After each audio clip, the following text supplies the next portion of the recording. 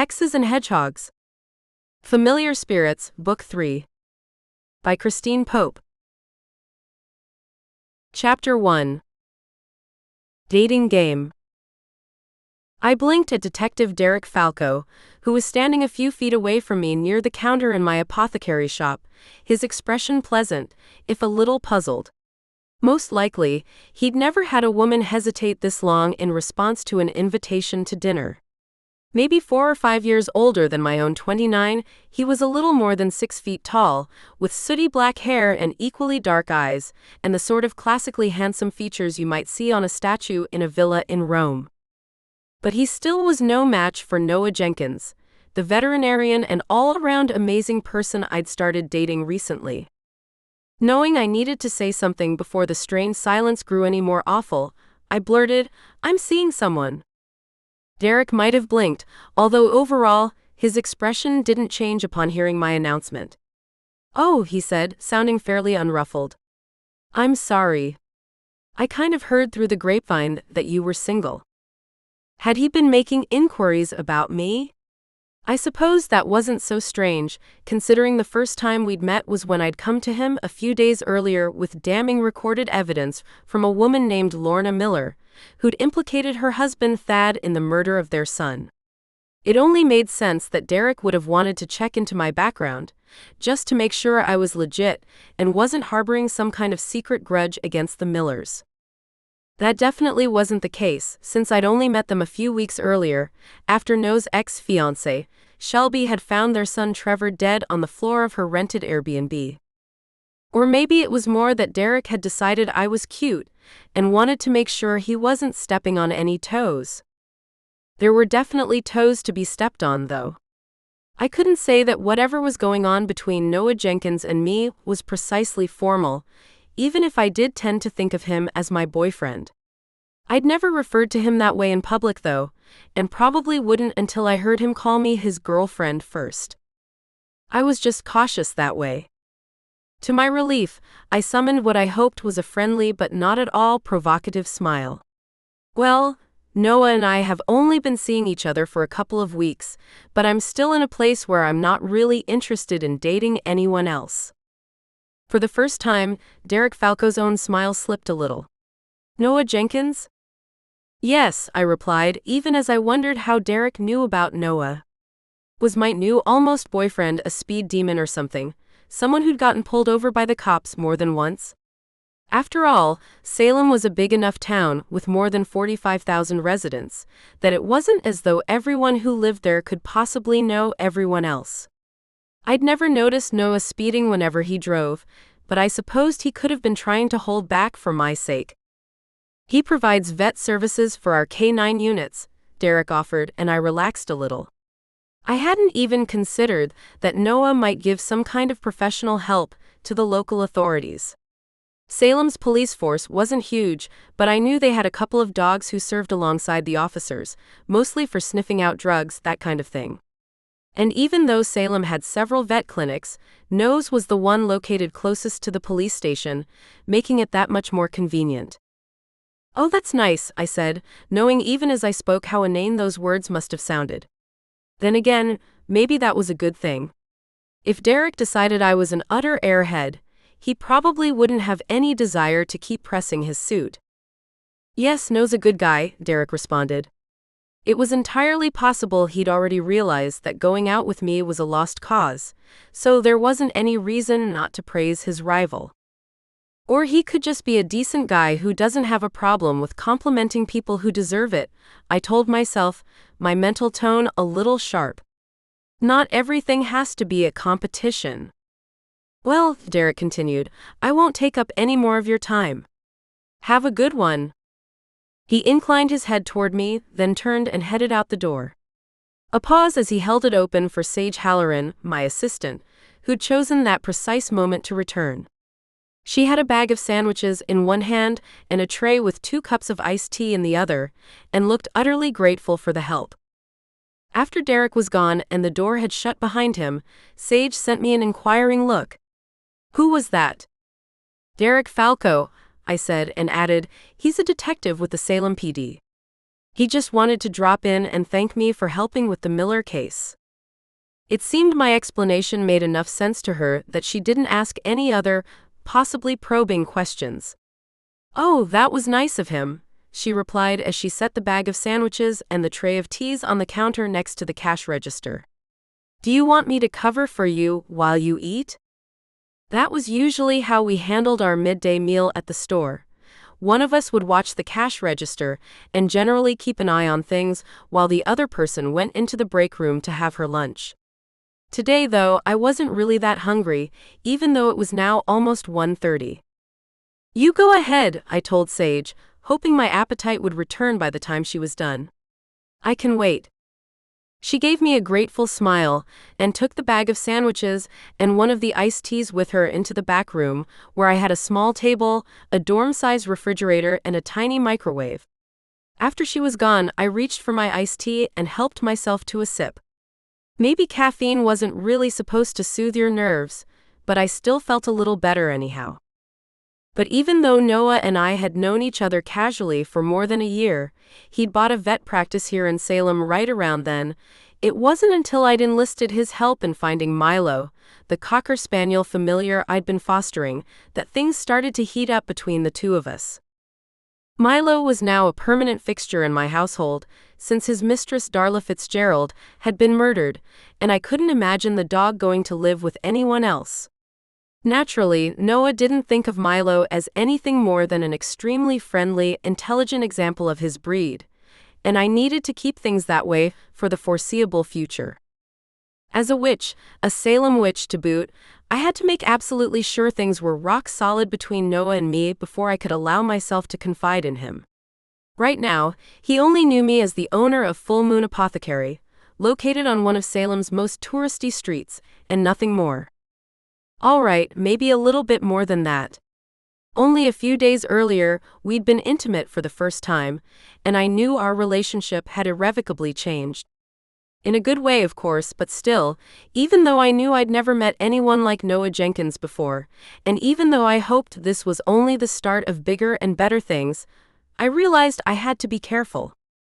And being careful meant I needed to stay far, far away from Derek Falco.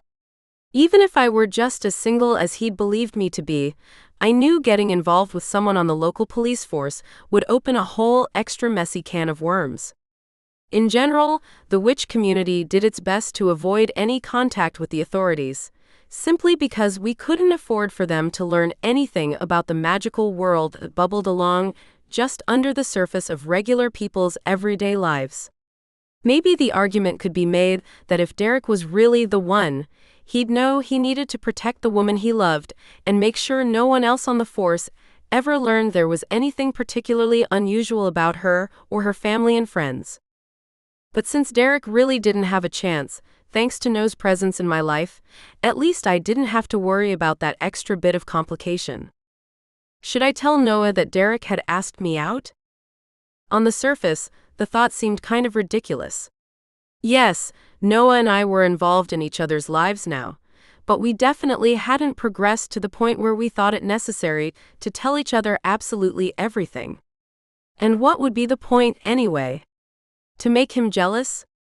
To let him know there were other men who were interested in me, just in case things didn't work out between the two of us? That notion was even more ridiculous. I sipped some more tea and was glad to be temporarily distracted by the arrival of a large group of tourists who'd just stepped off their bus and begun to explore Essex Street and all the shops there. By the time I was done assisting them in locating the various tinctures and elixirs they wanted, half an hour had passed, and Sage emerged from the break room to ask if I was ready to have my lunch. Luckily, all the activity had gotten my appetite going again, and I was all too glad to relinquish the cash register to her and allow myself some quiet time. Once I was done with my sandwich and had finished my iced tea, my sunny outlook on life had returned. Business was good, and I was going over to Noah's house tonight for an impromptu barbecue. I'd actually been doing a lot of that lately since, even though I was a whiz at creating potions and elixirs and spent a good deal of time in the kitchen working with my cauldrons, I'd never been much for cooking. The newly renovated backyard at Noah's rented house was the perfect venue for him to show off his skills with the barbecue, and also for us to enjoy the lovely summer weather, something we knew was all too short in our part of the world. Derek Falco's unexpected request had been a blip on the radar, nothing more.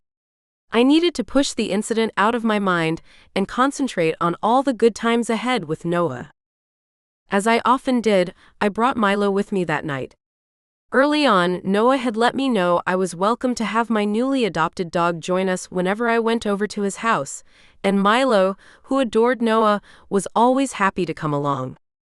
Right now, the Cocker Spaniel was sitting near the barbecue, tail wagging as he watched Noah transfer some marinated chicken skewers and separate skewers of veggies to the grill. No, Milo wasn't too interested in fire-roasted red peppers or zucchini, but he'd never met a piece of grilled chicken he didn't like. "How was work?" Noah asked. He had on his usual black apron covering that day's chambray shirt and jeans, and as usual, his thick wavy brown hair looked a little mussed. Which didn't matter one bit. Noah Jenkins was drop-dead gorgeous no matter what, with his bright blue eyes and friendly, even features. He looked good even with bedhead and 2 days' growth of beard. Actually, to be honest, he looked even more spectacular when he was all rumpled. "Fine," I said, and sipped some of the rosé he'd poured for me a few minutes earlier. Busier than I'd thought it would be for a Wednesday, because we got a couple of tour buses. It looks like this summer is shaping up to be a good one. Especially now that things seem to have gone quiet again, thank God.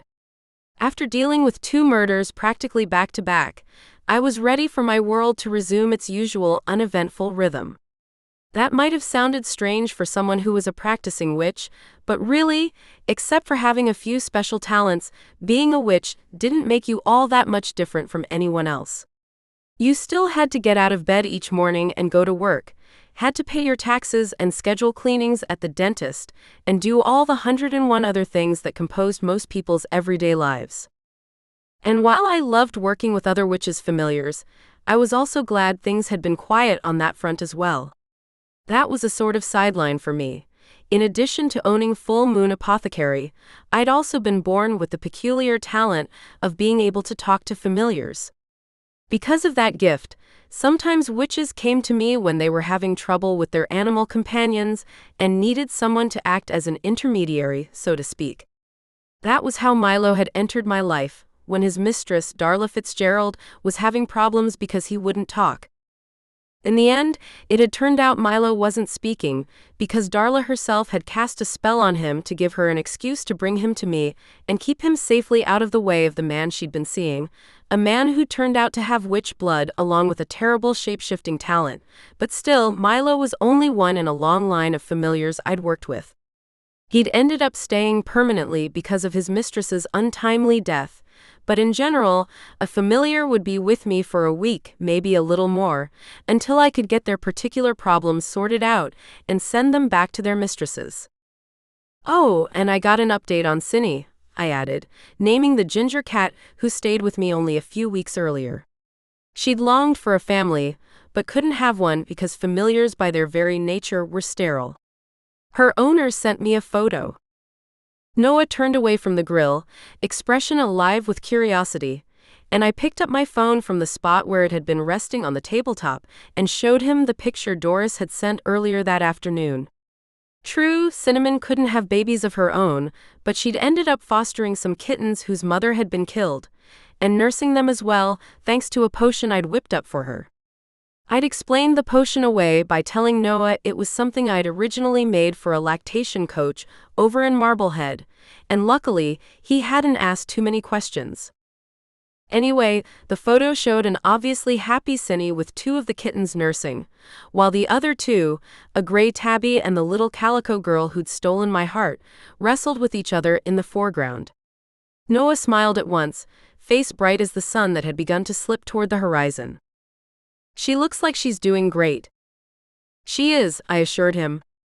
"Her owner says the kittens are getting bigger every day, but she's decided to keep all of them. That way, Cinnamon can have her family with her, forever." Well, nearly forever. Familiars lived as long as their human companions and passed almost as soon as their witches were gone. Milo was an exception to that rule, probably because his connection to Darla had never been very strong. But even though cats could live 17 or 18 years or longer, those little kittens still probably wouldn't outlast Cinnamon, whose mistress was a vigorous witch in her early 60s. However, Noah didn't know anything about all that, so he simply appeared even more cheerful at my report. "That's great news," he said. "The world needs more of those kinds of happy endings." That was for sure. I couldn't help reflecting that neither Darla Fitzgerald nor Trevor Miller had had their own happy endings, although, at least in those cases, their killers had met with some kind of justice. Thad Miller had taken his own life, and Brian Olatorre, the man who'd murdered Darla, had died of a stroke while in police custody. Not of natural causes, though. No one in my coven had spoken of it openly, but I was pretty sure that Elise Figg, a witch about 20 years my senior, had cast some sort of spell to make sure Brian died quietly in his sleep. Elise was rumored to dabble in dark magic, something that was frowned upon if not outright forbidden, and definitely wouldn't have volunteered any information even if I'd asked her point blank whether she'd done something to make sure he was safely out of the way. Because Brian had been an abomination. Witches always had female children, never boys, because something about our magic became twisted when it encountered a Y chromosome, making those children into terrible shapeshifters who couldn't be controlled. However, Brian's mother hadn't known she was carrying a boy along with his twin sister, and hadn't cast the proper spells to keep him from coming to term. When he was born, she'd sent him away to be raised by a regular couple, Mundy's mundane folk, and he'd grown into his awful powers with no one to guide him. There were probably many in our community who would have said his death was a blessing, but still, it wasn't anything any of us wanted to talk about. As best I could, I pushed those dark recollections aside and made myself smile. "Yes," I told Noah, "the world needs as many happy endings as it can get." Chapter 2. Hedging Your Bets. I hadn't planned to stay late at Noah's house, as it was a weeknight and we both had to be up early the next morning. Noah especially, since his clinic hours began at 8 while Full Moon Apothecary didn't open until 10. Just as well, because I got a call the next morning at only a little before 9, something that made me frown in annoyance. Even my mother knew not to call me before 10 in the morning, unless it was an utter emergency. The number on my iPhone screen wasn't familiar, and I was half tempted to ignore the call and let it roll over to voicemail. On the other hand, while I wasn't exactly on call the way a doctor or a veterinarian might be, I was also in the peculiar position of offering a very special service to the witch community, one that came with its own set of weird hours. I released a sigh, told myself I should be glad that at least the call had come in after I'd showered and had breakfast and coffee, and picked up the phone. "This is Charity Hughes." "Oh, hi." A woman's voice, kind of breathless, definitely no one I knew. "I'm so sorry to bother you this early, but it's kind of an emergency." "What kind of emergency?" I asked, although I thought I probably already knew the answer to that question. Whoever this woman was, she must be having trouble with her familiar. "It's Lionel," she said, then added, "my hedgehog." Hedgehog? That was a new one. Witches had familiars of all shapes and sizes, although they were always a breed that could easily be managed in someone's house, but I'd never heard of a hedgehog familiar before. "Are you having problems with him?" "Oh no," the woman replied at once. "He's a wonderful familiar. The problem is, I'm about to get married." "Why should that be a problem?" I managed to respond, congratulations." "Thank you," the woman said. "Oh, I'm Sela, by the way." "Sela Warren." "No, the problem is that Colin and I were just about to leave for Cancun. We're getting married there, and the airline told me I couldn't bring Lionel. Something about him not being a domesticated animal, or whatever." I made a sympathetic sound. Yes, this was the sort of problem witches encountered, whose familiars weren't more common animals like cats and dogs. However, one would think Sela might have tried to make accommodations for her companion sometime during the planning stages of her destination wedding. Anyway, she went on in that same breathless voice, not giving me time to say anything in reply, I was really hoping you could watch Lionel while Colin and I are out of the country. I know it's not exactly the kind of thing you usually do, but since you're used to working with familiars. The words trailed off, their implication clear enough. Maybe this wasn't the same thing as working out any issues a familiar and their mistress might have, but Sela seemed to think that didn't matter, that I could offer some kind of glorified pet sitting.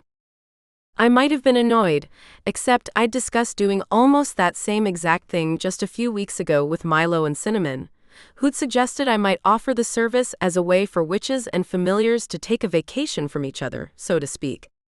The bond between a witch and her animal companion was generally very strong, but that didn't mean it might not help for them to take a break now and then. That was probably why I didn't hesitate as I said, I can do that for you, Sela. When would you need to drop Lionel off? Later this morning, she said immediately. Our flight leaves at 2. Nothing like cutting it close. But I didn't know the woman and didn't want to waste time on nitpicking her apparent lack of advanced planning, so I only replied, How about 10? We'll be there, she promised. After that, I gave her my address, said I was looking forward to meeting her and Lionel, and ended the call. I didn't put down the phone, though. No, instead I started composing a text to Sage. It looks like I'm going to be a little late this morning. Sela Warren appeared to be around my own age of 29, although definitely more glamorous than I could ever hope to be. Her sleek dark hair contrasted with my wild mane of long red waves, and she was wearing a knee-length sheath dress in a shade of cobalt blue that I knew I'd never be brave enough to wear. Thank you so much, she said as she handed, more like thrust, a pretty brass cage over to me, along with a bag of kibble. Inside the cage was Lionel, a tiny ball of spines almost small enough to fit in the palm of my hand, and who looked out at me with bright black eyes but didn't seem inclined to speak. Maybe he was shy around strangers. Oh, it's nothing, I replied, even as I hoped those words weren't anything more than the truth. After all, how hard could it be to look after a hedgehog? You said you'd be gone for 10 days? Yes, she said. Her gaze appeared to scan the room, although there wasn't much to see except the shabby jumble of furniture I'd put together over the years. Maybe she was just trying to assess whether there was anything in the space that might pose a hazard for her diminutive familiar. We'll be back the evening of the 25th, so I can pick up Lionel the next morning. Technically making her familiars stay 11 days long, but I didn't bother to point that out.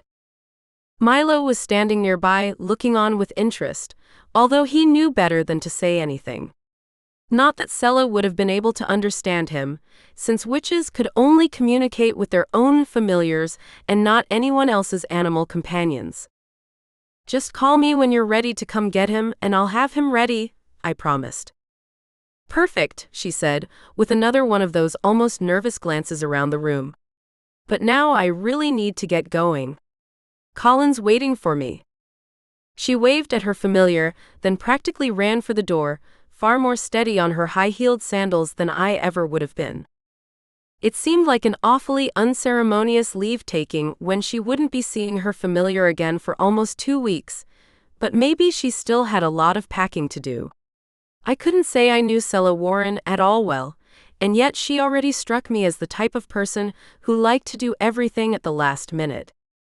I looked down at the cage I held, then set it on the floor before opening the tiny door that led inside. Well, Lionel, I said, I guess it's time we got acquainted. The hedgehog seemed so disinclined to speak that at first I was worried he'd been hexed the way Milo had been, and I'd have to figure out a way to break the spell.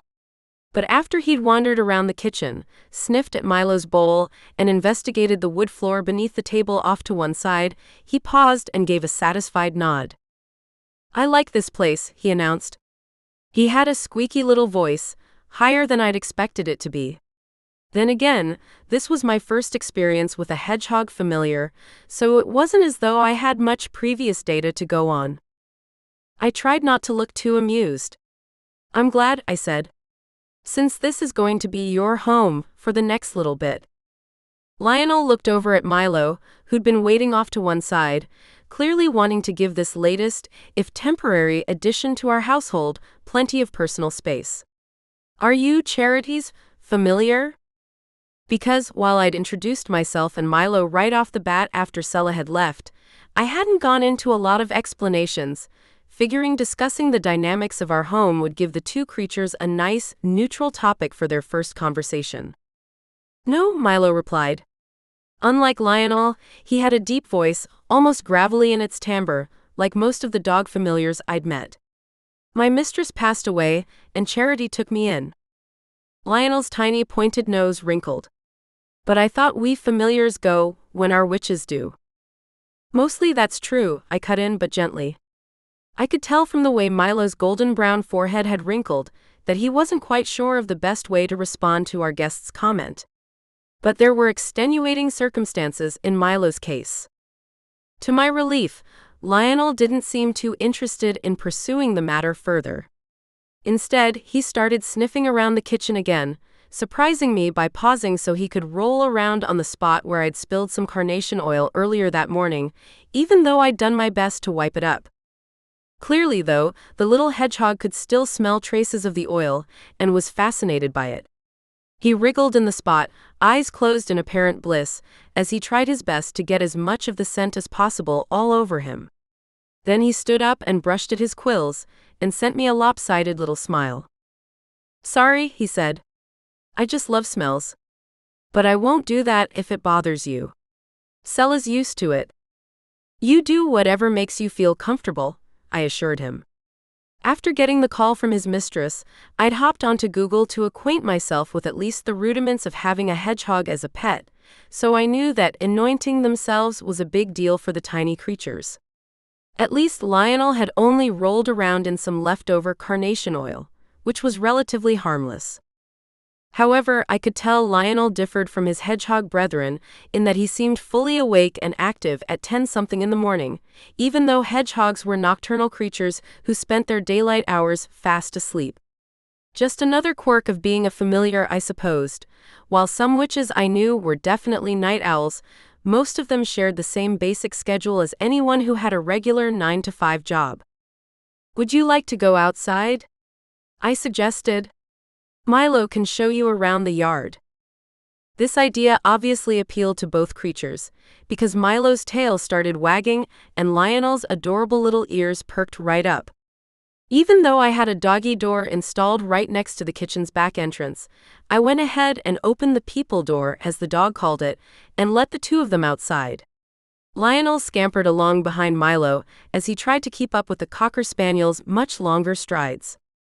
While I knew my backyard was perfectly safe, well, now that Brian Alatori was no longer a threat, I stood on the stoop, figuring it was probably better to keep an eye on the two critters, if only to see how they got along together.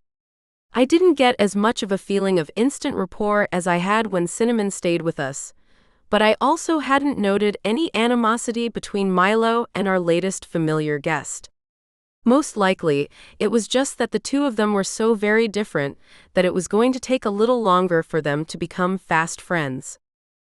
I could see immediately that Lionel wanted to stop and smell just about everything, pausing here and there to roll around in the grass whenever he encountered a scent that appeared particularly interesting.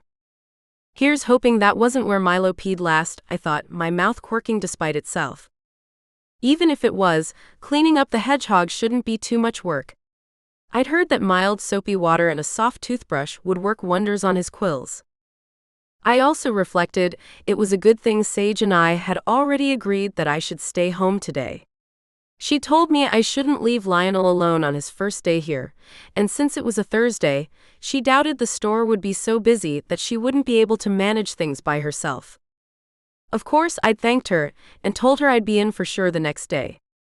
Maybe she was feeling better than usual about the situation because I'd given her a hefty raise just the week before, but at the same time, I didn't want her to think that I considered the raise carte blanche to come in whenever I felt like it.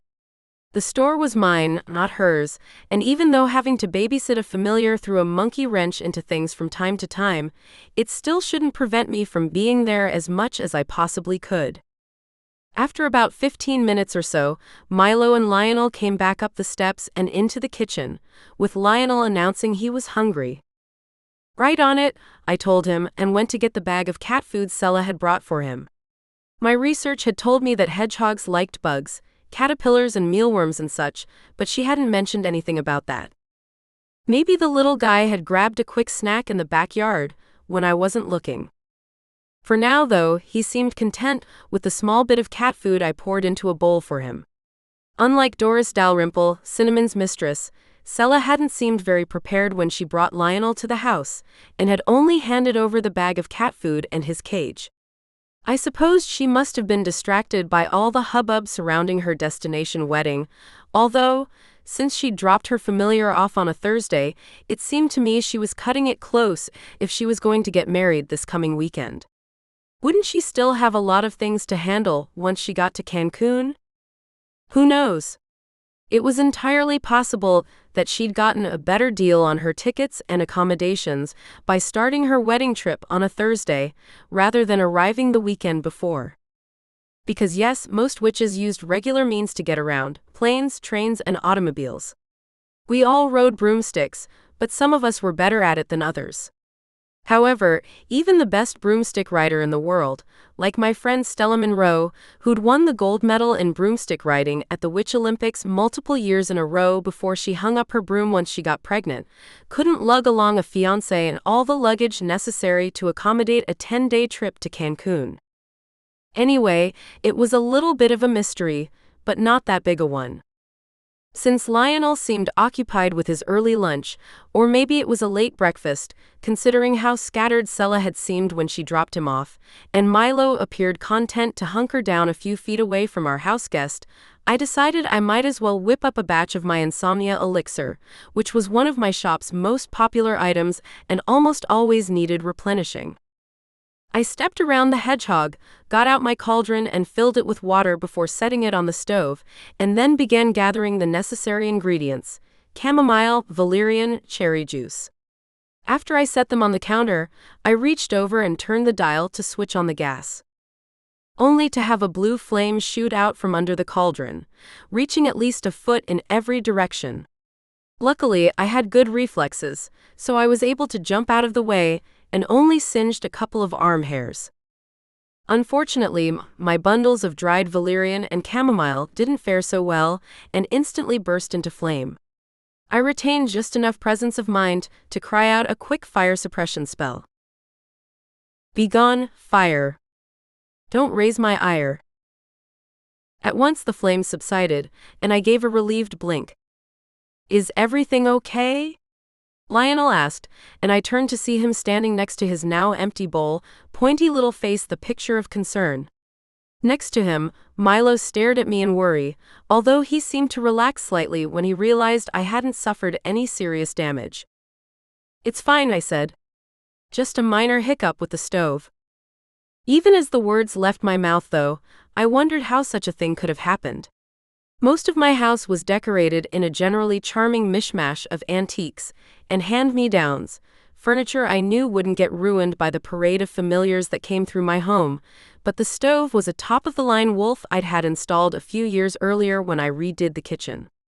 I justified the splurge by telling myself I needed something that fancy to make sure all my potions and elixirs came out the way I intended them to, although the purchase had put a pretty decent dent in my remodeling budget. At any rate, the chances of my 2012 Land Rover Discovery exploding were much higher than the odds of my high-end oven doing the same thing, which made me wonder just what the hell was going on. Had I accidentally left the gas on the last time I'd used the stovetop? That didn't make much sense.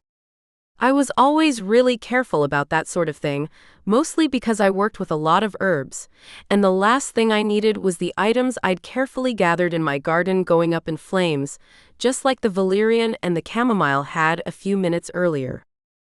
However, since I couldn't come up with a reasonable explanation for what else might have happened, I had to chalk this one up to user error, even though I hadn't smelled gas before my stove decided to perform a reenactment of the Hindenburg explosion. And to prove to the two familiars that I wasn't rattled, I calmly knocked the scorched herbs into the trash, wiped down the countertop, and went to my pantry to get more chamomile and valerian. Luckily, the cherry juice was kept in a glass bottle, and it had survived the explosion just fine. The second batch of the elixir went together without incident, so I told myself it was just one of those things. Even so, I couldn't quite shake the feeling that something was very wrong here. That night, I knew I was going to have a quiet night at home, since Noah had already told me he planned to drive down to Boston to have dinner with his family. A part of me had wanted to ask why he hadn't invited me along, although I knew it was way too early in our relationship for the whole meet the parents thing. Our connection felt very strong, but it had still been less than a month since we started seeing each other seriously, and I knew I needed to wait. After all, he hadn't met my mother either, and she lived right here in Salem. I supposed I should be grateful for small favors. Oh, I loved my mother. She was an amazing woman and a powerful witch.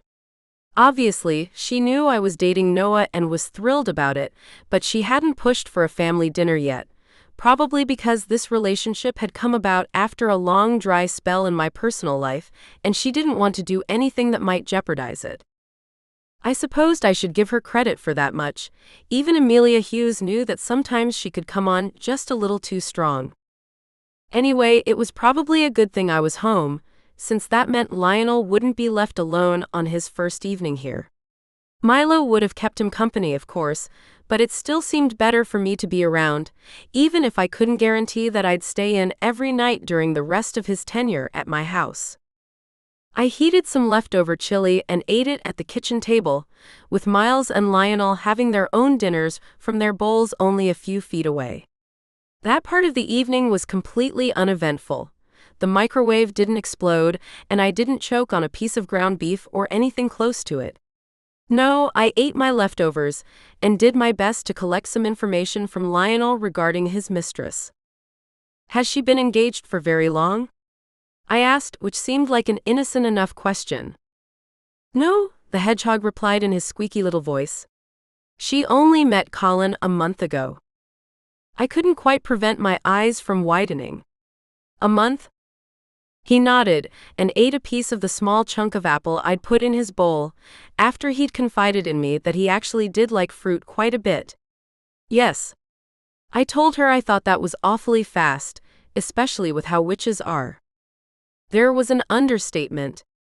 Everyone in the witch world knew you had to be absolutely, positively sure that anyone we invited into our lives was the person we planned to spend the rest of our lives with.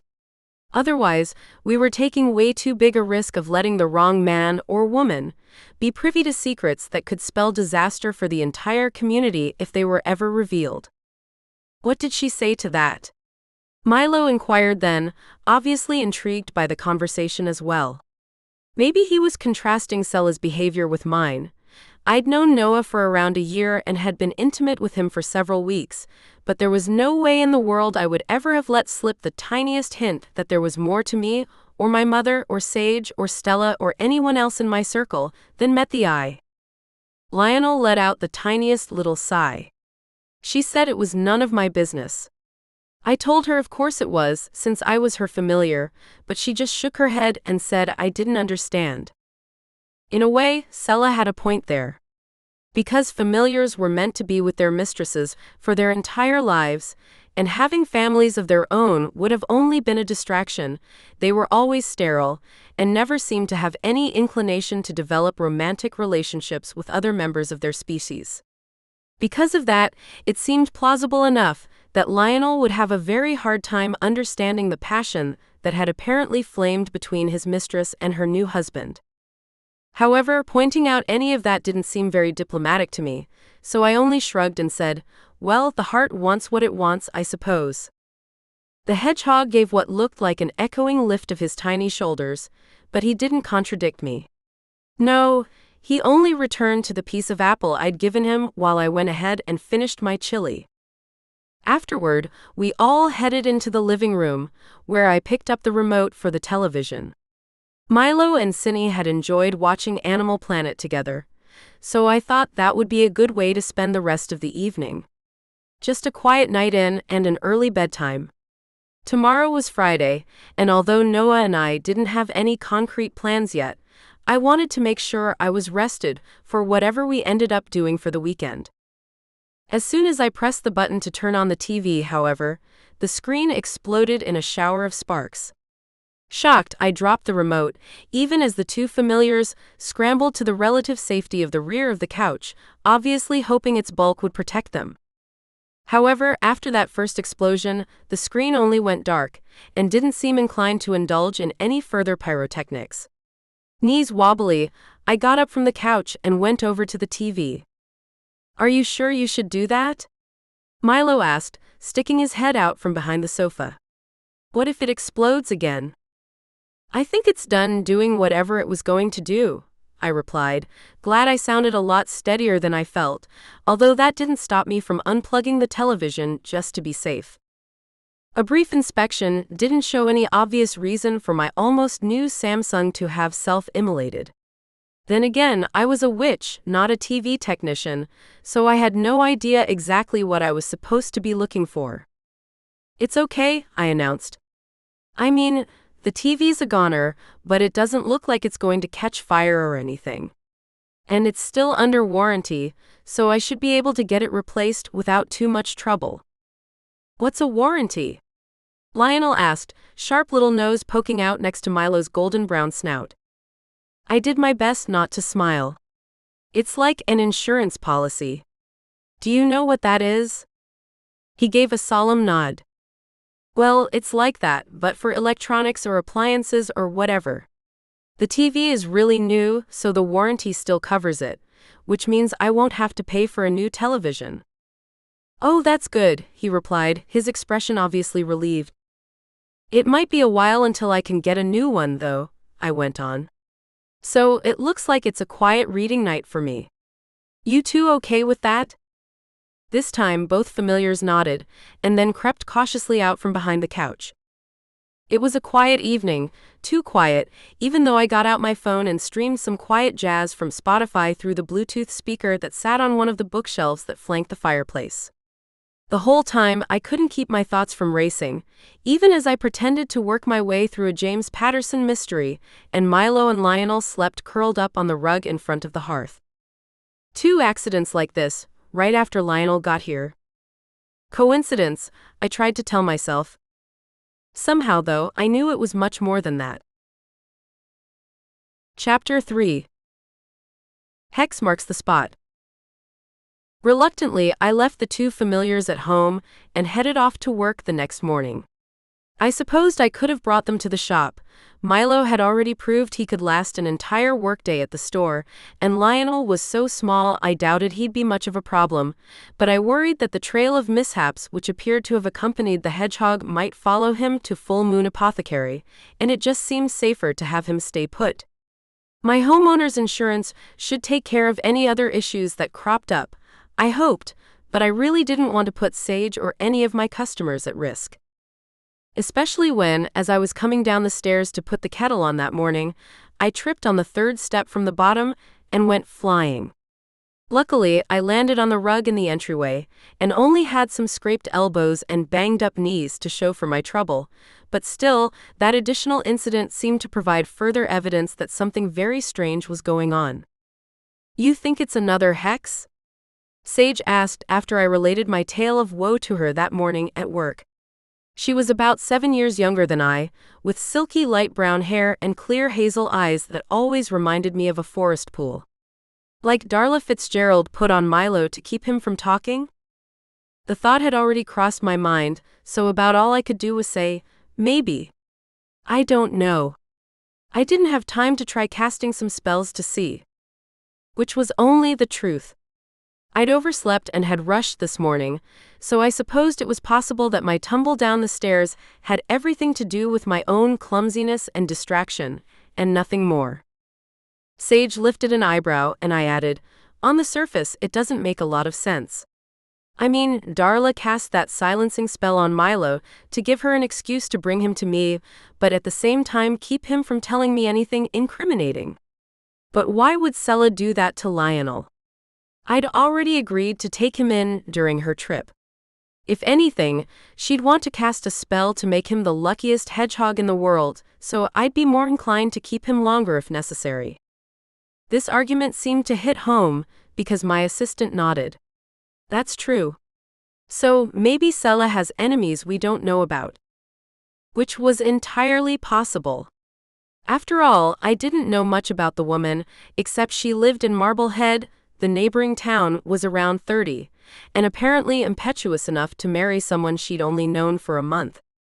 Although Salem and Marblehead were located right next to each other, allowing witches from both communities to go back and forth all the time, Noah and I ended up there at least a couple of times a month.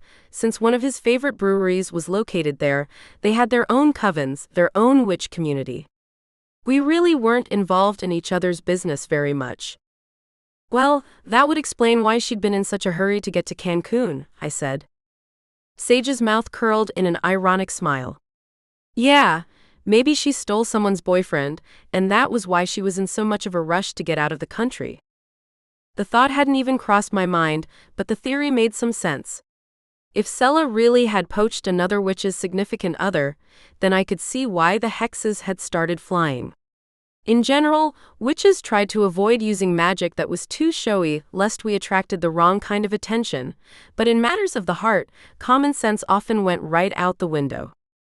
You'd think they'd hex Sela herself instead of her poor hedgehog, I said slowly, and Sage just shrugged. I don't know how it all works because I don't have a familiar, she replied. But maybe putting a hex on a witch's familiar hurts her even more than if the curse was directed right at her. Although I worked with a lot of familiars, I had to admit I still wasn't entirely knowledgeable about all the dynamics involved. Complicating things further was the simple fact that every witch had a slightly different relationship with her animal companion, so it was even more difficult to quantify all their interactions.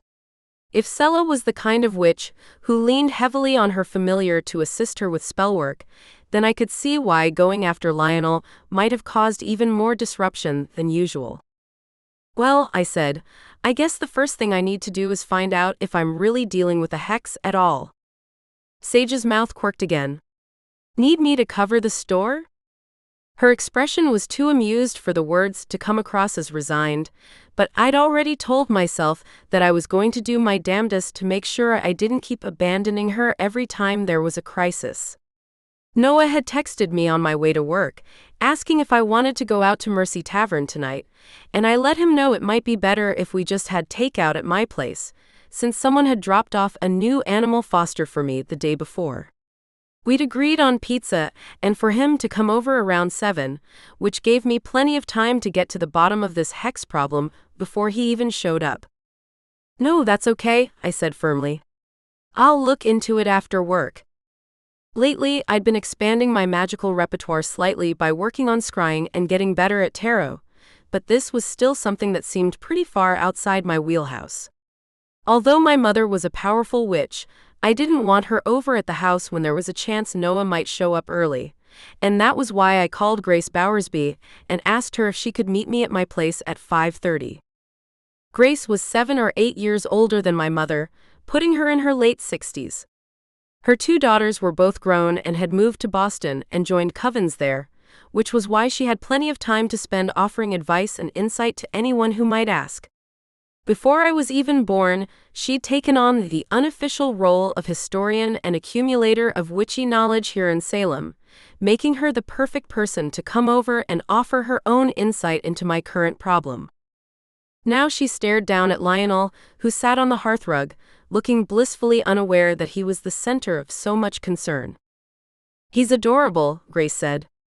She was a plump woman with gray hair she often wore in a bun or pulled back in a ponytail, and today she had on one of her signature neon bright outfits: hot pink capri pants, a pink and lime green sleeveless top, and green sandals adorned with pink and green rhinestones, making her once again look like one of the least witchy women in the world. He is, I replied as the hedgehog rolled over onto his back, feet tucked against his little white tummy. His cuteness isn't the problem, though.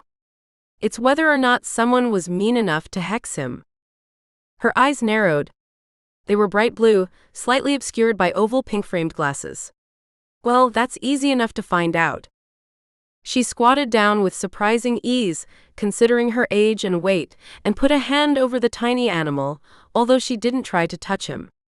His round black eyes blinked up at her in surprise, but because he was a familiar and used to working with witches, he didn't try to get away, only remained lying there on the rug. Hedgehog small, so sweet and kind. In lamplight's glow, your fate I bind. If hexed you be, reveal the sign of wicked spells so unkind. After Grace was done with the incantation, a strange reddish glow surrounded the hedgehog for a second or two before dissipating into pale pink twinkles. She shook her head, then straightened into a standing position with a little less dexterity than she'd shown when kneeling down a minute earlier. Someone's definitely placed a hex on him, Grace said. As far as I can tell, it was designed to attract general misfortune, which explains the gas explosion in your kitchen and the TV blowing up and your fall down the stairs. I glanced down at one of my elbows, exposed by my sleeveless black summer dress. It was definitely red and had a few obvious scrapes, but it could have been worse. Much worse. So not to kill, I said. To some people, that might have seemed like a big leap, but considering I'd dealt with 2 different murder cases in just the last month, I didn't think it too strange that my brain had immediately gone to that particular scenario. Not as far as I can tell, Grace replied. She shook her head, expression troubled. Even so, it's a terrible thing to place a spell on a witch's familiar, since the little creatures are innocents. It's not as if the familiar himself would have done something to invite such cruelty. While I agreed with that sentiment, I couldn't help responding, well, as far as I can tell, nothing bad has happened to Lionel so far. Everything seemed to happen to the closest witch in the vicinity, namely me. True, Grace allowed, although she still looked worried. But familiars are intimately connected to their witches. Any pain they suffer, the familiar experiences as well, if to a lesser degree. The only reason none of these mishaps affected Lionel is that you're not his witch. No, I wasn't. I was only a woman trying to understand why someone would do something so awful to him, and by extension, to Sela Warren. Do you know who did this? I asked next. It was kind of a long shot, but sometimes an especially talented witch could tell who had cast a particular spell, and Grace was nothing if not talented. But she only shook her head. No, she said. The witch who created this hex was very good at covering her tracks. Sometimes I can recognize magic cast by the others in our coven, your mother, Valerie, Tanya, Elise, but this doesn't feel like any of them. And there wasn't any reason why it should. None of them knew Sela, or had any reason to hurt her or her familiar. Not even Elise Fig, who was the only one of us to ever dabble in the darker borders of the magic we all used. It had been a long shot even to ask, but I couldn't help feeling discouraged. If a witch was capable of casting a spell like this, what else might she be capable of? I had one more request to make, though. Can you remove the hex? For a long moment, Grace was silent. Then she shook her head. By myself, no. It's possible the Coven working together could do something to lift it. Should I call a meeting? I hesitated. By that point, it was almost 6:30, and I knew Noah would be over in a half an hour, maybe a little more. There really wasn't time to have the Coven gather, not at this short notice. And although we'd kept our plans hazy beyond having him come over for pizza, I knew both of us were imagining the evening ending in my bedroom. Well, that wasn't going to happen. I wouldn't cancel, not at this late date, but at the same time, I'd just have to maneuver things so he'd go home fairly soon after we ate. A manufactured story about having to go into the shop early the next morning to do inventory, something plausible that wouldn't have him question me too closely. Because the last thing I wanted was to have Noah start investigating exactly what I was really up to. To my infinite relief, when I told him I had to be at the store at 7 the next day, Noah looked disappointed but understanding. "I get it," he said as he pulled a small piece of pepperoni off his pizza and handed it to a waiting Milo, whose tail wagged with ferocious glee. "I've got a surgery scheduled at 8, so we can both plan to be good little children tonight." "Thanks," I said, hoping the relief in my voice wasn't too obvious. "I can stay up as late as I want tomorrow night." His bright blue eyes took on a familiar glint. "I'm going to hold you to that." "I hope you're going to hold me to a whole lot of things." That comment made him grin as I'd hoped it would, and the rest of our dinner continued without incident. Afterward, he kissed me goodbye, asked if I wanted to barbecue at his house the following night, and then headed to the driveway where his Toyota Tundra was parked. I smiled and waved goodbye as he backed out onto the street, and then closed the door as soon as he'd gone around the corner. Time to get to work. Grace had already gotten out the word that there would be a Coven meeting at her house that night, so all I had to do was send her a quick text to let her know I was on my way over, knowing she'd do the rest of the work to summon the troops. Not that there were all that many of us. My mother, Grace Bowersby, Elise Figg, Izzy Halloran, Sage's mom, Tanya Willis, and Valerie Monroe, Stella's grandmother. It wasn't a huge coven, but all of us were good at what we did, so we didn't need the ritual 12. In the past, Stella would sometimes join us, but with a newborn at home, she probably wouldn't be attending any more of these ceremonies for at least a year, if not more. And Sage was also part of our coven, although she also wasn't a regular participant. Luckily, we didn't need to have Lionel there for us to remove the curse. The poor little guy was beginning to pick up that something bad had been done to him, but I assured him that everything was going to be taken care of, and all he had to do was hang tight with Milo, who would keep an eye on things. The dog, who was naturally protective, told me he'd make sure both Lionel and the house would be fine, and I'd send him a grateful smile, glad that he knew exactly what he needed to do.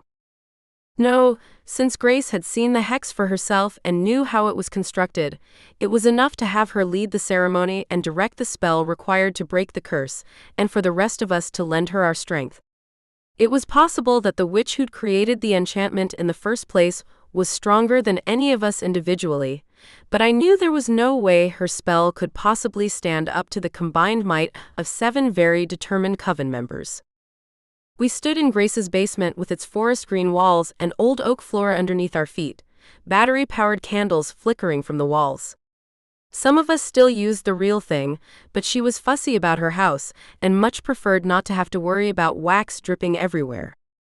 "Thank you for coming," I told everyone as we gathered in our circle. "I know this is kind of short notice."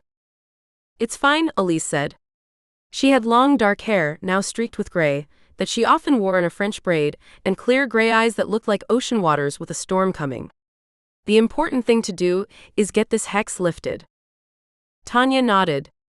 Like Elise, she was in her early 50s, but her brown hair didn't show a single silver strand. Maybe she used magic to keep the gray at bay, or maybe her hairstylist made sure her age didn't show in her shoulder-length bob. "Did you let Sela Warren know what was going on?" "No," I said frankly.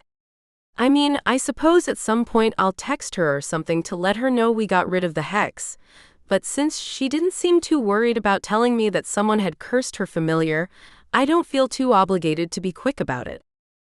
Across the circle from me, my mother frowned slightly. "Charity, that's not a very mature attitude to have." "Maybe not," I replied. "But I'm not going to drop everything now to try calling Sela, so we might as well get on with this." For just a moment, my mother looked as though she wanted to argue the point with me further. However, she seemed to realize we were all here to help Lionel, not discuss my personal feelings about Sela Warren, so she instead pulled in a breath and said, "All right." An uncomfortable pause followed her response, as if everyone was waiting to make sure neither my mother nor I were going to exchange any more tart words on the subject. However, since it must have become clear to everyone there that we didn't have anything else to say, Grace spoke next. "Join hands, please." Her tone was almost too neutral, and I took that as a sign that she wasn't too pleased with either my mother or me at the moment. I wouldn't let myself worry about it, though. This wasn't the first time the two of us had butted heads, and I doubted it would be the last. Hex upon this hedgehog, now take flight. In the name of magic, with all our might. With whispered words and moonbeams' grace. We lift the curse from his tiny face. By herbs and charms we break your spell. Hedgehog freed, and all is well. White light flared in the room, garish against the green-painted walls, signaling that our powers had joined to banish the hex, and I allowed myself a single relieved breath. That seemed to be that. In the next moment, though, the white light turned into jagged lines like miniature lightning bolts, ricocheting off the ceiling and walls. I don't know who let go first, but within a second or two, we'd all released one another's hands and had dropped to the floor, each of us by instinct casting a little bubble of glowing protection around ourselves. The rogue magic skated around the room several more times before dissipating. A long, heavy silence fell, and then I demanded, "What the hell was that?" Chapter 4. Home Protection. Slowly, Valerie Monroe and Tanya Willis pushed themselves off the floor, and the rest of us followed suit. Although those raging bolts of lightning didn't seem to have hurt any of us, I could tell we were all stunned and shaken. The spell should have worked. One witch's enchantment shouldn't have been strong enough to withstand the combined strength of 7 magical practitioners. And yet it had been. "So, Lionel is still hexed?" I asked. Grace Bowersby and Valerie Monroe, the 2 oldest, most experienced witches present, exchanged a weighted glance. "It would seem that way," Grace said. "I've never felt blowback like that before. This is very strange." There was an understatement. What could make something like that happen? Tanya Willis put in. She reached up to touch her hair, as if to make sure her immaculate bob hadn't been singed during that awful little episode. Since she was one of those women who always looked perfectly put together, from her sleek gray hair to the tips of the high heels she wore day in and day out, getting knocked to the floor like that must have been particularly annoying for her. "I have no idea," Valerie replied. "This is a new one for me, too. But because Grace is fairly certain our spell failed, I think you have to assume the hex is still in place." Wonderful. What did it have in store for me next? A shattered mirror? A broken phone? How about a trip and fall down my cellar stairs, this time all the way to the bottom instead of just a few steps? "But that doesn't mean you need to worry," my mother said hastily, and I shot her an incredulous look. "If you'd seen my exploded TV, you might not be so quick to say something like that." Valerie sent me a glance that wasn't quite quelling, but somewhere on the outskirts of the expression. "We know this has been difficult for you, Charity," she said. "But just because we can't lift the hex, it doesn't mean we won't be able to provide you with some protection. Right?" And she fixed her gaze on the other members of the Coven, all of whom made various sounds of agreement. "Exactly," Grace chimed in. "A simple protection spell should do the trick." On the surface, that sounded like a good idea. "But maybe you can protect me," I said slowly. "What about Milo, though? Or anyone who comes over to my house?" Because the absolute last thing I needed was for Noah to suffer any kind of mishap simply because he'd stopped by with a bag of takeout or something. True, he seemed to have survived tonight's pizza dinner just fine, but he hadn't been at the house for very long. What might have happened if he actually had stayed the night? "Simple enough," my mother said briskly. "The spell will include you, your house, and anyone who visits there. But it's probably a good idea to make sure Lionel stays on your property, and that you don't bring him to work. There are too many people coming and going from the shop, and it could strain the spell." Since I'd already decided it was better to keep Lionel at home, I didn't think that sort of restriction would be too much of a problem. "I can do that," I told her. Which is why I ended up having the rest of the Coven weave a spell of protection for me and my home and garden and everything in it.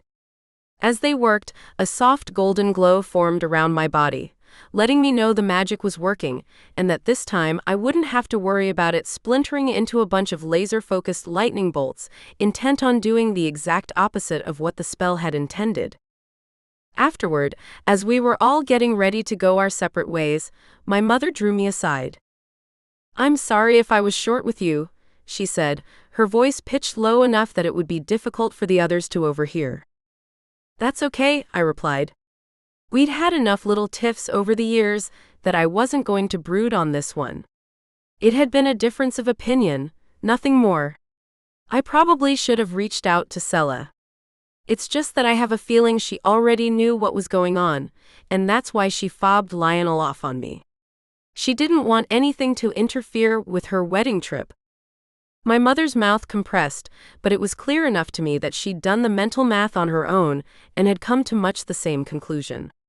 "Well," she said, her tone now brisk, very different from the undertone of a moment before, "I suppose that's neither here nor there, considering she's thousands of miles away and none of us can do very much about it." No, we couldn't. There was only an hour's time difference between Salem and Cancun, and yet I got the feeling Sela would do her very best to make sure she wasn't available, even if I tried to call her. "I'll just have to tough it out," I said and summoned a smile. Luckily, Lionel is an adorable little thing. None of this is his fault. "No, it isn't," my mother replied. "And I know you'll take good care of him." For as long as I'm able, I thought, although I knew better than to say anything like that out loud to the woman who'd raised me. She'd tell me to stop borrowing trouble, and that nothing bad was going to happen. Scratch that. Nothing worse was going to happen. But my drive home was completely uneventful, and when I got up the next morning, I managed to make it down the stairs without tripping, and I turned on the stove without suffering another gas explosion. That had to be a good sign, right? Both the familiars could tell something was up, so I fortified myself with some coffee, then did my best to explain the situation. The further I got into my story, the more Lionel's furry little face drooped, until his whiskers were practically perpendicular to the floor. "Sela would do that to you?" he said, his voice only a bit above a whisper.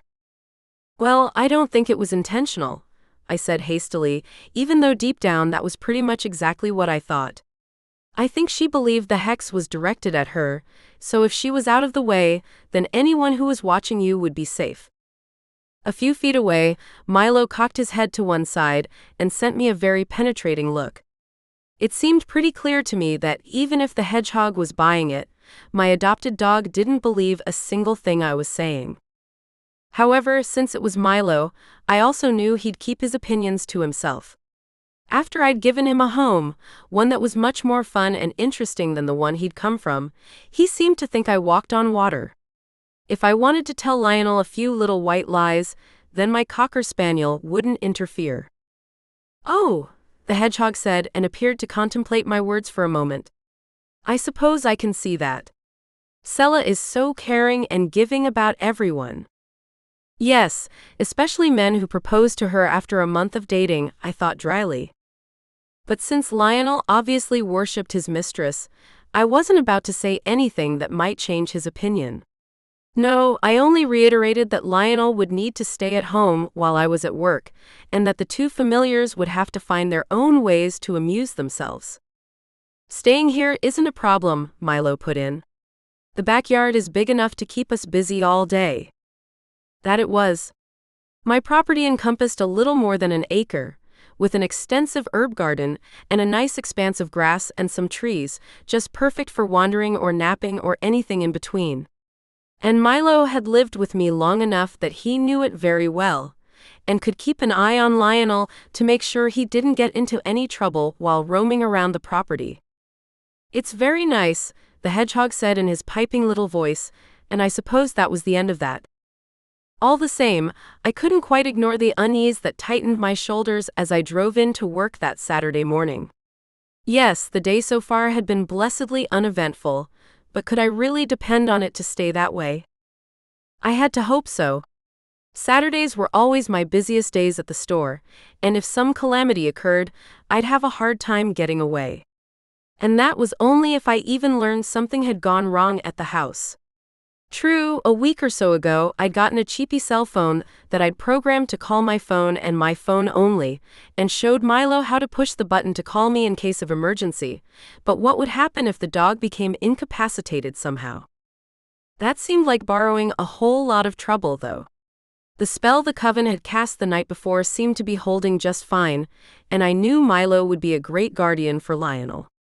And after I got through today, I had a day off before I had to come back to work, time I could use to investigate the hex further and see if there was any way I could trace it back to its source. Namely, the hostile witch who must have cast it in the first place. I wasn't the confrontational type, the exact opposite actually, but even a wimp like me had a few choice words for anyone who'd cast such a despicable spell on such a tiny, innocent creature. As best I could, I pushed all that out of my head, telling Sage when I came in that everything was fine. She might have given me a very slight side-eye at my comment, as if she could detect something in my voice or expression that let her know things weren't quite as hunky-dory as I wanted her to believe, but at least she didn't ask any probing questions. And much to my relief, the day went smoothly and quickly enough. I did take a longer than usual lunch, just so I could go home and check on the two familiars, but when I got there, they were both napping under the shade of the big oak off to one side of the lawn, looking as though they didn't have a care in the world. Maybe they didn't. Constant fretting and worrying was more as human speed. I fed them both lunch, though, and headed back to the store feeling much lighter of heart than I'd started out that morning. It was so busy in the afternoon that I was very glad I'd mixed up some more insomnia elixir, because otherwise, I would have run out before Sage was able to close the shop doors at 5 after 5. And here I thought we'd have a lull before we got to the 4th of July, she remarked as she turned the key in the lock. Me too, I replied. But the weather's been gorgeous. I suppose that has a lot to do with it. My comment wasn't even an exaggeration. The days had been sunny and warm but not hot, the breezes off the ocean delicious and just enough to make the air feel refreshing rather than brisk. No wonder so many people thought it was the perfect time to come and stroll Salem's historic streets, to shop and eat and visit the museums. If only I could relax and enjoy the beautiful weather. Despite my underlying unease, I hadn't canceled my plans to go over to Noah's house and barbecue for dinner. I'd only be about 10 minutes away from home, closer than I'd been at the store, and I told myself the entire day had been quiet and serene, not giving me any reason to think I needed to stay with the two familiars. In fact, when I got back to the house around 5:30, Milo said quietly to me, "Everything is fine. You don't need to worry about us." Was it that obvious? I replied, knowing that I smiled a little as I asked the question. To me, he said. A pause as he looked over at Lionel, who was not much more than a tiny spiky ball at the base of the oak tree, and then he added, "He's okay. I think he was a little upset earlier about what his mistress had done, but it looks like he's forgotten about it already. That doesn't surprise me too much. Hedgehogs don't tend to hang on to things for very long." Now my mouth quirked again. I didn't know you were such an expert. Animals know things. Milo's expression was so serious as he uttered those words that I knew I couldn't let my smile get any bigger. Besides, he was right. Animals did know things, sometimes long before we dense humans did. I bent over to pat him on the head, and then give him a good scratch behind his long floppy ears. "You're a good dog, Milo. And you're a good mistress." He didn't add, "much better than Darla," because that was something we both already knew. Then again, it was a pretty low bar. But I had to admit, I was feeling a little more relaxed as I drove over to Noah's house, and let even more of my tension go after a few sips of the Merlot he handed me as we headed into the backyard. "You look like you could use it," he said. "Busy day at the store," I replied, which was partly true. However, a lively day at work didn't tend to drain me, mostly because a lot of customers meant I had no reason to fret about my livelihood. It wasn't that I had to worry about Full Moon Apothecary going belly up anytime soon, but even so, I had my lean months here and there, mostly in the winter, when the flow of tourists dropped drastically and I had to rely on my local customers to get me through until spring break. "Well, you've got some time off now," Noah said. He was looking relaxed himself, in some cargo shorts and a Marblehead brewery t-shirt, and he'd smelled amazing, all citrusy and fresh, when he kissed me as he let me into the house. Just gazing at him as I sipped Merlot made me feel about 1,000,000 times better. I couldn't tell him that, while the shop wouldn't be open again until Monday morning, I still had plenty on my plate. Although I really didn't know how I was going to go about it, I knew I had to do something to track down the witch who'd put that hex on Lionel. Would I ever feel comfortable enough with Noah to tell him the truth about me, about the world I lived in? Maybe in a year, if things kept going the way they were now. I'd never had a relationship last that long, but then I'd never been with anyone like Noah before. And again I marveled at Sela Warren, committing herself to a man after only knowing him for a month. I could only hope it would all work out and she, and the rest of the witch community, wouldn't end up regretting her impetuosity. "And thank God for that," I said in response to Noah's comment. He grinned and then headed over to the barbecue, where a bunch of chicken breasts and legs, liberally coated in what he'd told me was his mother's secret sauce, were already sending off the most enticing scents. My stomach growled, but because a housefinch had just started trilling boisterously in one of the trees off to one side, I doubted Noah heard it. "How's your family?" I asked, hoping that sounded like an innocuous enough topic of conversation, and not at all like I was just the tiniest bit annoyed he hadn't invited me along to his family dinner. "They're doing great," Noah said. If he'd noticed any edge to my tone, he didn't give any sign of it. My dad just retired, so he's still kind of getting used to not working every day. But he's got lots of projects planned, and they're talking about maybe buying an RV and traveling during the winter, going out to Arizona or California or something. That sounded like a lot of fun. Salem was absolutely beautiful at Christmas, but I had to admit that by the time the tail end of February rolled around, I was all too ready for green trees and blue skies. Unfortunately, we didn't get to enjoy spring until the end of April, so I just had to grit my teeth and get through it. I definitely didn't have the luxury of hopping into an RV and heading for warmer climes. Before I could come up with a pleasantly neutral response to his comment, Noah went on, "My mom was kind of giving me grief about not bringing you to dinner." "Oh," I returned, hoping I sounded completely neutral and not at all invested in his mother's opinion of me. He flipped a couple of chicken breasts, then said, "Yes, she said you sounded like a very interesting person, and she could tell from the way I talked about you it was serious." From behind the open lid of the barbecue, his blue eyes caught mine and held. "It is, isn't it?" "I think so," I said, doing my best to sound level, calm, even though my heart had suddenly decided to speed up. "Well, you can take me next time." His gaze didn't waver. "I will." There it was, stated so simply. He wanted me to meet his parents, even though the two of us had only been seeing each other for a few weeks. I wondered then how much he'd told them about his ex-fiancée being arrested for Trevor Miller's murder, although the charges had been dropped early on, and she was completely exonerated after Trevor's father wrote a confession letter before taking his own life. I had a feeling Noah had probably been pretty open about the whole mess, just because he was like that. When I'd first met Shelby, I was angry with him because I thought he'd been hiding things from me, but the real truth was that she'd been out of his life long enough that he hadn't really considered her a big deal. Noah definitely wasn't the one in our relationship who was hiding a whole bunch of secrets.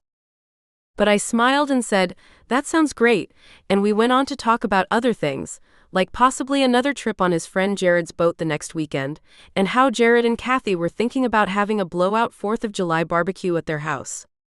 Simple, ordinary topics, no hexes or familiars or witches who'd suddenly decided to elope to Cancun.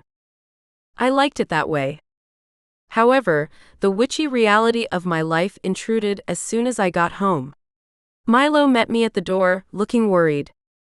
"Lionel isn't feeling well," he told me. At once alarm flared. "What's wrong with him?" I don't know, Milo replied, leading me out of the entry and into the living room. He seemed fine when we had our dinner around 6, but then he started acting listless. Do you think it was something he ate? It was just the same cat food he had before, Milo replied, his furry golden brown forehead wrinkled with worry. Lionel was curled up in a tiny ball on the hearthrug. I kneeled down next to him and reached out to gently stroke his spiny back. Hey there, I said softly. Milo says you're feeling a little off. The hedgehog unrolled a little bit and blinked up at me. I just feel tired, he said. Tired how? Just tired. He began to curl up again, and I didn't try to stop him. If that was how he was most comfortable, then of course I'd let him be. Your tummy doesn't hurt? No. I wanted to eat my dinner. But afterward, I felt tired. Then go ahead and sleep, I told him, still in that same soft, quiet voice. The last thing I wanted was for him to hear any worry in my tone, even though a nervous sensation in my gut seemed to signal this was something more than simple weariness at the end of the day. I wasn't too worried about him being sleepy at this time of night, because even though hedgehogs normally were nocturnal creatures, it seemed clear that he'd adopted the rhythms and schedule of his witch mistress. Do you want to stay here on the rug, or would you rather come upstairs with Milo and me? Upstairs, Lionel replied, the word nothing more than a breathy little whisper. I carefully scooped him up in both hands, then climbed the stairs one by one so I wouldn't jostle him too much, my faithful cocker spaniel at my heels. It didn't seem safe to just deposit Lionel on the bed.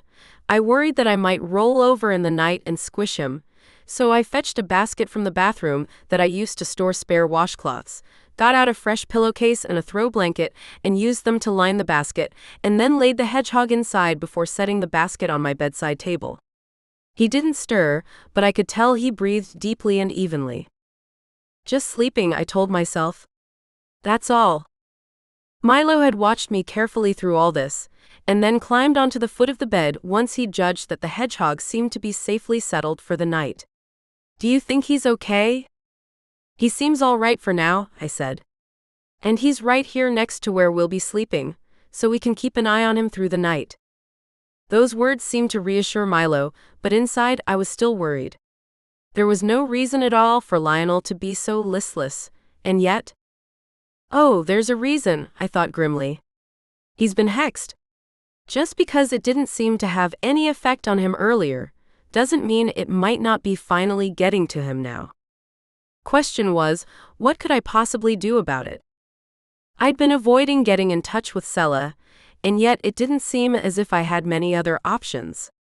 It was pretty clear she'd dumped her familiar on me because she knew about the hex and didn't want it getting in the way of her wedding trip, but these were special circumstances. She needed to get back here and deal with the problem. Because of my worries about Lionel, I hadn't stayed too late at Noah's house, and had left at about 9:45. Now it was 10:15, a time when I normally would never call someone, especially a witch I hardly knew. These were extenuating circumstances, though. Besides, I reassured myself as I reached for my phone, Cancun is an hour behind Salem. It's only 9:15 there. 9:15 on a Saturday night. I had to imagine Sela and her new husband were out dancing the night away somewhere, or maybe doing the horizontal tango in their hotel room. Well, no matter what she was up to, she was about to get interrupted. I went to my contacts list and pressed the phone icon on Sela's entry. Her phone rang 3 times and then went straight to voicemail. Hi, this is Sela. I'm busy doing something fun and exciting, but if you leave your name and number, I'll call you back when I have a chance. In other words, whenever she felt like it, which right now could be a very long time. Fighting an overwhelming sense of futility, I went ahead and recorded a message anyway. Hi Sela. This is Charity. I discovered the hex on Lionel and tried to remove it. That didn't work, so my Coven helped me out with a protection spell. It seems to be working, but now Lionel isn't doing very well. I really think you need to come back and help me figure out who could have done this to him, so we can get rid of the hex. Thanks. That final thanks sounded way too chirpy and upbeat in contrast to the content of the message I'd just left, but there wasn't much I could do about that right now. I'd only have to hope that Sela would understand how pressing the situation was and would hop on the next flight to Boston. Wishful thinking, probably, but it was all I had right now. After checking that Lionel was still sleeping peacefully in his basket, I went into the bathroom, performed all my usual nighttime rituals of brushing and flossing, cleansing and moisturizing, and then headed straight for my bed. Milo already appeared to be fast asleep, and I hoped I'd soon follow him into dreamland. If nothing else, I had a feeling I'd need to be as rested as possible for whatever might come next. Chapter 5. All the marbles. Unfortunately, I didn't sleep as well as I'd hoped, mostly because I kept rolling over to check and make sure I hadn't missed any calls from Sela. My phone remained stubbornly silent all night though, telling me that either she wasn't bothering to check her own phone, or even worse, she'd gotten my message but simply didn't want to deal with the problem. While there were witches here and there who eschewed all modern conveniences, most of us were all too happy to have cell phones and computers and the rest of it, so this kind of behavior definitely wasn't normal. At least Lionel seemed to be a little better when he stretched and sat up in his basket, blinking at his unfamiliar surroundings with bright black eyes. "Thank you for bringing me up here," he said in his squeaky little voice. "I think I slept better than I would have downstairs." "Well, it just made sense to have us all together," I responded, glad that he seemed to have a bit more energy this morning. "Do you think you're okay with going downstairs with Milo and me, and having some breakfast?" The hedgehog nodded, so I got out of bed, pulled on a robe and some flip-flops, then picked up Lionel's basket and carried him down to the kitchen. Milo followed closely behind and did his normal morning thing of watching me scoop his breakfast into his bowl before he headed out through the doggy door so he could take care of that morning's business. "Do you want to go out too?" I asked Lionel. I'd read that hedgehogs could be trained to use litter boxes, but it appeared he was much happier simply going outside like Milo did. "Yes," said Lionel, "but I think it would be better if you carried me out there." I told him that wasn't a problem at all, and went out the kitchen door and walked over to the oak tree so I could set him down there. "Just tell Milo when you want to come back in, and I'll come and get you." Lionel seemed agreeable to that plan, and slowly lumbered to the other side of the oak tree where he could take care of things in private. Since hedgehogs weren't exactly known to be speed demons, it was hard to tell whether he was proceeding more deliberately than usual, or whether that was his normal gait. But at least he was moving unassisted, so I reassured myself that he seemed to be okay for now, and that meant I could put some coffee together and try to figure out what my next step should be. The Coven's attempt to remove the hex had been a disaster, but that didn't mean I was going to throw my hands up in the air and quit. Maybe Sela would get back to me, and maybe she wouldn't. In the meantime, I had to come up with a plan of action.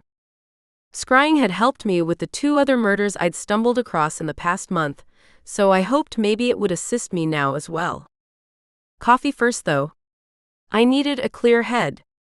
Milo came through the back door just as I was pouring hot water into my Nespresso. "Everything okay out there?" He nodded, even as he headed over to his bowl so he could slurp up some water. Lionel wanted to lie in the sun for a while, but he said you could go out in a few minutes to get him. That would give me enough time for the coffee to brew and have it cool down a bit. Then I could bring the hedgehog inside and get my morning infusion of caffeine while I came up with a plan of action. "Did he look okay?" I asked.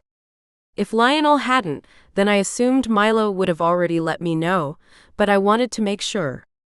"He seemed fine," Milo replied.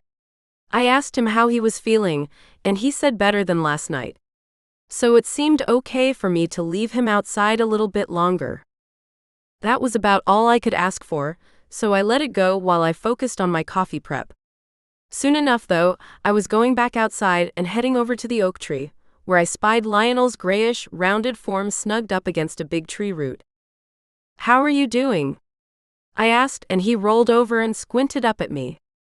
"Fine," he said, then paused. But I think I could have some breakfast now. Coming right up. I carried him inside, poured some food into his bowl, and then got busy getting myself some coffee. A little dollop of cream and an even smaller bit of sugar, and then it was ready to go. A few sips seemed to improve my outlook on life, or maybe it was just the sight of Lionel happily eating his kitty kibble that made me think things looked a lot better this morning than they had the night before. Maybe my panicked call to Sela Warren had been premature. But no, she needed to know what was going on at the very least, and it still seemed awfully irresponsible of her to not even call me back, even if all she planned to do was reassure me everything was fine and that I was being a drama queen. All right, I needed to perform a scrying. Unfortunately, the next full moon wouldn't be for another week or so, and I'd used up all my moon water early in the month. Well, I'd just have to dig into my supply of distilled water and hope for the best. It had worked in the past, so I had to hope it would do the trick now too. Noah and I hadn't made any concrete plans for today. He knew Sunday was laundry day at my house, and that meant I should have an uninterrupted stretch of time to work on my scrying and see if I could dig up any information that might lead me back to the person who'd cast the hex on Lionel. After my coffee, I had an English muffin with some of Valerie Monroe's wonderful blackberry preserves, showered and got dressed, then came back downstairs, ready to get started. I'd moved Lionel's basket out to the living room since he'd told me he wanted to sleep there this morning, and Milo was with him, keeping watch even though the hedgehog seemed much improved today. But I was fine with that, because with the two familiars out in the other room, I'd have the kitchen to myself and would be better able to concentrate. Down came the silver bowl, one always used for this kind of magic, from its special place in the cupboard. I set it on the kitchen table, fetched the jug of distilled water from the pantry, and slowly poured in the water, doing my best to keep it from splashing. Not because I cared about the surface of the worn table, which had suffered its share of scratches and blemishes over the years, but because I would have to wait for the water to become utterly still before I could start my magic working, and I was eager to get going.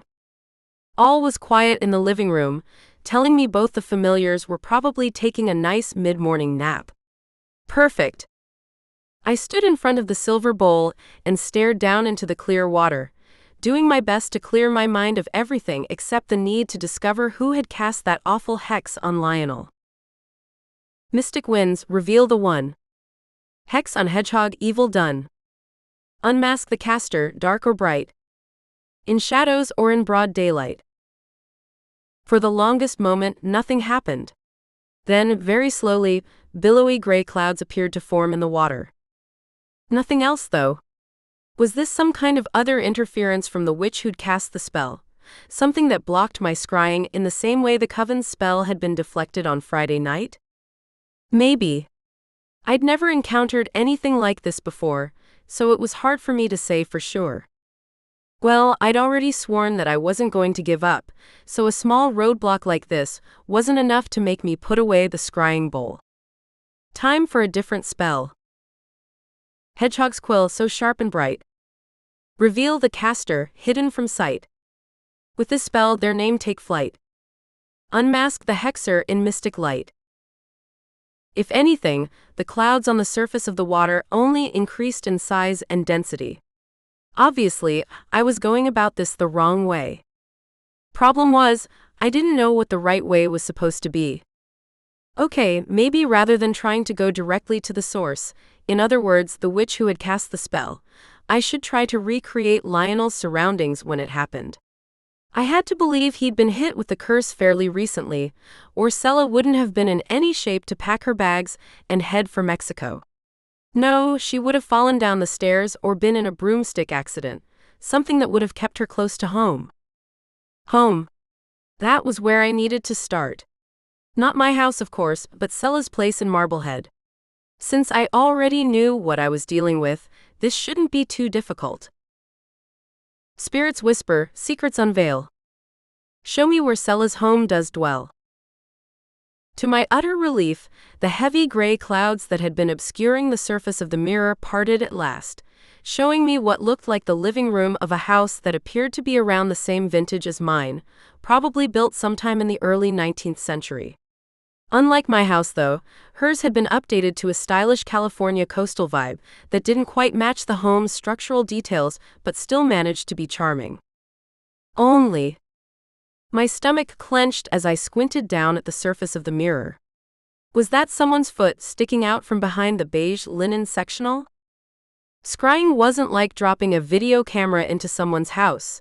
You couldn't exactly give it commands to pan around and try to capture images from a different angle. Still, this was magic we were dealing with, so I wasn't powerless either. Turn the axis, shift the view. Reveal this room from angles new. With mystic power, I now decree. Show the unseen, let visions be. A gasp escaped my lips. Yes, a dark-haired, slender woman was lying apparently lifeless on the white oak floor directly behind the sectional, her still face staring up at the ceiling. For one awful minute, I thought it was Sela herself since she looked so similar, but then I realized this woman was probably a couple of years older, her hair a little longer, a little wavier. Her sister? Sela hadn't mentioned a sister, but that didn't mean much. It wasn't as if we'd exchanged life stories when she dropped off Lionel. No, she'd been in a hell of a hurry to get out of Salem, and hadn't given me anything other than a quick explanation of her itinerary, not even bothering to spell out the details of her familiar's care and feeding. Clearly, she'd thought I'd be able to figure it out on my own. How long had the woman been lying there in Sela's living room? Her face was ghost pale, her eyelids somehow sunken and bruised, telling me she must have been dead for at least a couple of hours, if not even longer than that. I was no expert, so that was a hasty guess and nothing more. Derek Falco would know went through my mind, and I batted the thought aside as quickly as it had come. Like the situation wasn't complicated enough already. This wasn't his jurisdiction, though. Sela Warren lived in Marblehead, so this would be a problem for the Marblehead Police Department, not ours.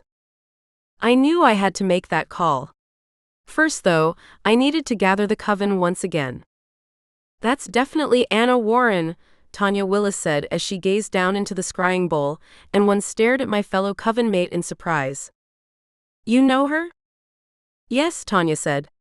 Although she sounded calm enough, I could tell by the tension in her jaw and the way she pressed her lips together that seeing the other woman's dead body in the calm waters of the silvery bowl had upset her more than she wanted to let on. I was born in Marblehead, although my family moved to Salem when I was in high school. I hadn't known that. Then again, Tanya was more of my mother's generation than mine, so it wasn't as though we hung out together. She was a member of the Coven, someone whose presence I took for granted because she'd been a part of my life pretty much from the day I was born. Not exactly a type of aunt, I supposed, since she was so busy that she'd rarely attended my birthday parties or graduations when I was growing up, but someone who always gave me a gift at Yule and who had occasionally watched me when my mother had a doctor's appointment or some other reason why she couldn't be there for me after I got home from school. Anyway, she went on, I keep in touch with some of the witches in Marblehead, and I knew Sela's mother. She passed away a couple of years ago, cancer, I think. Despite Sela's continuing radio silence, I couldn't help but feel a stab of pity for her. She was too young to have lost her mother, and now her sister was gone as well. We have to call the police, Grace said, and Tanya's mouth tightened further. Yes, she agreed, her tone clearly reluctant.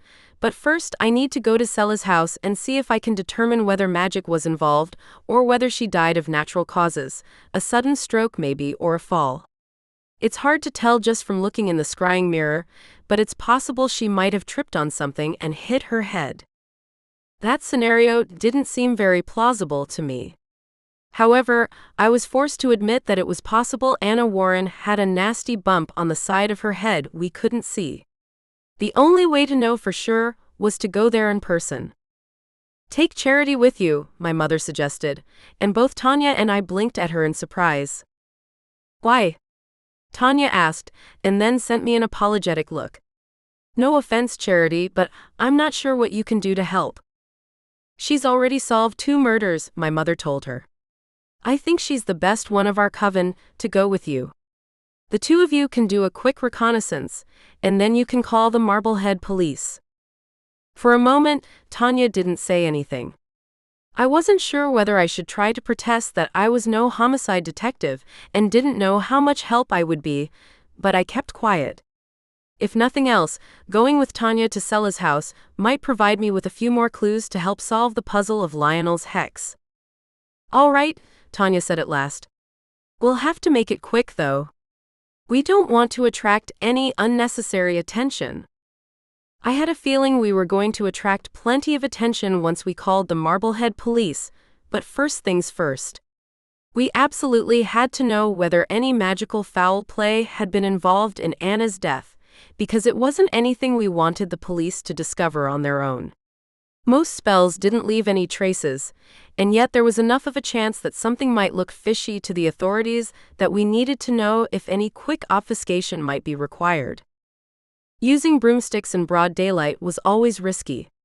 Instead, Tanya and I drove to Sela's house, which was only about 15 minutes away, in Tanya's Mercedes. I always considered it kind of a flashy car for a witch to own, but since she was a very successful real estate agent, I supposed it was something her clients would expect her to have. And I had to admit it was pure luxury after bouncing around in my Discovery, with its 250,000 miles. Sela's house turned out to be a darling 2-story cottage, dark blue with white trim and a cheerful red door, and red geraniums blooming on the front porch.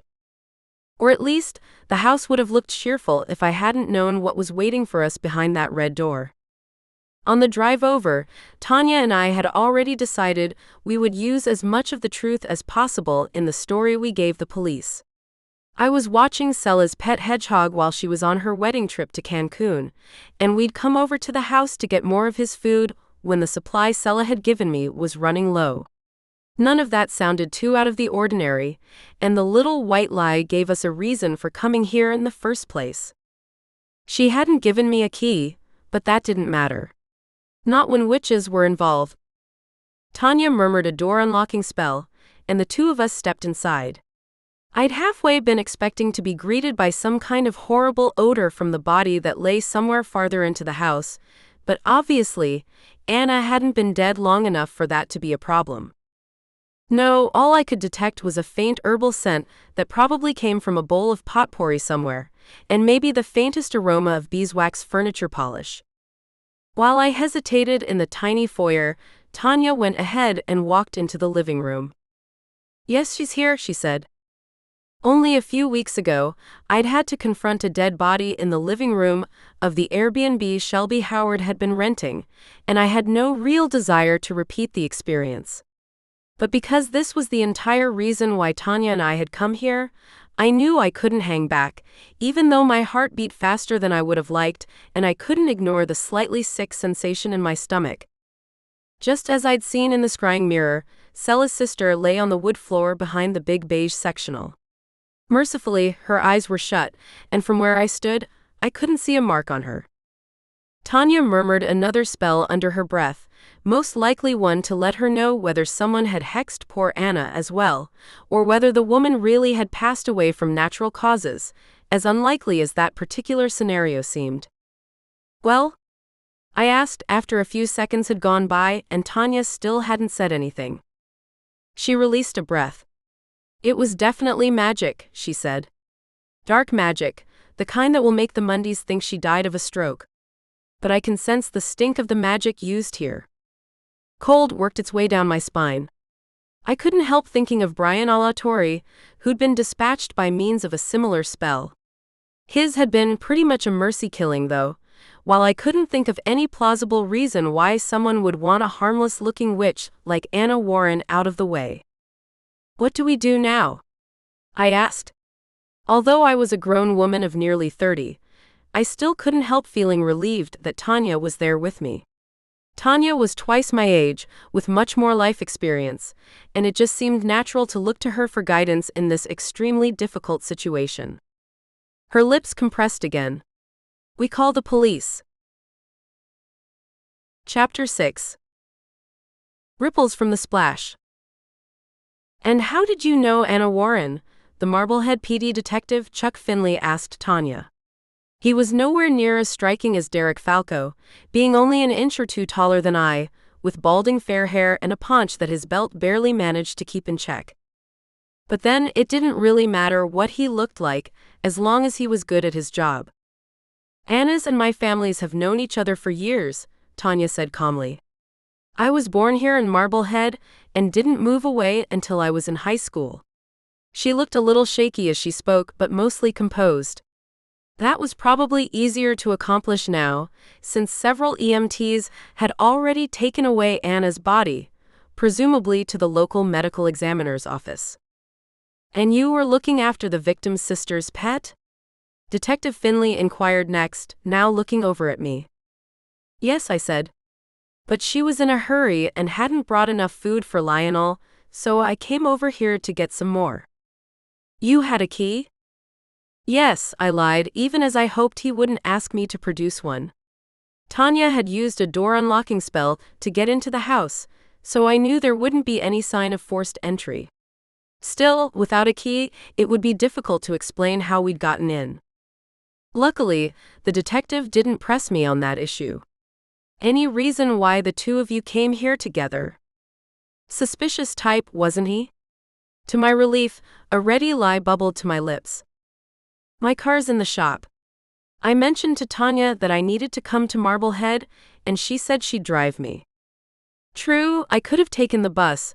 Marblehead was only a few miles away from Salem, although it would have been a hefty walk for me to get from my home on Winter Island Drive to the nearest bus stop, but my story must have seemed plausible enough to Detective Finley because he only nodded. All right, he said. So you entered the house and found Ms. Warren's body? Yes, I replied.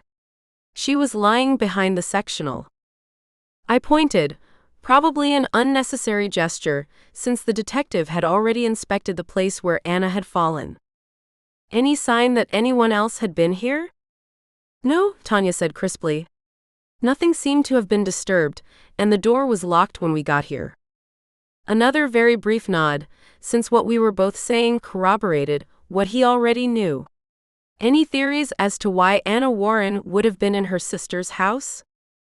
We just assumed she must have been keeping an eye on things while Sela was out of the country, Tanya replied. Sela has a lot of plants that need watering. Which was true. The pair of fiddle-leaf figs in the living room were real, not silk, and ivy and philodendron cascaded from the bookshelves.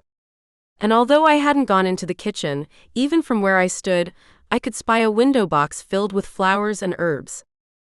The detective made a few notes, then closed the little yellow pad he held. Well, I think that's about it, he said. All signs point to death from natural causes, but we'll wait for the medical examiner to provide that information. If I have any other questions, I'll be in touch. What about the plants? I blurted. As someone who cultivated her own herb garden, albeit one outside in the garden, not in a window box, I couldn't help worrying about what would happen to the lovely specimens in Sela's home. I'll let you know when you can come back in, Detective Finley told me. But until you hear otherwise, this is an active crime scene and you'll need to stay away. Because even though the detective seemed to think that Anna had died of a stroke or something similar, he still had several detectives, their hands swathed in plastic gloves, gathering what I assumed were stray pieces of hair and anything else they thought might help to determine what had really happened to her. Had Anna's killer left behind some kind of evidence? As soon as that thought passed through my mind, however, I had to dismiss it. The kind of magic that had killed Anna Warren wasn't the sort of thing you needed to deploy at point-blank range. No, the witch who'd cast that spell had probably been miles away, safe in the knowledge that no regular detective or police force or even the FBI and its advanced labs could ever discover what she'd done. Which meant it was up to me and the members of my coven to discover the truth. Thank God that at least on this one, I wouldn't have to go it alone. That's not a problem, Tanya told Detective Finley. Charity will keep on watching Lionel until she hears from Sela. Now the detective frowned. We haven't been able to get hold of Ms. Warren yet. Have you spoken to her recently? No, I said. I tried to call her last night, to check in and let her know how things were going with Lionel, but she never picked up. "Same here," Detective Finley said.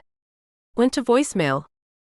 "Well, she went to Cancun to get married," Tanya reminded him. "She's probably not checking her phone very often."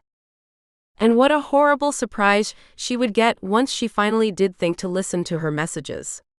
I twinged inwardly, imagining how awful it would be to get some of the worst news ever, right while you were off trying to celebrate a new and happy stage in your life.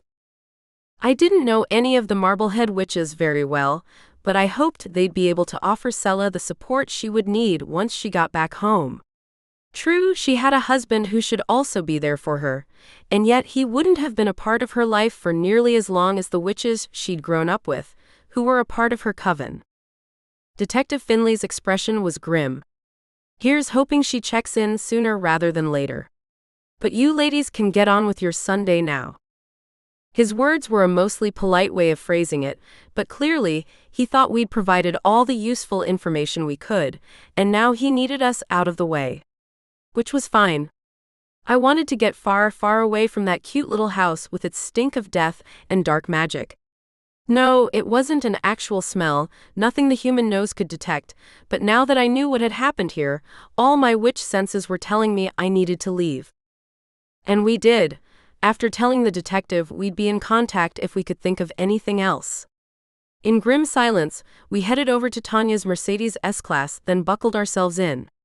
A few minutes later, we were out on Highway 114, driving just a couple of miles above the speed limit as she pointed the big, shiny car toward Salem. "This is just terrible," Tanya said a moment later, breaking the unsettled quiet. "I keep thinking of Sela down there in Cancun, having the time of her life, never realizing." The words trailed off there, but I knew exactly what she meant. Everything in Sela's life would be forever divided between the time when she believed her sister was alive and the terrible moment afterward when she realized Anna had been taken from her in such a horrible way. "Well, once she gets back in contact, we'll have to let her know that the Salem witch community is here for her if she needs us," I replied, and Tanya tilted her head slightly. "I'm sure the Marblehead witches will rally around her," she said. "But right now, the more important thing is for us to try to find out who could have done this to Anna and why." I didn't know her well, but from what I've heard, she didn't seem like the sort of person who would attract this kind of dark magic. She wasn't the sort of witch that another magic worker could have possibly perceived as a threat. Maybe it was some kind of private feud? I suggested, even though I honestly couldn't think of a reason for one witch to turn on another in this kind of way. When I'd first discovered the hex on Lionel, Sage and I had speculated maybe it had been cast because Sela had taken off with another witch's lover, and that was why she'd left the country so quickly, but that didn't seem to be the driving force behind what had happened to Anna. Or was it? "Do you know if Anna was married?" I asked before Tanya could respond to my first question. "No. Like many of us, she was single." Maybe the faintest of smiles was Tanya thinking of my burgeoning relationship with Noah Jenkins, before she went on, "Happily so from what I'd heard. So I doubt we're dealing with a jealous rival here or anything like that." That probably would have made things too easy. Well, I guess we'll have to start looking into her life, her activities, so we can see if anything jumps out at us. Tanya sent me a sideways glance before returning her attention to the road. "I'm not sure that's a very good idea." I blinked at her, wondering what in the world had prompted her to respond that way. Why not? I mean, why did we go over to her house in the first place if we weren't going to mount our own investigation?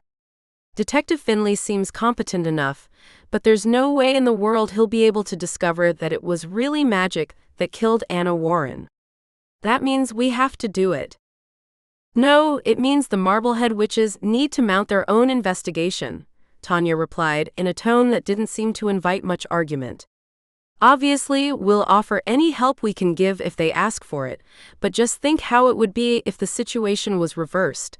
If one of our own passed away under suspicious circumstances and the witches from Marblehead tried to come over and stick their noses into our business."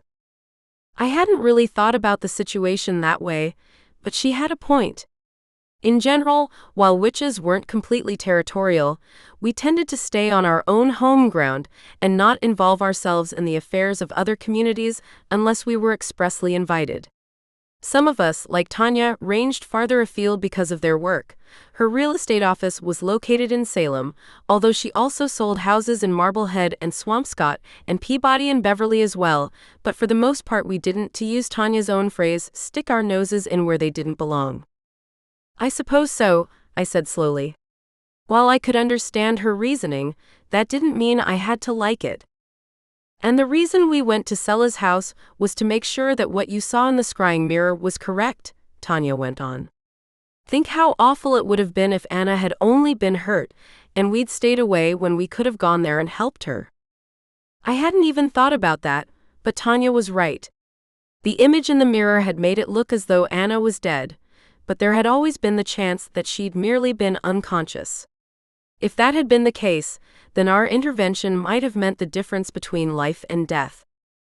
Tragically, she was gone long before we came on the scene, but there had been no way for us to have known that for sure without being there in person. I made a sound of assent, and figured there wasn't much reason to discuss the topic any further. Tanya had made her point, and even though I didn't completely like it, I understood where she was coming from. If the Marblehead witches reached out and asked us to help, then we'd do whatever we could to assist them in tracking down Anna's killer. Until then, I'd take the best possible care of Lionel. At least he'd seemed improved this morning, and that was something. But when I returned home, Tanya had told me she'd be in touch with the rest of the Coven to let them know what we'd found in Marblehead. It was to find Lionel once again drooping and listless in the basket I'd procured for him, and I experienced that sinking sensation in my stomach once again. I don't know what happened, Milo said, furry brown forehead furrowed with worry. One minute he was just fine, and the other, he couldn't climb into his basket. I had to pick him up with my teeth and put him there. He paused, black lips wrinkling a little. Hedgehogs are cute, but they taste awful. With all those spines, I could only imagine.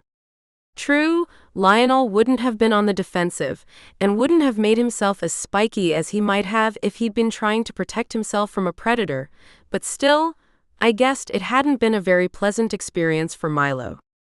I patted the dog on the head and told him he was a good boy, then went into the living room so I could kneel down next to Lionel's basket, which was sitting next to the hearth where I'd left it. As Milo had said, the hedgehog was curled into a tight ball, the rise and fall of his little sides barely perceptible. "Hey there," I said softly. "Milo said you were feeling tired again." Lionel barely stirred, moving just enough so I could see the side of his face as he spoke. "I am," he whispered. "I thought I was better this morning." "Well, maybe you just overdid it a little," I replied, my tone gentle but also, I hoped, encouraging at the same time. "It's okay if you want to nap. Is there anything I can get you?" "No," the hedgehog said. "Just want to sleep." His little eyes closed, and he went back into a tightly curled ball, his face hidden from me. Worried, I got back to my feet and met the gaze of my equally concerned cocker spaniel. "What's wrong with him?" Milo asked. "I don't know," I said, knowing I sounded just as frustrated as I felt. "Maybe it's something to do with the hex, but if so, I don't know why he seems so much better this morning. Maybe he only has so much energy every day, and he thought he had more than he did, and used it up all at once." Milo's suggestion made just about as much sense as anything else I could think of. I stooped to ruffle his ears and said, "That's very possible. I guess it means we need to keep an extra close watch on him so he doesn't overdo things tomorrow morning when he thinks he's feeling a little better." "I can do that." We both needed to, which meant I'd have to bring both familiars with me to work the next day. I didn't want to make Milo solely responsible for watching Lionel, not when neither of us really knew what was going on. At least Mondays tended to be quiet at the shop, since I only had Monday hours during the high season in the summer, and I should have enough free time to be able to go in the back of the store and check on the hedgehog as often as I needed to. A panicky little thought went through me. What if, despite my best efforts, the hex got the better of him? How in the world would Sela react to losing her sister and her familiar in the space of a couple days? It's not going to happen, I told myself firmly. I won't let it. I just wished I could allow myself to believe that. Although hanging out at the store was definitely not on Milo's list of favorite things to do, he much preferred having free rein to roam my backyard as he wished. He dutifully got in the front seat of my Land Rover the next morning and waited while I went back to strap in Lionel's basket in the spot that most people would have used for a car seat. The little guy was already asleep and didn't even blink as I fastened the seatbelt with an audible click. As I'd thought, the hedgehog had woken up claiming to feel much better, but I'd managed to convince him that he needed to conserve his energy since I knew it wouldn't last. Sure enough, he got droopy after eating his breakfast, but climbed into his basket under his own power, even if he nodded off soon afterward. In a way, that was better. While I would have preferred to see him up and around and as chipper as he'd been when Sela dropped him off, at least this way, I knew he would stay put. When Sage came in, she sent an inquiring look toward the basket, which was sitting at the end of the counter. "I'll put him in back when we open the doors," I said.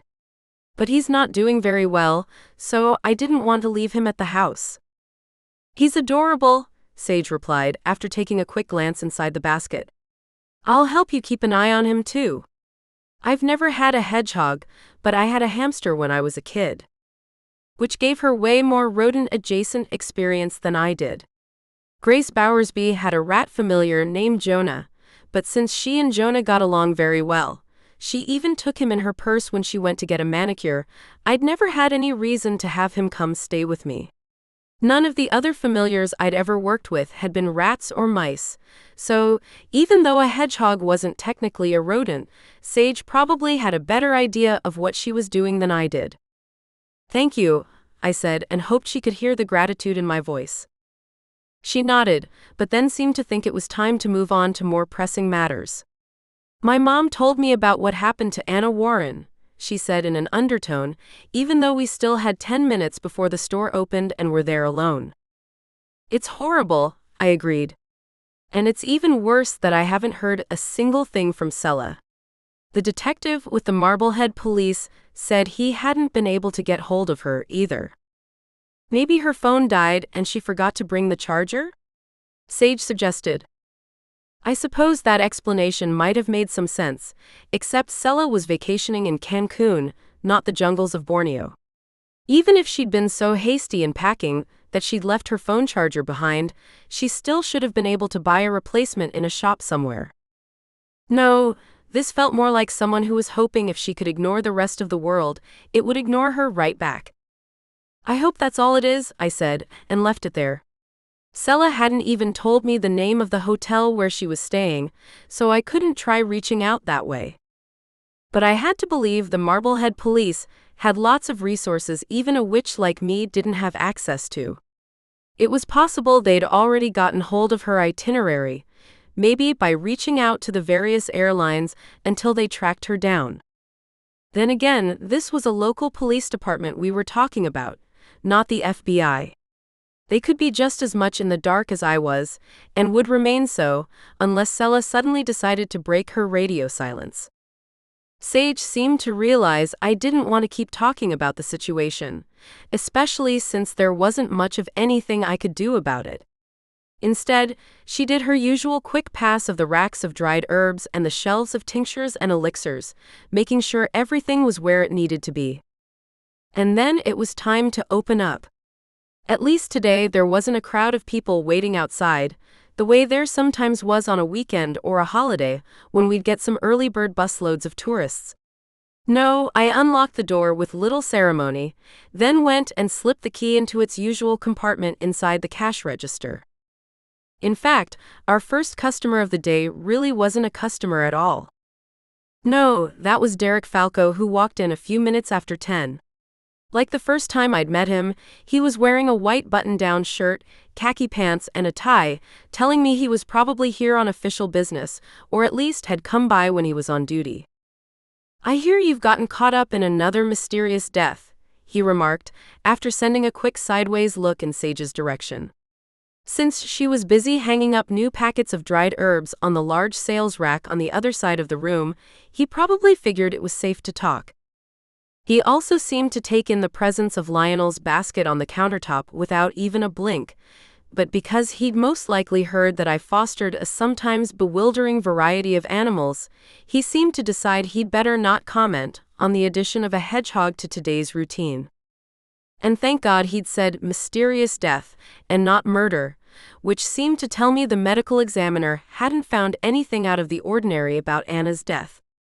Well, except that she'd been a woman in her mid-30s in good health, and not the kind of person who usually dropped dead out of the blue. "It's awful," I said, which I thought was a safe enough reply. "Especially since no one has been able to get hold of Anna's sister." Derek nodded, again seeming to indicate that he'd heard at least some particulars of the case. Maybe he had friends in the Marblehead force, or maybe the various local police departments had their own version of a witchy grapevine. "Yeah, Chuck isn't too happy about that," Derek remarked. "It's like she vanished into thin air." "I thought she was in Cancun," I said, startled. "I mean, that's what Sela told me when she dropped off Lionel." And I inclined my head toward the hedgehog, still asleep in his basket. Derek rubbed a contemplative thumb over his chin. "Not that Chuck has been able to determine. There's no record of Sela Warren leaving on any outbound flights from Boston, and no one by that name staying in any hotels in Cancun." Well, there was something I hadn't been expecting. It really did sound as though Sela had disappeared into thin air. Did she intend to leave Lionel with me forever? No, a witch would never do something like that. Or at least, I didn't want to think she would. Up until the time Darla Fitzgerald had crossed my path a few weeks ago, I'd believed the connection between a witch and her familiar was sacrosanct, that even if they might be experiencing some temporary difficulties, she would never, ever abandon her animal companion. But Darla's connection to Milo had been tenuous enough that he'd managed to survive despite her untimely death, and the reality of that situation had been enough of a blow that I realized I needed to re-examine some of my assumptions. For all I knew, Sela had convinced herself Lionel would be safe with me precisely because I'd taken in Milo and given him a home. However, while she'd seemed distracted, she hadn't seemed cold or distant the way Darla had been when she first dropped Milo off at my house. No, Sela had almost seemed scared. Scared of what? The same witch who'd murdered her sister? I pushed the thought aside for further examination later. Hoping Derek hadn't seen any of my inner conflict or worry in my face, I said, "Well, maybe she was using a different name. She did go to Cancun to get married, after all." Now he smiled a little, as if amused by my lack of subject knowledge in that particular arena. "That process takes at least 2 weeks after the wedding, most times a lot longer," he told me. No, she would have had the tickets listed under her maiden name, even if she planned to change it after she got back from her honeymoon. Well, there went that idea. What does Detective Finley think? Derek's smile disappeared. He doesn't know what to think. Neither does anyone else, at least not yet. But it does seem kind of suspicious, although it looks as though Anna Warren died of natural causes. She did? I said, knowing those 2 syllables came out sounding way too hopeful. I mean, I went on quickly, that's what Tanya and I thought must have happened, but we couldn't figure out how someone that young. Cerebral aneurysm, Derek broke in, but gently. It's rare but not unheard of. I doubt Anna had any idea anything was wrong. Well, that was something, I supposed. I hoped the day of my own demise was far, far off in the future, but when it happened, better to go like that. No warning, nothing to make you think anything was different about this particular moment from all the thousands of other moments that had already preceded it. True, that aneurysm had been caused by some very dark magic and not an accident of biology, but still, I supposed it could have been a lot worse. No, it's this thing with Sela that seems to be the real mystery, Derek went on. It sounds like Chuck is trying to see if he can track down anyone related to this Colin, who was supposedly Sela's fiancé, but so far none of her friends even seem to know his last name. She only referred to him by his first name and never mentioned his profession. Stranger and stranger. Then again, what I knew, and Derek and the Marblehead PD didn't, was that Sela would have faced some stiff opposition in the witch community for getting so serious with someone after only knowing him for a month. She might have been consciously vague in an attempt to protect him. As soon as I entertained that thought, I wanted to laugh at myself. Yes, she probably would have been on the receiving end of a few lectures, including a couple from her sister, but disapproving witches didn't exactly constitute a physical threat. Only what if they did? What if the Marblehead witches were angry enough with Sela for being so careless that they were willing to do whatever it took in order to ensure their true identities remained a secret? Did you think of something? Derek asked, and I blinked. What? You looked as though you just had a flash of inspiration. Well, so much for my poker face. Oh, nothing, I said hastily. I suppose I was just thinking it was too bad Sela never mentioned what Colin did for a living, because the Marblehead police might have had an easier time trying to figure out his identity. It does seem as if she kept her cards pretty close to the vest when it came to talking about who he was, Derek commented.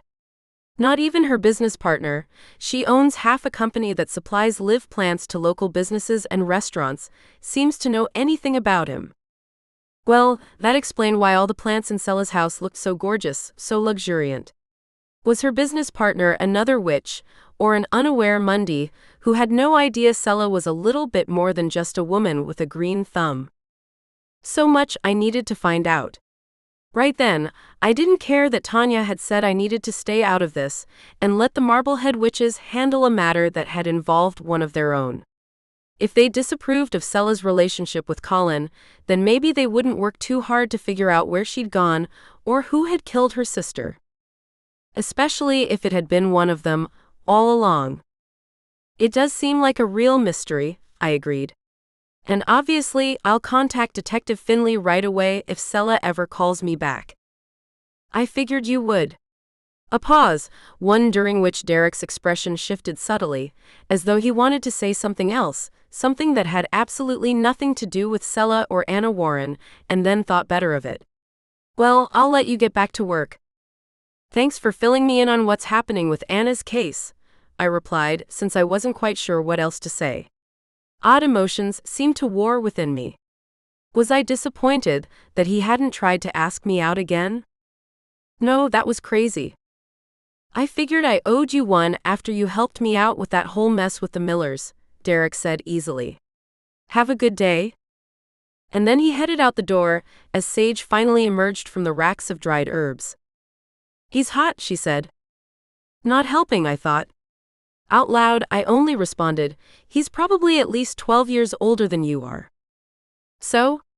Ryan Gosling's even older than that, and I still think he's hot. Detective Falco just wanted to talk to me about the Warren sisters, I said, although my protest sounded a little weak even to me. Sage shot me the kind of side-eye that only a 22-year-old could muster. Keep telling yourself that, she remarked, then leaned down to peek into Lionel's basket before she picked up the feather duster we kept under the counter and headed over to the small display of handcrafted teapots I kept at the back of the store. I saw the way he was looking at you. I considered several different retorts, decided they were all kind of weak, and instead pretended to be occupied with counting out the change in the cash register, something I'd done before Sage had even gotten here. Still, she didn't have to know that. How had Derek been looking at me? I honestly couldn't say for sure, because I'd been too preoccupied during our conversation to be worried about anything so mundane. Well, mostly. Maybe his gaze had been kind of admiring. That didn't matter though, because I was with Noah, and also I had far more important things to occupy my brain. No matter what else was going on, it definitely sounded as though I needed to embark on the kind of investigation the Marblehead PD would never be able to undertake. Chapter 7. Planting a seed. Some quick Googling during my lunch break told me that the company Sela and her business partner owned was called Leaf and Flower, and they had a storefront on Washington Street in Marblehead. Sela's co-owner was someone named Maggie Phillips. Her photo on the company's About page showed a woman who looked like she was in her early 40s, with no-nonsense short-cropped blonde hair and features that were friendly rather than beautiful. I had to wonder how the two of them had even met, since there was enough of an age gap that they wouldn't have been school friends or anything like that. But small towns offered plenty of chances to meet kindred spirits, and I suppose their paths might have crossed at a plant show or something like that. The important thing was that the company actually had a storefront, making it easier for me to go meet Maggie in person. On the website it said by appointment only, though, which meant I had to call first and pretend as though I wanted to turn Full Moon Apothecary into some kind of tropical paradise. When Maggie answered the phone, she sounded worried, which I supposed wasn't all that strange, considering her business partner's sister had just been found dead the day before. Leaf and Flower, this is Maggie. Hi Maggie, I said. My name's Charity Hughes, and I own a shop in Salem on Essex Street. I've been trying to give it a little makeover, and someone suggested your business to me. Do you service the Salem area? Oh yes, Maggie replied at once. We cover a 25-mile radius, and you're well within that. Do you want to schedule an appointment so I can come look at your space? I hadn't been expecting that kind of offer. Somehow, I just thought I'd go to her office and discuss my plant needs with her there. Correctly interpreting the silence that followed her question, she said, "It really helps if I can come take a look at the space where the plants are going. Then I can analyze the available light, see how much room you have, that kind of thing. Sometimes it can get a little complicated." I suppose so. And actually, having her come to Full Moon Apothecary would be fine, if she was okay with waiting until after we'd closed. Can you come after 5, like maybe 5:15? I asked. We close at 5 o'clock. I just figured it would be easier to have you look at the store without tripping over a bunch of customers. A small chuckle came through my iPhone speaker. I can do that, Maggie assured me. A lot of my consults are after hours. Can I have your address?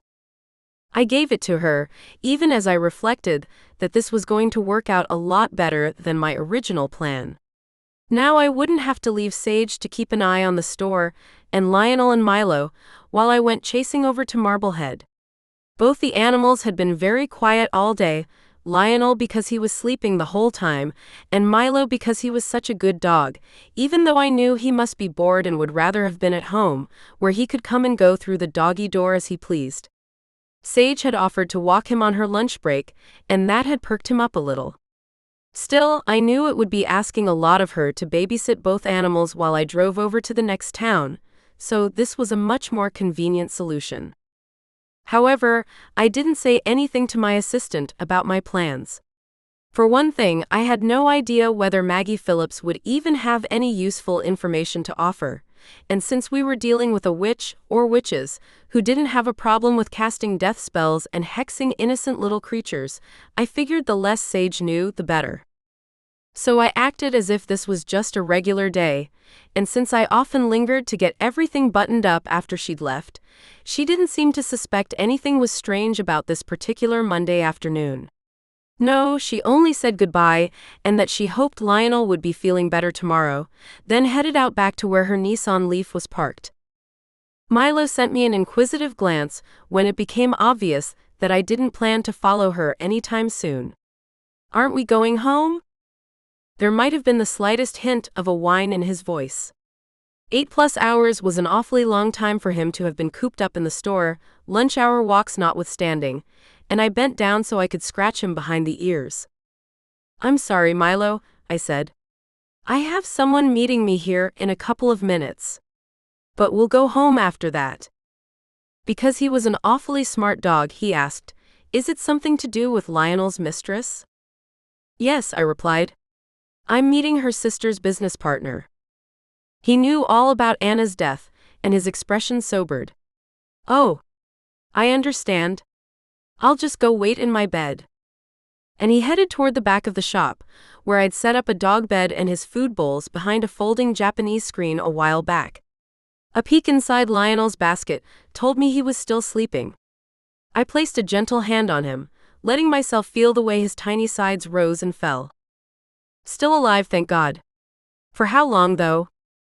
I didn't want to imagine such a thing, but since he hadn't shown any signs of improvement today, I wasn't sure what to think. Then again, maybe this was the worst the Hex had in store for him.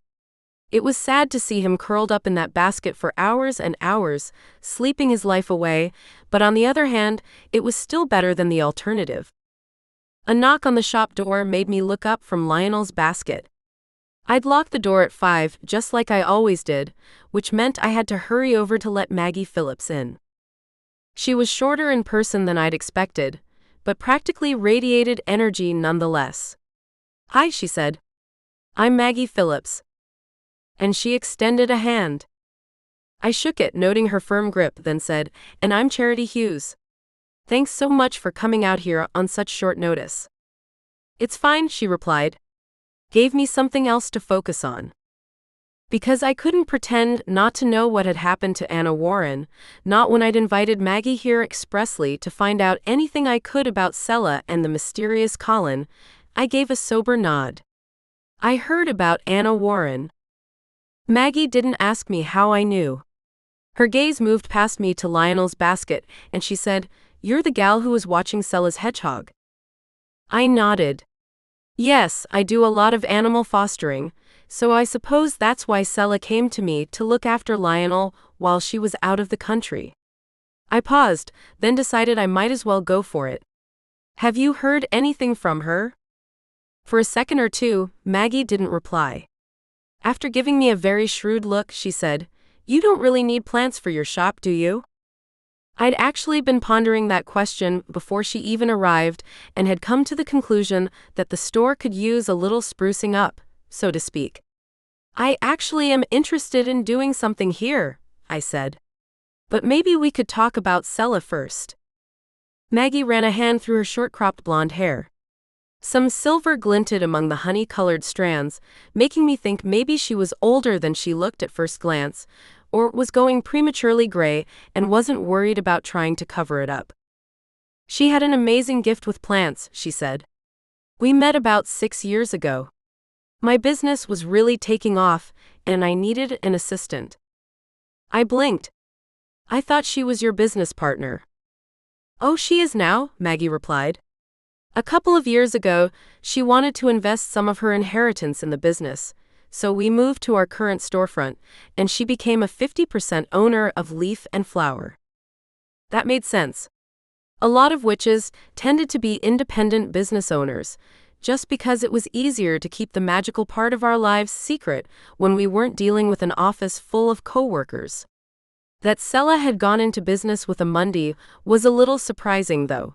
Working that closely with someone who could never learn anything about her witch nature had to have been difficult for her. Obviously, I couldn't comment on any of that. No, I only said, "Okay. That makes sense. But I haven't heard anything from her, if that's why you wanted to talk to me," Maggie said, again being just a little too shrewd about my motivations. The day before she left, she told me she'd be back on the 26th, and that was the last time I heard from her. But she was definitely planning to come back. That comment earned me a startled blink. "Of course she was planning to come back," Maggie replied, her tone emphatic. "She has a business and a life here, and a new husband to be a part of that life." "Did you ever meet Colin?" I asked next, deciding I might as well go for it. True, Derek had told me that Sela's business partner didn't know much about the man who was her fiancé, but maybe Maggie had been holding back for Sela's sake. To my utter surprise, Maggie said calmly, "Sure. Actually, I'm the one who introduced them." I felt my eyes widen. "You did?" Was that the faintest hint of a smile at the corners of the other woman's wide mouth? "Colin Novak is a doctor at the same hospital where my wife is a surgeon," she explained. "Jennifer and I have known him for years. He went through a bad divorce a couple of years ago, but was finally ready to get back out there. That's why I introduced him to Sela. He's a couple of years older than she is, grew up in Boston, loves to garden in his spare time." That's why I thought they'd get along well. Apparently, they had, well enough that they decided to elope after only seeing each other for a month. I had to ask, why didn't you tell the police about him? Maggie's gaze didn't waver. Because Sela was trying to keep the whole thing quiet, and I wanted to respect her wishes. You're talking to me, I pointed out, and Maggie only shook her head. She trusted you enough to watch Lionel, she replied. So that means I can trust you too. Fair enough. Were you surprised about the two of them running off to Cancun to get married? I asked next. Maggie sent me a wry smile. What do you think? I mean, Jennifer and I were happy for both of them, but we also thought they should take things a little more slowly than that, especially since Colin had told Jennifer more than once that there was no way he was getting married again without a prenup. Her shoulders lifted and she added, but I guess they were both so head over heels that he wasn't worried about any of that. And hey, they're both grown adults. They can make their own decisions, right? Right? I murmured, even as my brain started churning away, trying to figure out exactly what was going on here. I supposed it wasn't completely strange that Colin should have thrown caution to the wind. Sela was a very attractive woman and a business owner, so he probably wasn't worried about her taking him to the cleaners if their relationship did fall apart somewhere down the line. But something about the situation still didn't feel quite right. What if Sela had cast a love spell on him? That sort of thing was generally frowned upon in the witch community, just because most of us didn't want to dabble in anything that involved such dubious consent, but that didn't mean it wouldn't still happen from time to time. I really didn't want to think Sela was capable of such underhanded behavior, mostly because I thought Lionel was adorable and deserved a better mistress than that. But without her here to explain herself, I wasn't sure what else to think. It's a tragedy, though, Maggie commented. About Anna, I mean. All those two had after their mother died was each other, and now with Anna gone. The sentence trailed off, accompanied by a sorrowful shake of the head. I suppose it's something of a blessing that at least Sela will have Colin to lean on once she finds out. He's a supportive guy? Very, Maggie said in emphatic tones that left little room for doubt. He's a pediatric surgeon.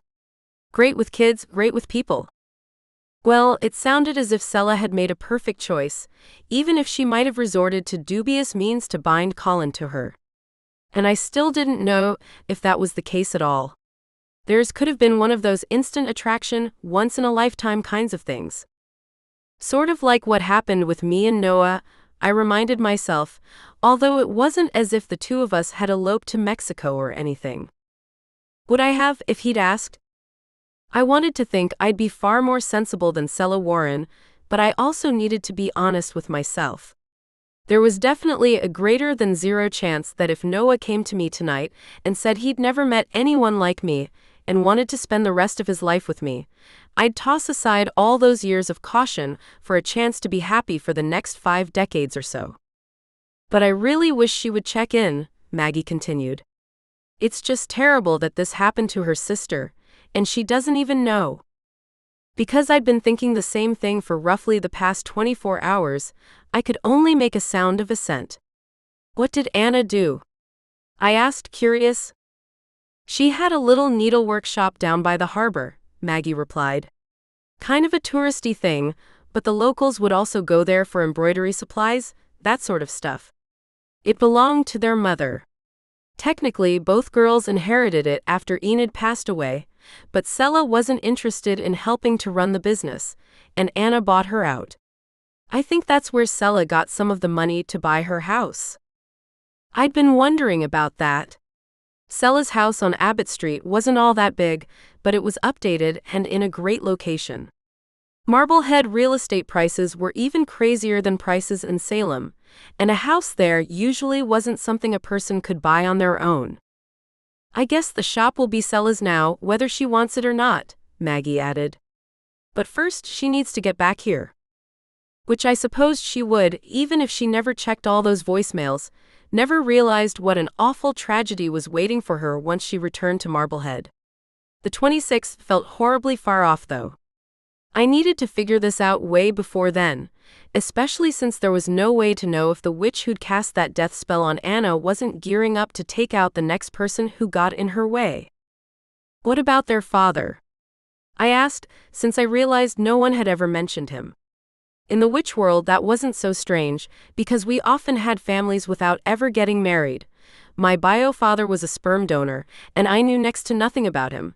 But still, with their mother dead and Anna gone now as well, I had to wonder if the Warren sisters had any living relations. It was actually a little unusual that their mother had had 2 girls, because witches often stopped after their first child, not wanting to take the risk that a daughter of theirs might be born without any magic and would have to be raised away from the witch world, either fostered by relatives who were also Mundies or put up for adoption. Sela never said anything about him, Maggie replied. It sounded as if he didn't stick around very long after she was born. Again, not that unusual. A witch might consider a man to be perfect genetic material to father her child, and still not want him to stay in her life after she had the daughter she wanted. It was much rarer for a witch to find someone she could trust enough to reveal everything about the magical world she inhabited, someone who would be at her side for her entire life. Valerie Monroe had been lucky enough to have a man like that, and so had Grace Bowersby, although both their husbands were now gone. Anyway, it didn't sound as if the Warren sisters' father was anyone I needed to be concerned with, not if he'd been out of their lives for decades. No, there was something else going on here, something that had made Sela flee the country, something that had made Anna suffer such an untimely death. Any other relatives? I asked, knowing I sounded a little desperate now, and again Maggie shook her head. Enid Warren was an only child, she replied. And it sounded like her mother had been an only child too. No cousins or anything that I ever heard of. Which didn't surprise me too much. Still, that meant I really didn't have anyone else I could reach out to, no one who might be able to tell me something more about Sela, something that might provide the clues I needed. Did you know that the police couldn't find any information about Sela on any of the flight manifests for the planes that left Boston on the day she was supposed to be leaving for Cancun? Maggie appeared genuinely startled by that question.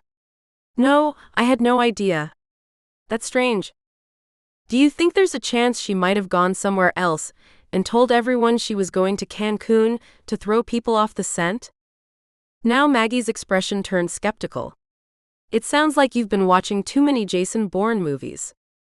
I wish that were the case. Action-adventure had never been my speed. I was more of a rom-com girl. So you don't think it's possible? A long pause. Maggie shoved her hands into the pockets of her cargo pants, now looking worried. I don't know, she said at last. But if that's really what happened, I'd really like to know what scared her so much that she would take off like that.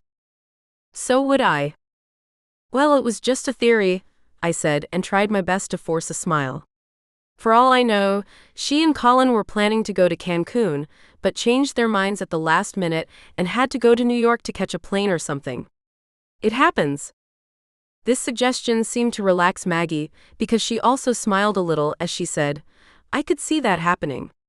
I mean, if they were impulsive enough to run off and get married, then I could see them also making an abrupt decision like that, trying to be spontaneous. I sincerely hoped that was what happened. After all, just because a situation looked sinister on the surface didn't necessarily mean something terrible had happened. Voice turning brisk, Maggie said, Well, I suppose we'll just have to wait to hear from Sela to get that particular mystery solved. But as far as your shop goes, it's a little dim in here, but I think we could still do something to green it up. Some snake plants for that dark corner, maybe a few pothos on those shelves. Since it seemed obvious she wanted to change the subject, I went along with her, nodding at her suggestions, telling her after we'd walked the shop that she could email me with her estimate. Once she was done, I thanked her for her time, then locked the front door and went to get the sleeping Lionel in his basket, calling for Milo as I did so. I'd learned a few things, and had absolutely no idea what to do with them. Chapter 8. Roman Holiday.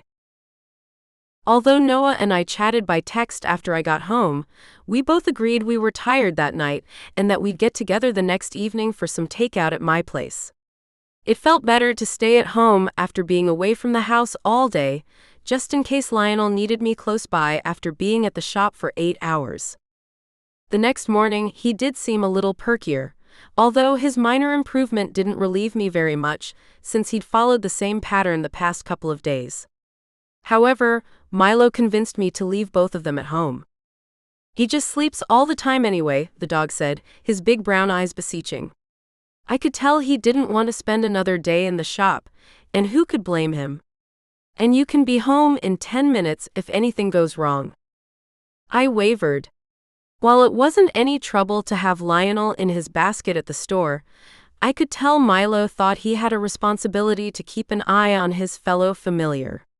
If Lionel came with me, then Milo would as well, even if he hated every minute of having to stay in his corner in the back of the shop. "All right," I said, relenting. "But I'm coming home at lunch to check on you, and you need to call me the second anything goes wrong."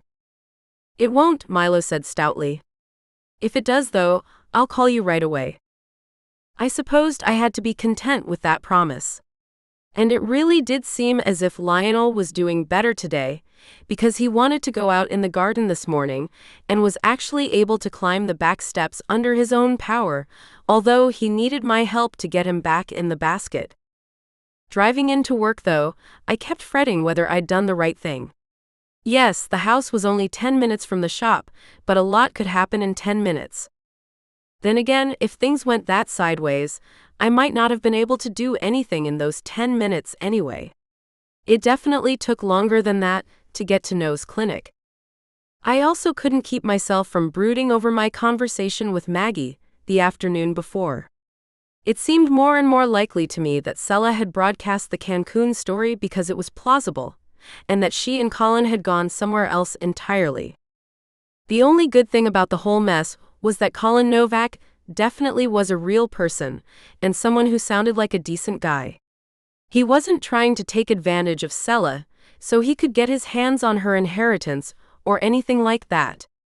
No, they'd fallen in love and decided to make things permanent. If only I could convince myself that their insta-love hadn't been magically motivated. But for now, I needed to focus on the store.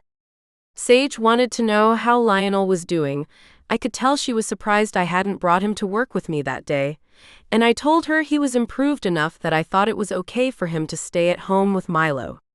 Because she knew my adopted familiar was absolutely reliable and an excellent babysitter, she didn't seem to see anything wrong with my decision to leave them both at the house. "It's good he's doing so much better," she said. Although I kind of liked having him around. As did I. At the same time, though, I knew I couldn't let myself get too attached. I always had to walk a fine line between caring for my familiars and getting so connected to them that I didn't want to let them go when the time came. Milo's case had been entirely different, because his mistress was dead and he had nowhere else to go. But Sela was fine.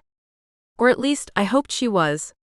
Without hearing from her, it was impossible to know what might be happening in her life. Where had she gone?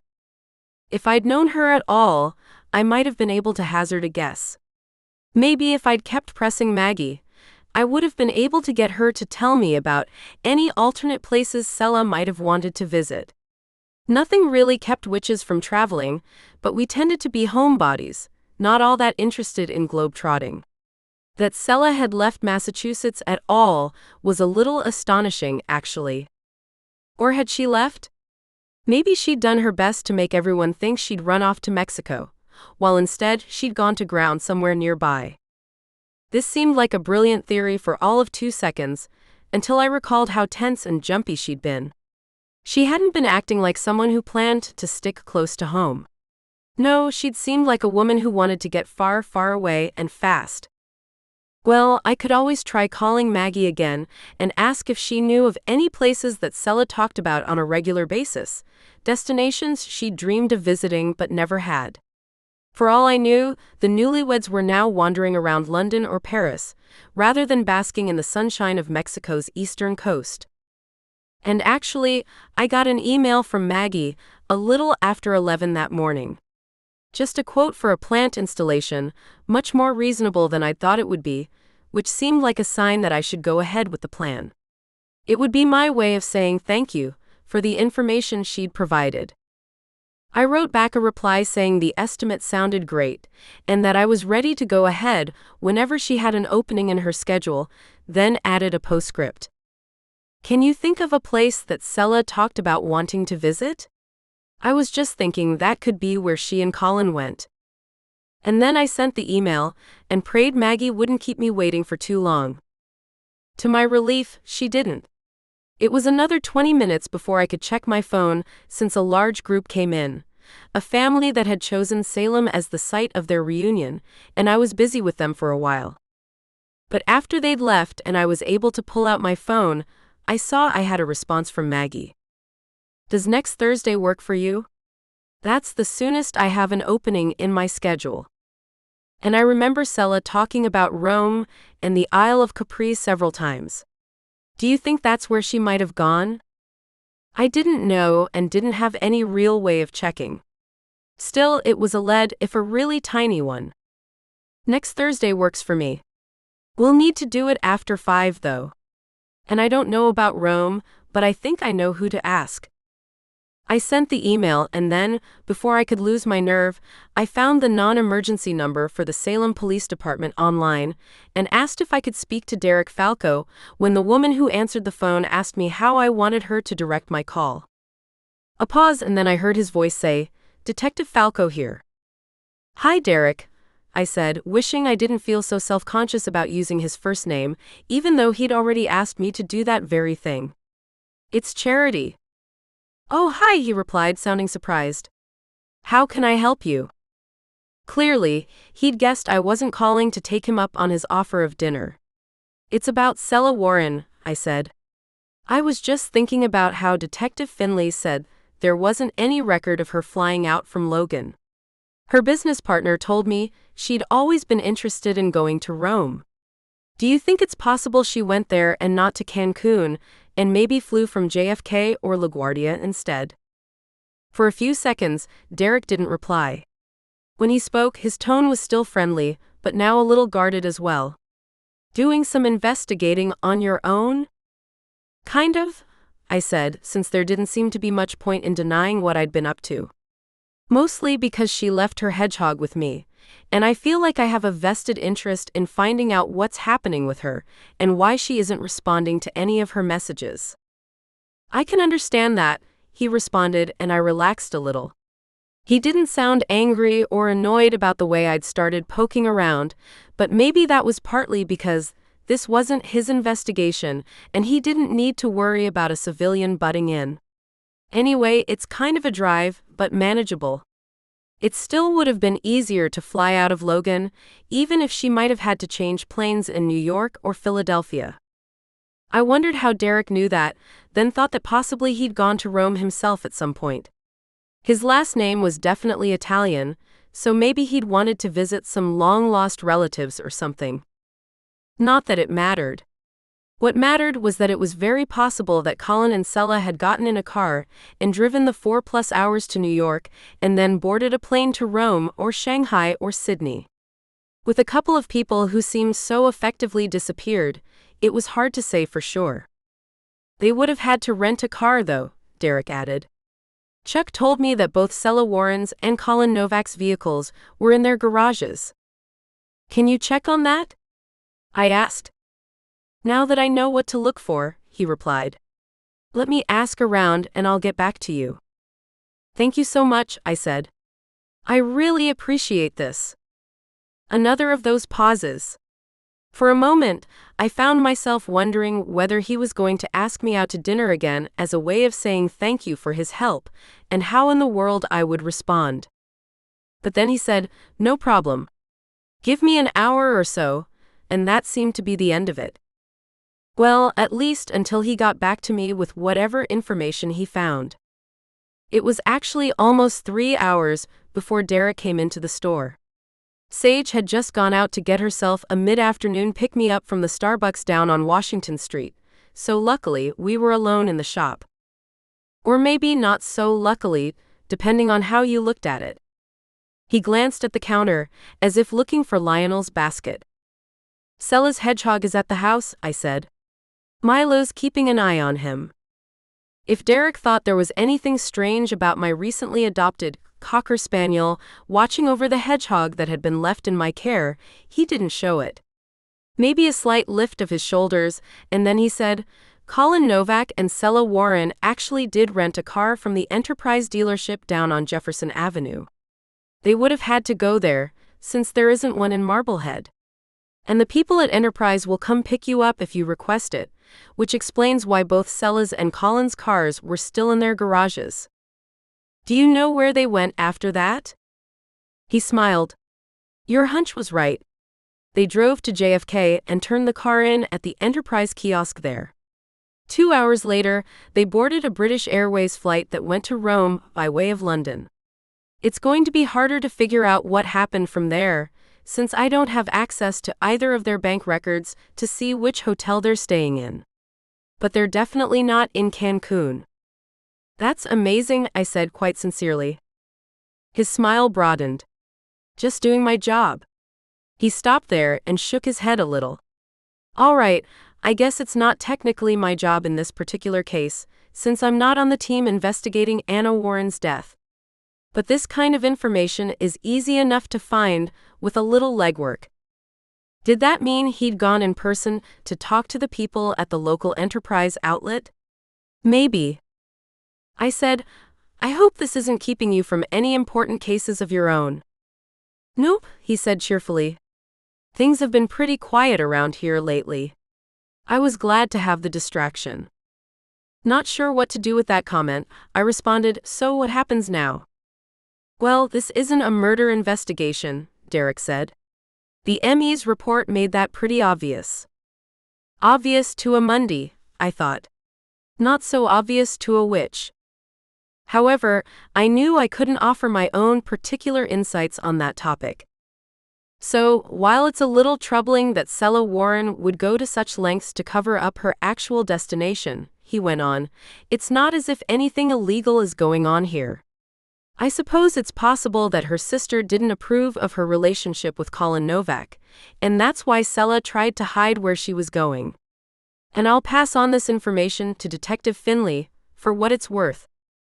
Not that he would probably be able to do much with it. Sela wasn't a murder suspect, and the only reason the authorities wanted to get in touch with her was to let her know what had happened to her sister. Maybe he'll be able to get a hold of the authorities in Rome to see if they can help, I suggested. I couldn't see Derek's face, but I got the impression he wasn't too hopeful about that. Possibly, he allowed. But Rome's a big city. And since no crime was committed, there's really not much urgency to finding Sela Warren. She's a grown woman and can do what she wants, even if her behavior might seem kind of odd to those of us looking in from the outside. He had a point there. While there was a very good reason for trying to get in touch with Sela, in the end, she was an adult, hadn't broken any laws, and didn't have any reason to answer to any of the rest of us. Well, except me, since I was taking care of Lionel. What would happen if she decided to stay in Italy indefinitely? I told myself that wouldn't happen. Aside from any loyalty to her familiar, Sela owned a house and had a business in Marblehead. She would have to come back eventually, no matter how much she might be enjoying herself in Italy. And Colin was a pediatrician at the local hospital. I very much doubted he would abandon all that for a never-ending Roman holiday. Anyway, Derek said, that's what I found.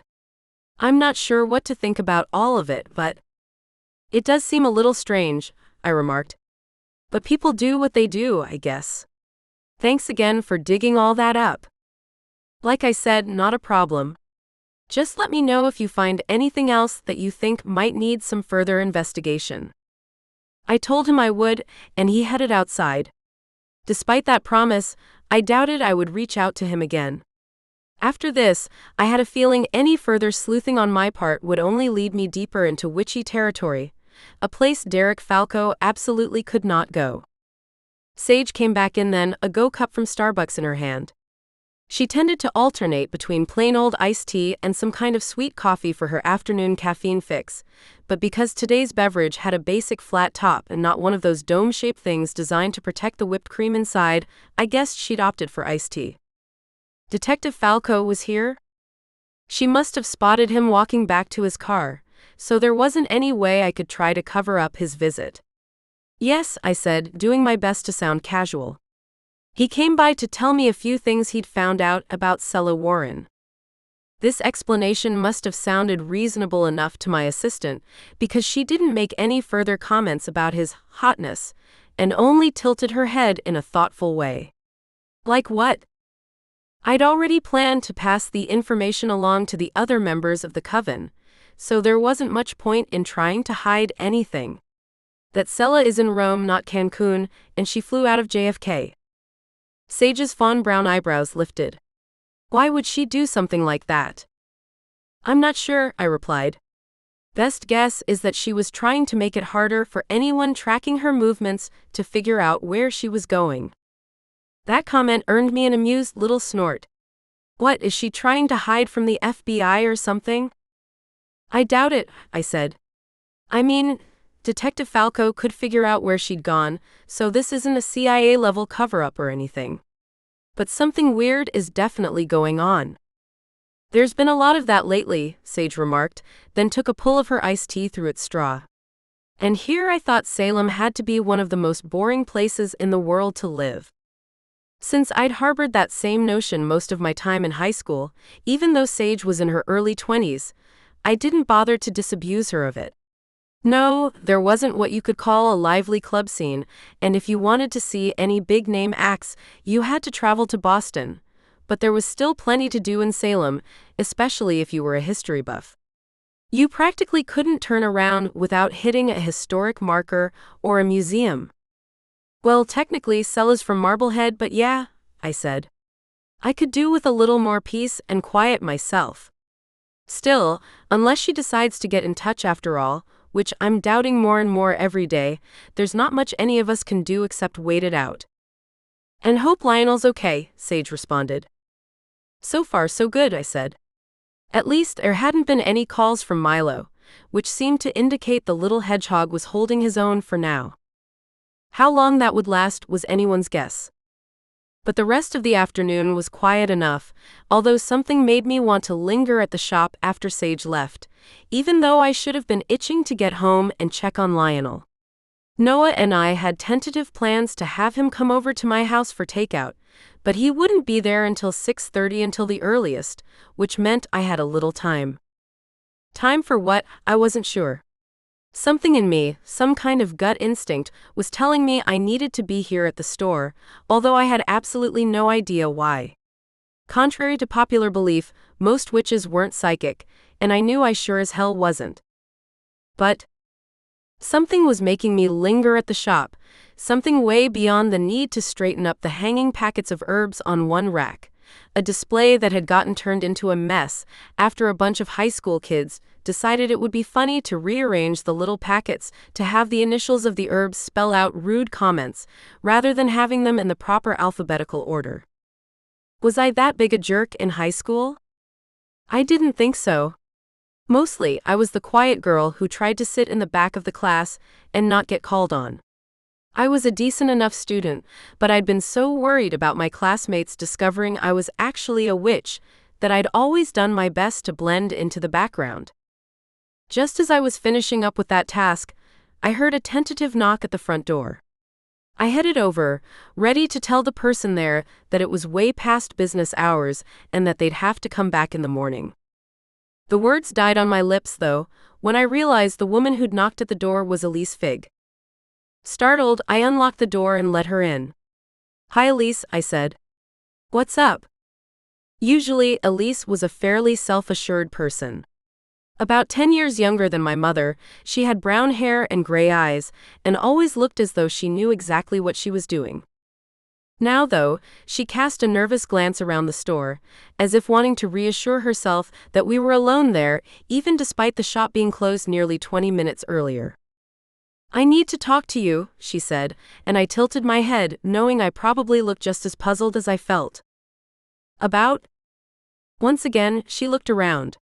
About Sela's familiar, she replied. What about him? I asked. Do you know a way to lift the hex? Her gray eyes met mine, worried and yet pleading at the same time. I can lift it, she said. Because I'm the one who cast it. Chapter 9. Crime and Punishment. For the longest moment, I could only stare at Elise in shock. You put the hex on Lionel? I demanded. But why? It's nothing I would have done if I wasn't forced into it, she said, tone earnest, dark eyes fixed on mine. But about a little over a week ago, several days before Sela dropped Lionel off with you, I found a note in my mailbox. The person who wrote it said they knew I was the one who'd cast the spell that killed Brian Alatori, and that they'd go to the police in Chicago and tell them all about it if I didn't do as I was told. Although the inside of the shop was warm enough, verging on uncomfortable actually, because the timer on the thermostat raised the temperature to 80 at a quarter after the hour to save energy when the store was closed, a shiver worked its way down my spine.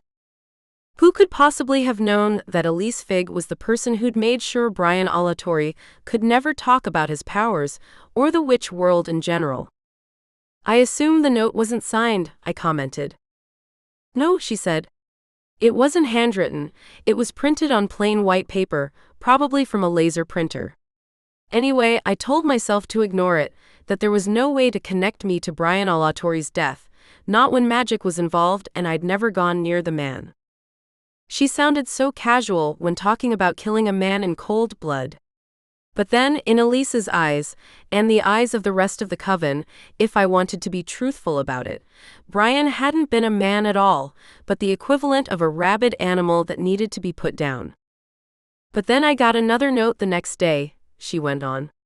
That one spelled out exactly how they would incriminate me in Brian's death. How they said they would tell the police to look for my fingerprints on the life support equipment that had been in his room. Is that possible? I asked. Not that I knew much about hospital procedures, but I had to believe any equipment that had been used on him would have been sanitized and prepped for the next patient who needed it. Elise's thin shoulders lifted. I don't know for sure, she replied. The note made it sound as if everything had been put in storage after his death. Anyway, the second note said that if I wanted to make all this go away, then I needed to put a hex on Lionel, one that would cause misfortune to occur to anyone close to him. And if I didn't comply within 24 hours, then the person who wrote the note would go to the police.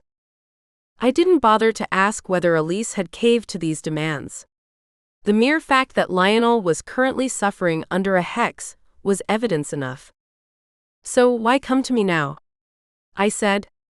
Aren't you worried that if you lift the hex, the person blackmailing you will go to the police anyway? That question got me a crooked little smile. Maybe, she responded. But technically, I did what they said. I cast the hex. The note I got didn't say anything about lifting it. True. A sudden thought occurred to me, and I said, So you're the one who prevented the Coven from lifting the hex the other night? Yes, she said, looking guilty.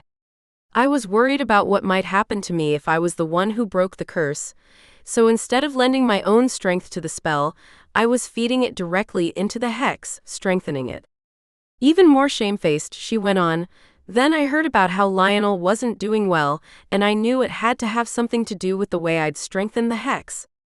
It was never supposed to rebound on him, but I think that's exactly what happened. That's why I came here today.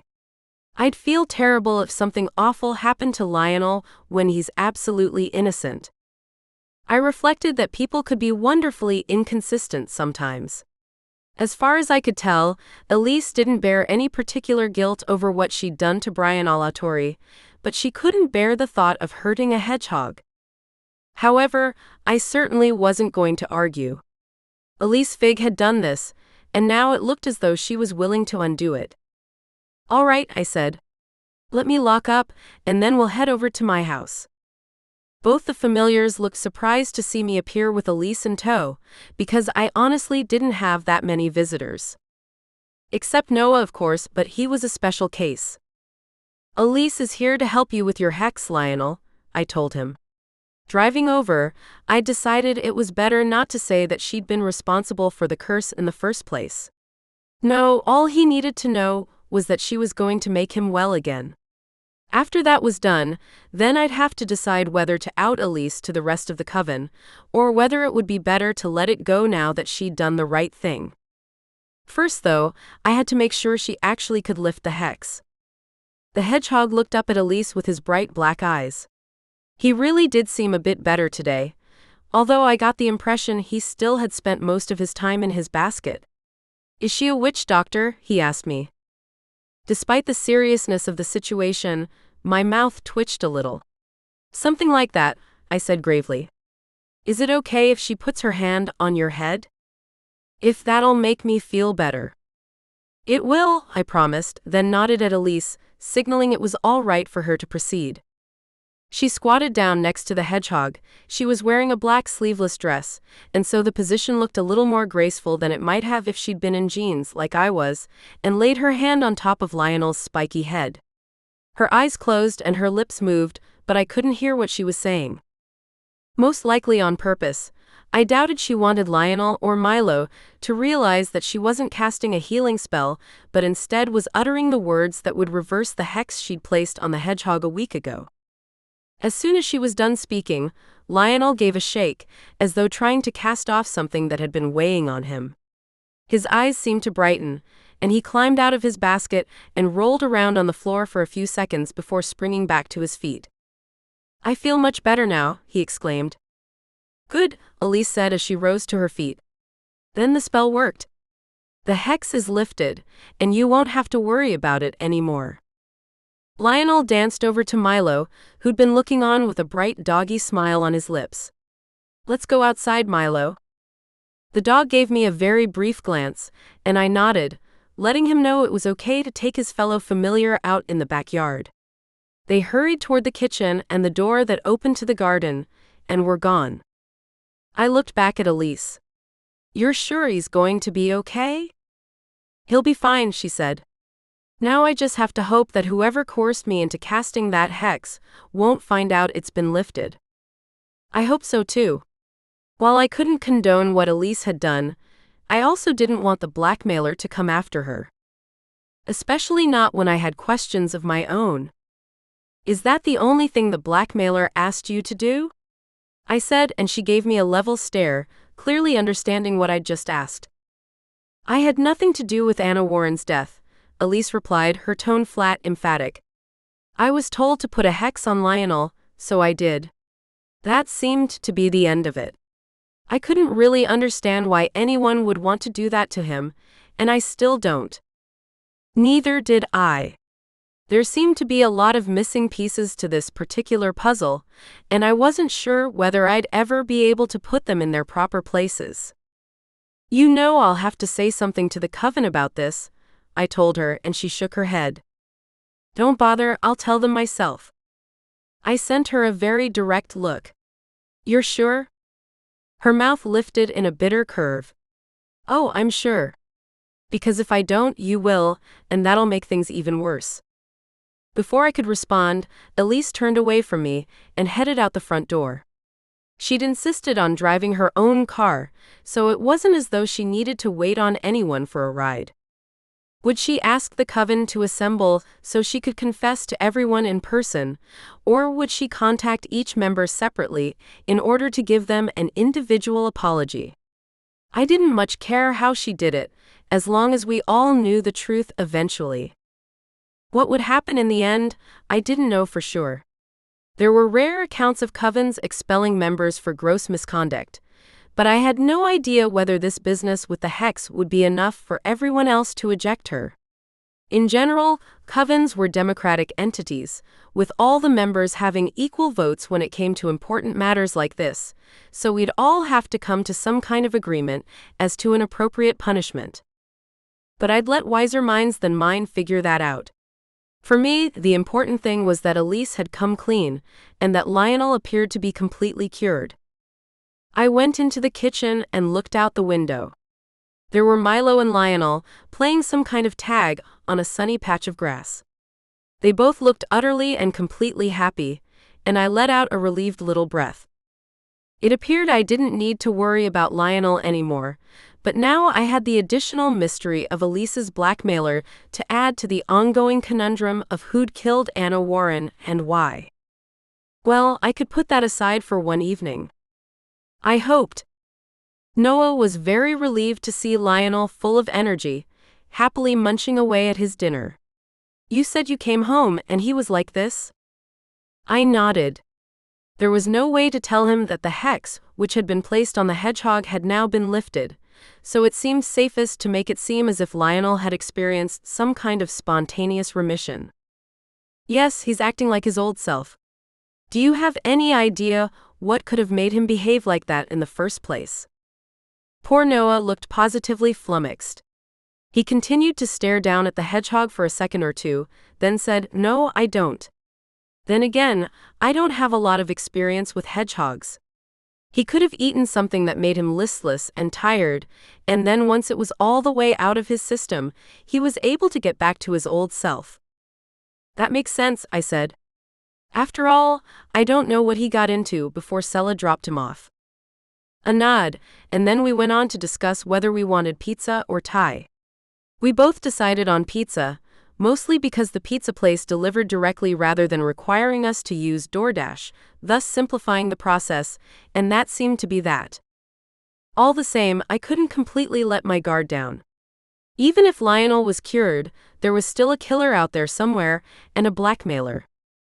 But I told myself it would probably take the blackmailer a while to even figure out that the hex was gone. I hadn't brought Lionel to the store today, so having him stay at the house from now on wouldn't seem too strange. Unless they were paying very close attention, they might not notice anything in his status had changed at all. Fingers crossed. The next day was the summer solstice, an important holiday for any practicing witch. To tell the truth, I'd been so preoccupied with Lionel's health and Anna's death and Sela's disappearance that I'd almost forgotten the solstice was upon us. However, I got a text from Valerie Monroe right after lunch, reminding me we were meeting at her house that evening. 7 o'clock at my place. Wear your good clothes. Everyone needs to be there, we have business to attend to. I assumed that ominous allusion to business meant that we'd be dealing with Elise Fig in some way. What shape those repercussions would take, I didn't know for sure. She might simply be shunned for a time, not allowed to have dealings with anyone else in the Coven, or to take part in our rituals, until we all decided it was all right to allow her to take part again. Or the elder witches, my mother and Valerie and Grace, could determine it was better to just kick Elise out altogether, forcing her to go solo, or more likely to find a different coven that would take her in. I couldn't say the three of them would be out of bounds for doing so, but Elise had seemed genuinely remorseful for what she'd done, but it was possible no other covens would take her in after they learned what she'd done. We had 4 operating in the general Salem area, and we were all on friendly terms. When it came to who was in or out of a particular coven, it was more a matter of style rather than a difference of bedrock principles. I kind of doubted anyone in Salem would have approved of Elise caving to a blackmailer and casting a hex on a completely innocent hedgehog. But since I wouldn't know the outcome of the situation unless I attended the ritual, I went home and changed out of my jeans and sandals and summery top, black true but sleeveless and lightweight, and into the long black dress and lace-up boots I usually wore to coven meetings. My pointy hat would get to ride on the front seat, since trying to wear it while I was driving was a total pain. I'd already told Noah I was having dinner with my mother that night, and he told me to have a good time, and maybe we'd get together on Thursday. Just something else that was completely refreshing about the guy. He always seemed happy when we were able to see each other, but he also never pressed me when I had my own plans, didn't act needy or upset that I'd had a life of my own before we got together. Could someone actually be so perfect? It sure appeared that way. Milo and Lionel seemed fine with me going out for the evening, probably because I ate an early dinner and fed the dog some table scraps, and let both of them out again to enjoy the mild temperatures before I had to head over to Valerie's house. She had a gorgeous old Victorian right next door to the tea shop she'd once owned and had passed on to Stella, although I'd heard Valerie was back working at the store, since Stella was going to be home with baby Aurora for at least the next 6 months, if not more. Because of making sure the two familiars had a little time outside before I left, I was the last one to arrive and had to park halfway down the block. Witch hat in one hand and purse dangling from the other, I made my way to the front porch of Valerie's house, trying not to feel self-conscious. Salem was full of women who went around in tall, pointy hats, some of them actual witches, some of them mundies who enjoyed play acting, so it wasn't as though any of Valerie's neighbors would have paid any attention to me. Still, while I was a witch born and bred, I didn't like to advertise it. Call me a stealth witch. I'd been coming here long enough that I knew I didn't need to ring the doorbell. Valerie would have left the door unlocked for me. Likewise, pausing in the foyer so I could put on my hat and adjust it while I stood in front of the large pier mirror also felt like second nature to me. Once I was ready to join the meeting, I headed to the door that opened on the cellar stairs and made my way down the steep steps. As I'd guessed, everyone was already there. Well, everyone except Stella, who was home with her baby, and Sage, who often missed our meetings, although Elise stood off to one side, wearing a shamefaced expression that was very different from her usual slightly mischievous mien. No one seemed inclined to talk to her, although Valerie beamed at me as I appeared and said, "Ah, Charity. Good. Now we can get started." Like Grace's basement, Valerie's had been painted in a jewel tone as well, this one rich amethyst instead of deep emerald. Candles flickered on the walls, and the space smelled spicy and autumnal, a mixture of cinnamon and cloves and what I thought might be nutmeg. It all felt awfully cozy for what was probably going to turn into a disciplinary meeting, but I figured that was just how Valerie rolled. As if by instinct, everyone moved to form a circle, with the now even warier-looking Elise standing in the middle. "Elise, tell us your crimes," Grace Bowersby said. The other witch lifted her chin. "How long have you got?" Next to me, my mother might have chuckled a bit, not loud enough for Grace, who stood across the circle, to have heard. My mother never had been the type to stand on ceremony, even in a situation as grave as this. "The current one will suffice," Tanya Willis said crisply. "I cast a hex on an innocent creature," Elise announced. She still held her chin high, telling me that while she knew she was in the wrong here, she also wasn't going to act like some sort of cowed prisoner. It was wrong. My only defense is that I was coerced into it, or risk having the Chicago Police Department open an investigation into me. A pause, and she sent a sharp glance around the circle. "I think we all know why that wouldn't be a very good idea." "We do," Tanya said, although she didn't sound particularly moved by Elise's argument. "And while we understand the need to keep the authorities from investigating any of us too closely, you still showed a profound error in judgment by not bringing your predicament to the attention of the rest of the Coven. We could have helped you." "How?"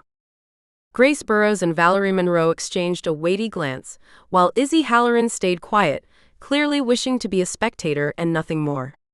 "We could have cast a spell on the blackmail note you received," Grace said, and attempted to find out who actually sent it. "You think I didn't try that?" Elise retorted, her expression now annoyed. "I couldn't pick up anything from the letter." "So, it was sent by another witch?" Tanya inquired. Now she was frowning, obviously troubled. Elise's thin shoulders lifted in a small shrug. "I don't know. Maybe. Or maybe my magic just failed me there." "All the more reason why you should have come to us," Grace said. "Well, she didn't," I put in. "So instead of arguing about what might have been, maybe we should focus on what we're going to do next." Tanya lifted an eyebrow. Something in her expression seemed to indicate she wasn't too happy with me for that particular observation, and yet I only stared back at her, trying to look calm and cool. Maybe I was the youngest person here, but as a full member of the Coven, I was equally entitled to offer my own opinions. My mother smiled. Charity is right. What's done is done. Now it's our job to decide what sort of punishment Elise should face. I didn't like the sound of that, even though I knew the Coven was within its rights to punish Elise for her actions. Why worry about any punishment at all? I asked. She came clean about what she did, and she removed the hex on Lionel. He seems to be just fine, so I'm not sure it's a good idea to get all draconian about this. I'm surprised you would say that, Tanya responded. Considering that Sela's hedgehog was in your care, and you personally suffered the ill effects of the curse. It was sheer luck that kept you from being seriously hurt. Well, all right, that was true. But since I'd managed to escape more or less unscathed, I supposed I didn't see the point in still trying to bring down the hammer on Elise's head. I guess I don't carry grudges, I said. So in this particular case, I'd say it was no harm, no foul. It wasn't as if she tried to keep hiding what she'd done. No, she told the truth and said she was prepared to face the consequences, whatever those might be. Valerie leaned over and murmured something to Grace, who gave a reluctant nod. This isn't the kind of thing we can just let go, she said. But you're right, there are extenuating circumstances. One could argue that Elise was trying to protect all of us, since we don't know what might have happened if a detective from the Chicago Police Department really had started poking around and asking questions. So I think we can find a middle ground here. Elise Fig, Valerie said, her voice deeper and sterner than it had been a moment earlier. Elise stood up a little straighter, head still up, as though she knew the time had come when she would have to meet her fate. You are shunned for a period of 1 month. You may not participate in any ceremonies, and you may not use any magic save for what is required to keep yourself and this coven safe. Do you understand? A single nod. I could tell from the tension in her slender throat how much Elise hated to stand there and accept her punishment, but I could also see from the way she remained silent that she wasn't about to argue with the Coven's decision. Then you can go, Grace said, her voice now almost too kind, as if she was doing her best to soften the blow that had just been delivered. We need to begin the solstice ceremony now, but we can't have you here to participate. Another nod. In a murmur, Elise said, "Thank you," and then hurried up the stairs. Well, that's done, my mother remarked, her brisk tone a marked contrast to the near whisper Elise had used a moment earlier. Now it's time to get down to business. We all joined hands, and Tanya said, "Let us honor the turning of the year, the shift back to the darker months. Let us combine our magic as we celebrate the power of the sun while it still showers us with its bounty." I held hands with my mother and with Grace Bowersby, and did my best to focus on the words of the ceremony as Tanya continued to lead the Coven in its solstice observance. The whole time, though, I couldn't quite keep my brain from picking away at the problem of that ransom note. Had a witch really sent it? But why? Why would one of our own take the risk of attracting police scrutiny to our small community? Just like all the other questions that had been plaguing me lately, I doubted I'd find an answer to this one anytime soon. Chapter 10. Going to ground. The next day, everything seemed relatively normal. Yes, it felt strange to think that Elise Fig wouldn't have any interactions with the rest of the Coven for the next 30 days, but really, it wasn't as though we were in each other's laps all the time.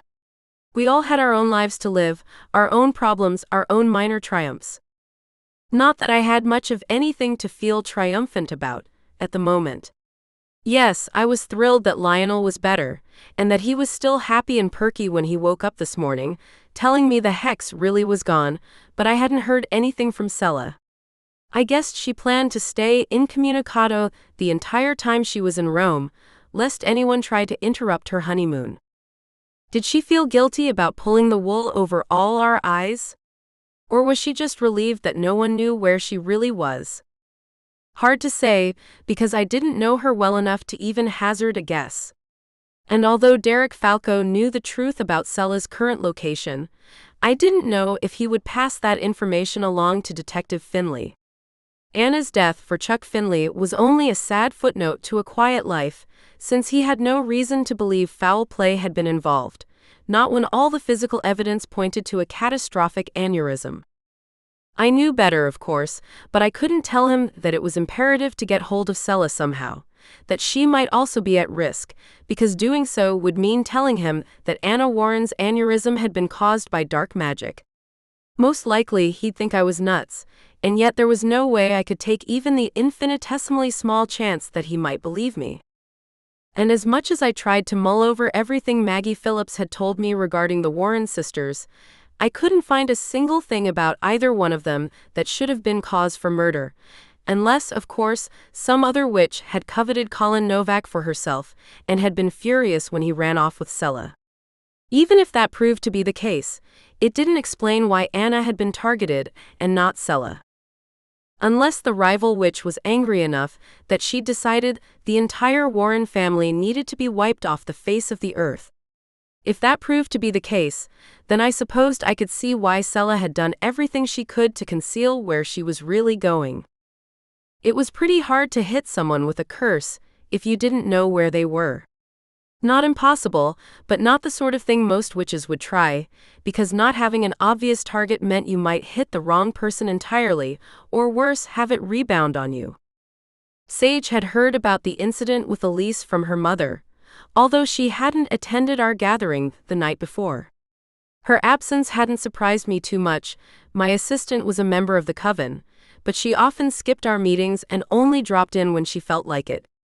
In stricter covens, that sort of behavior might have led to a shunning of her own. We were a pretty casual group, though, and acknowledged that people had their own lives and could come and go as they pleased. Usually, Sage would be present for something as important as a solstice observance, but she'd gone with a group of friends to a concert in Boston and had come back late. Unlike me, who'd always been wary of getting too close to Mondays and letting something important slip, she didn't seem to have a problem with hanging out with mostly regular folks. That could have been because there simply weren't any other witches in town around her age. Stella Monroe and I had been lucky that we were born within 6 months of each other. But I guess Sage would have had a lot of mundane friends, even if she'd had enough other Salem witches her own age to create a coven of her own. She was a few minutes late to work, which didn't surprise me, considering she probably hadn't gotten home until close to 1 o'clock last night. Despite that, she looked chipper enough, although her expression grew sober as she spoke. "I heard about Elise," she said. "I can't believe she would do that to Lionel." "I didn't want to believe it either," I replied. No one had come into the shop yet, which was why we were both able to speak freely. But it's the truth. I watched her lift the hex. And now he's doing great, so that's something. "At least she did the right thing in the end," Sage commented. "That's why I'm kind of surprised the Coven agreed to shun her for a month. It seems kind of extreme to me." Since I'd thought pretty much the same thing, I made a sound of agreement. "I know. And I tried to speak up for her. But the old guard wanted to make sure she knew she screwed up pretty badly." Which she had. I couldn't argue with that. What I had a problem with was meting out such a harsh punishment to someone who'd done her best to correct her wrongdoing. "What happens if I bump into Elise at the grocery store or something?" Sage asked next. "Am I supposed to just ignore her? I've never had to deal with anything like this before." Neither had I, because the Coven had never had any reason to shun someone during the entire time I'd been a member. "I suppose you can just say hi," I responded. "I mean, it would look even more obvious if you tried to pretend she didn't exist, since everyone knows she's been a friend of your family for years. Just don't try to prolong the contact or anything like that." Sage pursed her lips, head tilted slightly, which told me she wasn't sure she particularly liked that piece of advice. However, she didn't argue, and I guess she knew deep down that I was right, that we all needed to act normal while at the same time making it clear to Elise that she was still reaping what she'd sown. A couple of customers, a man and woman in their early 40s, probably tourists since I'd never seen them before, came into the shop, and Sage and I had to halt our conversation there. Just as well, since I knew I was in the unenviable position of having to defend the Coven's decision, even while I disagreed with it. Noah texted me a little before 12, asking if I wanted to come over, and I replied immediately. Would love to. Take out? No, I'll barbecue. My last appet is at 4:15, so I have some extra time this afternoon. A barbecue at Noah's place sounded like the perfect antidote to all the angst I'd experienced over the past few days. At the same time, I wondered whether I should say anything to him about the way Derek Falco had come by the store the day before. Why not? I argued with myself. He wasn't asking you out on another date. He just wanted to discuss Sela's case with you. Put that way, the whole thing seemed pretty innocent, which it was. No reason for me to tie myself into knots about it. Besides, talking over the situation with Noah might lead me to some new insights. Getting someone else's opinion always helped. 6:30. See you then. With that settled, I found myself relaxing a bit. I knew Milo and Lionel would be fine, even though I guessed my adopted familiar would probably rather be over at Noah's house, begging for bits of burger, or whatever it was he decided to barbecue tonight, rather than staying home.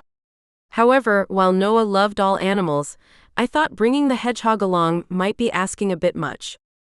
Although I'd assured Noah that Lionel was just fine now, he would still probably be extra vigilant, wanting to keep an eye on the tiny animal to make sure he really was okay. And though we were busy enough that day that I couldn't spare too many extra thoughts on the mystery of Anna Warren's death, something about the whole situation still kept bothering me. Was the person who'd blackmailed Elise and who'd killed Anna the same witch?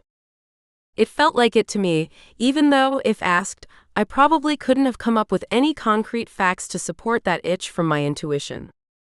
We had a lull in the middle of the afternoon, one where I asked Sage to keep an eye on things out front so I could go downstairs to the stockroom. The secondary stockroom, that is, the one that I only visited a few times a month. Most of the time, any shipments went into the storage area at the back of the shop, but when I got a particularly big delivery, I put it down in the cellar where it wouldn't take up any necessary space. And because the huge order of mason jars and bottles I'd placed several months ago had decided to finally make an appearance today, that meant I had to unpack them and put them on the shelving units I kept down there, waiting for the time when they'd be filled with one of my various elixirs and then put on sale. The basement always felt cold and damp, no big surprise, considering it was some 15 feet underground. I had a dehumidifier running there year-round, but somehow, it never seemed to completely remove the slightly mildewy scent that hung on the air no matter how often I wiped the shelves and the walls down with a mild bleach solution. Today, the UPS driver had shown up with the unwieldy boxes right at lunch. He knew me and knew his route, so he'd taken everything downstairs for me while I dealt with customers. Now, though, it was quiet enough that I thought I could do a quick unboxing rather than have to stay late. Definitely didn't want to do that today, not when I had a date with Noah. At least there was plenty of room on my storage racks. I'd waited longer than I should to place this order and had already run through a good 3/4 of my previous stash. I worked as quickly and carefully as I could, since, even though I knew Sage could handle anything upstairs, short of 2 tour busloads of people showing up at the same time, I kind of hated it down in the basement. The place always gave me the creeps, no matter how many times I told myself that it wasn't haunted and I had nothing concrete to worry about. Well, until a large rat decided to run right across my sandal-clad foot. I let out a scream and jumped backward. Not the most brilliant idea because I stumbled right into one of my shelving units, sending it teetering on 2 of its feet before it tumbled over, smacking right into the wall immediately behind it. Luckily, I'd barely started to load the shelves, so only 5 or 6 bottles got smashed, but... Wait a second. The walls of the basement were uneven plaster that had been hastily smeared over old bricks and stone. When I righted the shelving unit and awkwardly set it out of the way, I could see that the plaster had crumbled, as had the patchwork wall beneath, revealing a yawning dark passageway of some kind. Sage's voice drifted down the basement stairs, worried. Charity? Is everything okay? It's fine, I called back up to her. I just had a close encounter with a rat, but I'm all right. Can you hold down the fort up there for a while longer while I get things cleaned up? Sure, she responded at once. It's pretty quiet right now, well, except for the screaming. Very funny. I heard her chuckle, but after that, things went quiet again. As soon as I knew she wasn't listening, I turned back toward the hole in the wall. It was irregular in shape, just a little bit taller than I was. What the hell? Clearly, someone had wanted to hide what was back there. How long it had been covered up, I wasn't sure, but I'd owned the store for about 5 years, and the previous owner, a man named Emerson Gates, who'd occupied the space since the late 1980s, had never said anything about a passageway in the basement. He'd been a dealer in antique musical instruments, and I doubted he would have ever stored anything valuable down here, considering how damp it was and what those kinds of conditions could do to a delicate item like a harp or a violin. But Salem was an old place and had more than its share of secrets. Because of a particularly harrowing incident a couple of years ago when the power had failed and I'd been stuck down here in the dark, I always kept a hand-cranked flashlight near the stairs in case of emergency. I got it now, cranked it for a minute to get it up to full power, and then went over to the opening in the wall and shone the light inside. The beam revealed a narrow passageway not much more than 3 feet across and a little more than 5.5 feet high. As far as I could tell, it extended about 3 yards or so before jogging to the left and disappearing into darkness. The walls in there were also a hodgepodge of stone patched here and there with uneven brick, just like the crumbled wall in my basement. Did I want to find out where the passage went? Remembering the rat who'd run across my sandal-clad foot a few minutes earlier, not really. At the same time, though, I knew I couldn't just let this go, not when I had so many unanswered questions hanging over my head.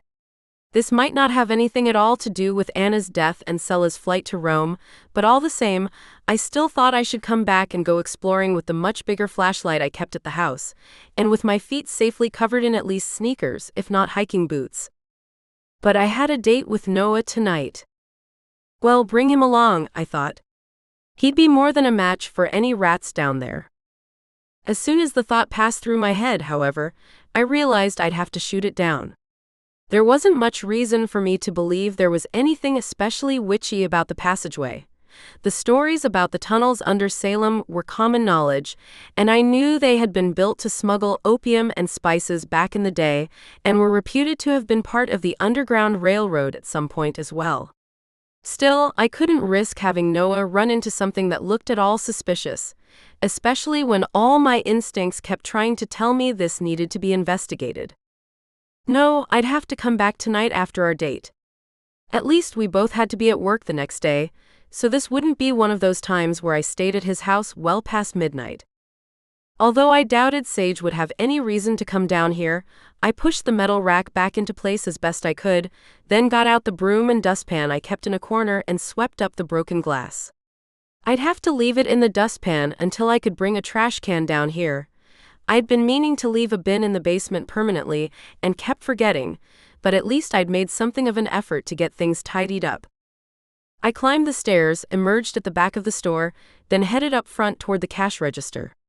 Sage was helping a customer, but as soon as she'd bagged the woman's purchases and handed over her receipt, she turned back toward me, expression expectant. A rat? I nodded. A big one. She shuddered. No wonder I never go down there. That worked just fine for me. Grinning, I said, I wouldn't advise it. We had a fairly steady stream of patrons after that, and soon enough, it was 5 o'clock and time to lock up. I said goodbye to Sage and headed home, my brain going about 1,000,000 miles an hour. Who had connected that passageway to the shop?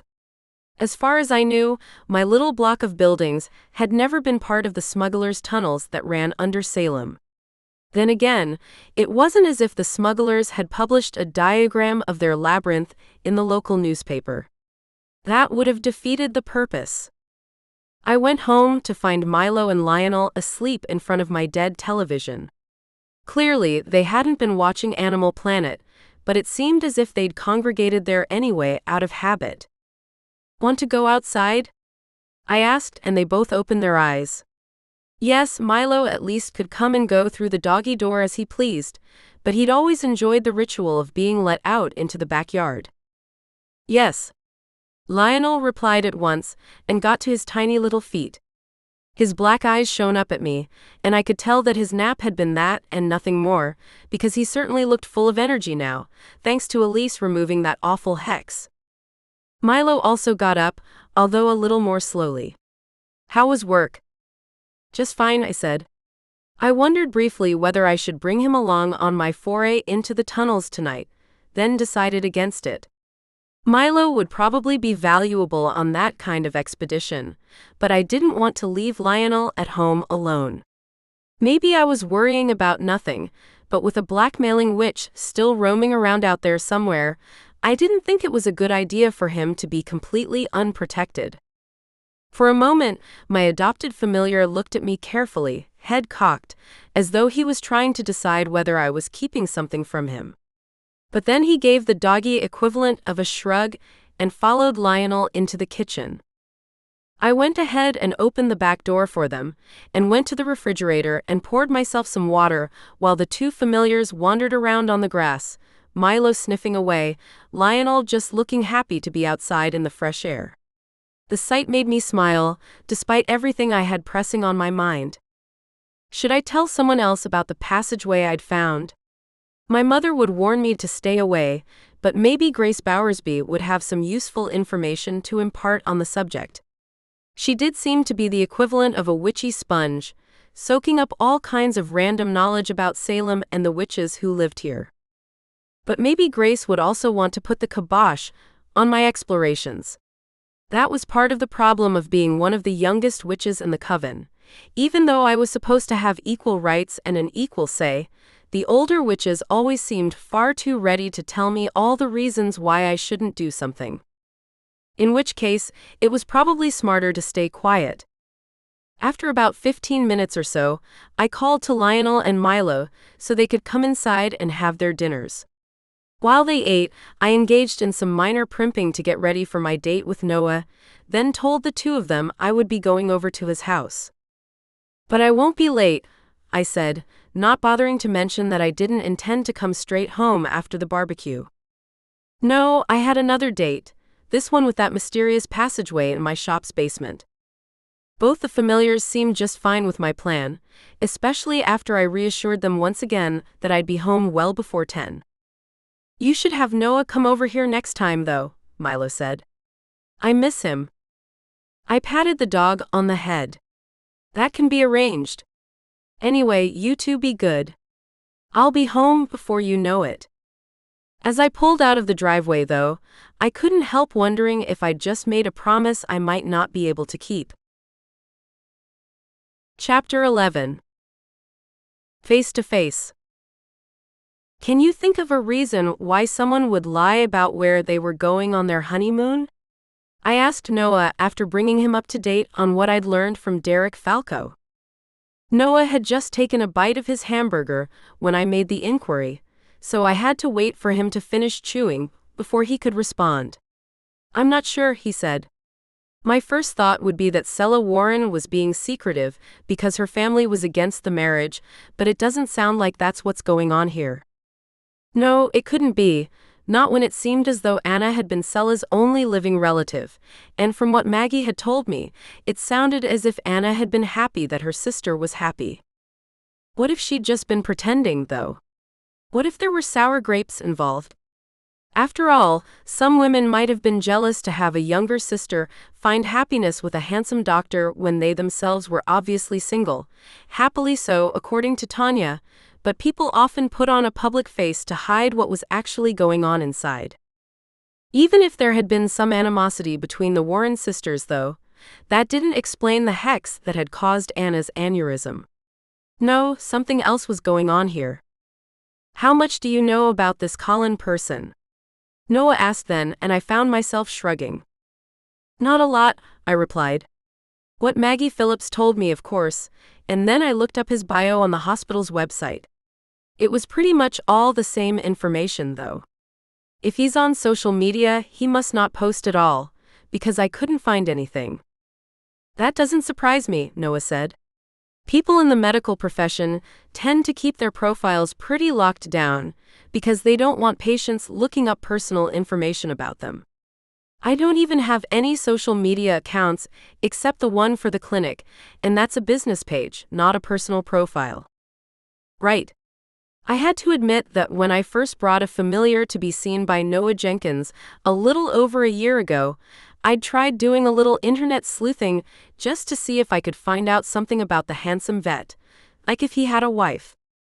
But there was only the Facebook page for the clinic and an Instagram account attached to the page, an account that seemed to exist solely to post information about pet adoptions in the area or highlight that it was National Spay or Neuter Your Pet Day, that kind of stuff.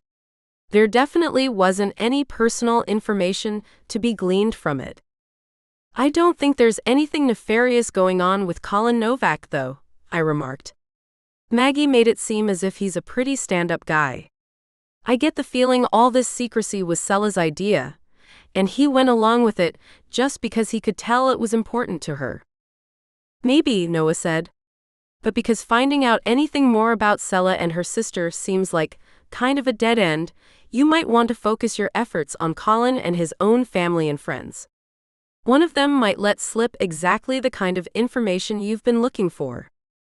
This was such a piece of sound advice that I wanted to kick myself for not following up on it earlier. Maybe Detective Finlay had already been in touch with a bunch of people in Colin's circle and hadn't found anything valuable. Or maybe he hadn't bothered, since this was all way beyond the scope of the routine investigation into Anna Warren's death, the sort of thing that always happened when an otherwise healthy person dropped dead for no reason. No one had reported Colin as a missing person, and obviously no one had bothered to do that in Sela's case either. Because there's no one left to report her missing, I thought, the realization bringing on a sense of melancholy. It was kind of awful to think she didn't have anyone at all besides her business partner. Well, no one except the man she'd just married, who I knew next to nothing about. I'll do that, I said. Maybe it would be better to postpone my exploration of the passageway in the shop basement until later, once I'd tried to find out more about Colin Novak.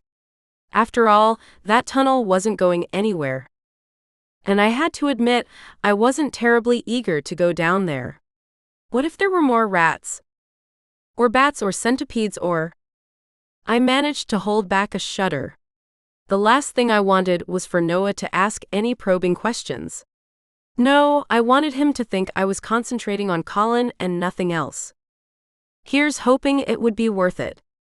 However, when I came back to the shop the next morning, I still brought along some sneakers, a compass, and a higher-powered flashlight than the one I kept in the basement, my rationale being that there was a strong possibility there wouldn't be very much to discover about Colin Novak, and I'd have time at the end of the day to go exploring after all. I also brought my laptop, since it would be a lot easier to do some heavy-duty sleuthing on that, rather than my phone. The phone would still come in useful since I'd have to use it as a Wi-Fi hotspot. The store didn't have its own Wi-Fi, as I'd decided a while back that I didn't want to bother with it, and instead used a dedicated phone line for my credit card processing. Anyway, I put the laptop on the little table in the back that functioned as a break area for the times I couldn't get away for lunch, and was working there when Sage appeared at about 9:45. "Doing homework?" she asked with a grin. "Sort of," I replied. "I'm trying to see if I can find out anything about Colin Novak, the man Sela Warren married. I know he's a doctor at the Children's Hospital over in Peabody, but that's about it." Sage nodded, a knowing expression spreading across her face. "Got it. Well, I'll keep an eye on things out front. If it gets too crazy, I'll yell." "Thanks," I said, and meant it. It wasn't my intention to completely shirk my shopkeeping duties, but if Sage could take care of handling customers until we really got busy, I'd probably get a lot more done. Luckily, Colin Novak had a last name that wasn't very common in our area, one that shouldn't be too hard to track across social media. In fact, I hit pay dirt on Facebook right away. His mother had a chatty account there that didn't seem to be locked down at all, and it sounded as if she still lived in Marblehead, in the big colonial-style house where he and his two younger sisters had grown up. In fact, there was a picture of the happy couple themselves, in a photo that looked like it had been taken on the patio at one of the restaurants near the harbor. The sun was shining brightly, so Colin and Sela were both wearing sunglasses, and they held what I guessed were pints of beer or hard cider. They were smiling broadly, and since they were both very attractive, they honestly looked like a couple you'd find in one of those placeholder images companies always put in photo frames to make them appear more appealing. "Big news," the post under the photo said, and proclaimed to the world that Colin Novak and Sela Warren had just gotten engaged. The post's date stamp was Tuesday, June 13th, which made me frown a little, wondering. Had Sela been so eager to leave town because that unwitting post had let the proverbial cat out of the bag regarding her engagement to Colin? "No date yet," Colin's mother, Bari, had added. "But we'll let you all know as soon as we know." I didn't see any posts referencing a wedding after that, though. Did Bari Novak and her husband even know that their son had eloped, or did they just think that Colin and Sela had gone on vacation together? There was a question, and not the sort of thing I could exactly bring up in a random Facebook comment. However, the bio on her profile said that she and her husband were the owners of the Driftwood Tavern, probably the very place where that photo of Sela and Colin had been taken. It wouldn't take me very long to nip over to Marblehead and see if Bari was working there, especially since I got the impression she was the kind of hands-on business owner who liked to be present most of the time rather than leaving all the day-to-day stuff to a manager. And if she wasn't there, well, I'd ask around and see if anyone knew where I might find her. "Hey, Sage," I said after I'd gotten up from where I'd been sitting with my laptop and headed to the front of the store. She raised an amused eyebrow. "Let me guess, you just found a clue you need to go track down." "You got me," I said. Considering how many times I'd run off to deal with Milo's dog napping a few weeks ago, and how often I'd had to beg off from work so I could help figure out who had really killed Shelby Howard's ex-fiancé, I supposed it wasn't too strange that Sage had guessed exactly what I was up to now. "I need to go over to Marblehead for a bit, unless you think it's going to be too busy here. Then this can probably wait for a while." At least, I hoped it would. It seemed as if I had a slightly better chance of finding Bari Novak in the middle of the day, rather than on a Friday night, but... "It's fine," Sage said. "I mean, it's not like it's been dead here today, but I can manage. Go track down your clue." "Thanks," I told her, then hurried to the back of the shop so I could grab my purse and unhook my phone from my laptop, although I left the computer there. A minute later, I was backing out from my parking space at the rear of the shop and heading down to Canal Street, which would lead me out of Salem and southeast toward Marblehead. It would be a little after 11 by the time I got there, and I hoped I wasn't jumping the gun, that I wouldn't get all the way to the restaurant the Novaks owned, only to find out they didn't open until later in the day. But no, the door to the Driftwood Tavern was open when I got there, probably to let in the fresh breeze off the ocean. It was a cute place, painted white with bright blue shutters, very clean and nautical looking. And there was Bari Novak, wiping down the bar as I walked in. At that hour of the day, there wasn't anyone in that part of the restaurant, although I'd spied a large family group occupying the patio as I walked past, obviously wanting to enjoy the beautiful day. In person, Bari looked just as cheerful as she had in her Facebook profile photo. An attractive woman around my mother's age, or maybe a little older, with wavy light brown hair cut in a chin-length bob and bright blue eyes. The resemblance to her son was strong. It seemed pretty obvious to me that he must take after her much more than he did his father. Bari greeted me as I sat down at the bar. "What can I get for you?" "An iced tea, please." She fetched a glass from the stack to one side of the serving area, poured some tea out of a pitcher, and pushed it across the bar top toward me. "Would you like a straw?" "Yes, please." A pause as she got one out of the dispenser on the counter behind her. "There you go." I thanked her again, then ventured, "Are you Bari Novak?" "I am," she replied. "Did you find me on Facebook?" "I did," I said, a little startled. However, her meaning became clearer when she continued. My husband thinks it's silly for me to have our photos on the page for the restaurant, but I think it gives the place a nice, personal touch. This way, people know who they're working with when they come in. Your first time here? I nodded. I actually live in Salem, but I don't get over to Marblehead much. Which wasn't exactly the truth. We came here to go to the brewery because Noah really liked it, but I hadn't visited the harbor more than a couple of times. It was also pretty touristy, and since I worked 5 days a week in a store in the heart of Salem's most visited section, I tended to avoid places like that when I could. But I know a few people from here, I went on. Like Sela Warren. You know her? At once Barry Novak's face brightened. Oh yes. A lovely girl. She and my son just got engaged. Wow, I said, hoping I sounded sufficiently surprised. I hadn't heard that, but it's been a while since Sela and I spoke. Congratulations. Still beaming, Barry replied, the whole family is thrilled for them. In fact, they're both off on an engagement trip to Cancun. Praying that my expression hadn't shifted, I said, that sounds like fun. It's just what Colin needed, Barry told me. He's been working so hard the past couple of years, ever since his marriage broke up. Voice lowering, she went on, just between you and me, I never thought he and Maureen were a very good match, so I wasn't too upset when they decided to split. It sure seemed like Barry in person didn't have any more of a filter than her Facebook persona did. Which was great for me, even though it appeared as though she didn't have any more of a clue than anyone else as to exactly what her son was up to. It still meant I'd be able to get some helpful information from her about his and Sela's relationship. Some people might think that Colin and Sela got serious too fast, Barry said. But I just think that when you know, right? Right? I echoed and took a sip of my iced tea. So, they hadn't been seeing each other for very long before they got engaged? Only a month. But I knew it was serious right away, because after their first date, Colin called me to say he'd met someone special and that he thought she might actually be the one. Barry's expression turned dreamy and she added, it was like that when I met Colin's father, so I knew exactly what he meant. And after Colin's breakup from Maureen, I started to wonder if he'd ever be interested in dating again. His sisters are both happily married and have started their families, and I wanted the same thing for Colin too. Have you heard anything from him?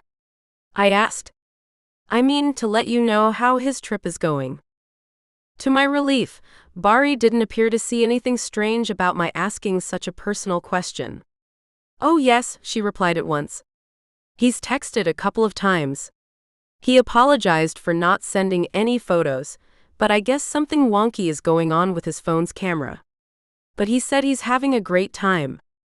From the sound of it, Colin seemed just as invested in hiding his true destination and his reason for being there from the world as Sela, although at least he'd taken the step of staying in touch with his mother so she'd know everything was okay. And since he'd been communicating with Barry, that told me the newlyweds were alive and well, just doing their best to hide their location from everyone else. Well, unless someone has done away with them and is using Colin's phone to make his family think they're still alive, passed through my brain, although I did my best to brush aside the ugly thought. While there was definitely some weirdness going on here, I didn't think it quite rose to that level. I hoped. I'm glad, I said. I haven't talked to Sela lately, but I know she's been working hard, and it sounds as if both she and Colin definitely deserved a vacation. Oh, they did, Barry responded. She and her business partner have really expanded the business lately. I think they just got a big contract with a local hotel, and they've been putting in a lot of hours. Honestly, if Colin hadn't come and told me they planned to go to Cancun, I would have said he needed a vacation, stat. She looked very proud of her doctor's son as she made that comment, and I suppose she should be. From everything I'd heard, he seemed like a nice man, and someone who deserved a little happiness in his life. I just hoped his happiness hadn't come at a cost he shouldn't have to pay. How's your tea? Barry asked next, as if realizing she was also supposed to be acting the role of hostess here. Great, I said, which was the truth. It was just strong enough to have some personality without knocking me over with caffeine. "Did you want to have lunch?" she went on. "I can get you a menu." "No, thank you," I replied quickly. I had no reason to believe the food here wasn't as good as the iced tea, but I'd picked up some valuable information and knew I needed to be getting back to the store. I was actually just running an errand here in town and stopped in because I was thirsty, but I need to get going. "How much do I owe you for the tea?" $2.50, she said. Her expression told me she was a little disappointed that I wasn't staying for lunch, but at least she didn't press me. I fished a $5 bill out of my wallet and gave it to her. "Thanks so much for the tea and the conversation." She gave me an uncertain smile, as if realizing for the first time that maybe I had more of a reason for visiting her than running some nebulous errand. To my relief, though, she didn't ask any uncomfortable questions, but instead got some change out of the cash register and began to hand it to me. "No, keep it," I said quickly. "You have a good rest of your day." Before she could protest, I slid off the bar stool and hurried to the door, then emerged into the bright midday sunlight. Immediately, I got my sunglasses out of my purse and planted them on my nose and walked over to the place where I'd left my SUV in the parking lot. Barry Novak had told me a lot, but I still was no closer to figuring out why Sela and Colin were so determined to hide their location from the rest of the world than I'd been when I set out on this errand. "Well, at least you know they're alive," I thought as I started the Discovery's engine. If that was even true. Chapter 12. Gone to ground. The entire trip had only taken me an hour, and when I got back to the shop, I told Sage to go ahead and have her lunch break. She didn't ask me what I'd been up to, only said she'd be back in half an hour, and asked if I wanted anything from the sandwich store. A sandwich sounded like a good idea, so I said I'd love a roast beef and provolone and handed her a $10 bill. Once she was gone, though, I found myself frowning. Barry Novak appeared to have taken everything her son told her at face value, but didn't she think it was kind of strange that the couple hadn't sent her any photos at all of their vacation? Yes, Colin had obviously been lying when he said his phone's camera was acting up, but if I'd been in Barry's position, I would have simply asked whether Sela could have sent me some pictures. Then again, I was clearly a much more suspicious person than Barry Novak could ever hope to be. All right, at least it had been established that Colin's family definitely liked Sela, so it wasn't as though they'd eloped because they thought someone would try to stop them. True, one could also argue that a pair of grown-ups didn't need anyone else's approval to get married, but I knew families could sometimes get very weird about that kind of thing. Barry hadn't even seemed too put off by how quickly the couple had gotten engaged, which surprised me somewhat.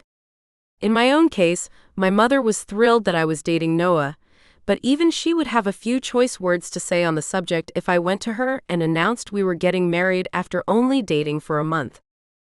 So what I had now were a few more pieces of information that still didn't seem to add up to anything useful. About all I could do was file them away and hope that at some later date they'd begin to make sense. Well, at the rate you're going, you won't find anything before Sela and Colin get back, and you can ask her then, I thought sourly. If they came back. I tried to ignore that pessimistic thought, and instead told myself I still had the passageway to investigate. Not that I believed it had anything to do with Sela and Colin's disappearing act, or Anna Warren's tragic death, but at least wandering around in the tunnels underneath Salem would be a good way to distract myself.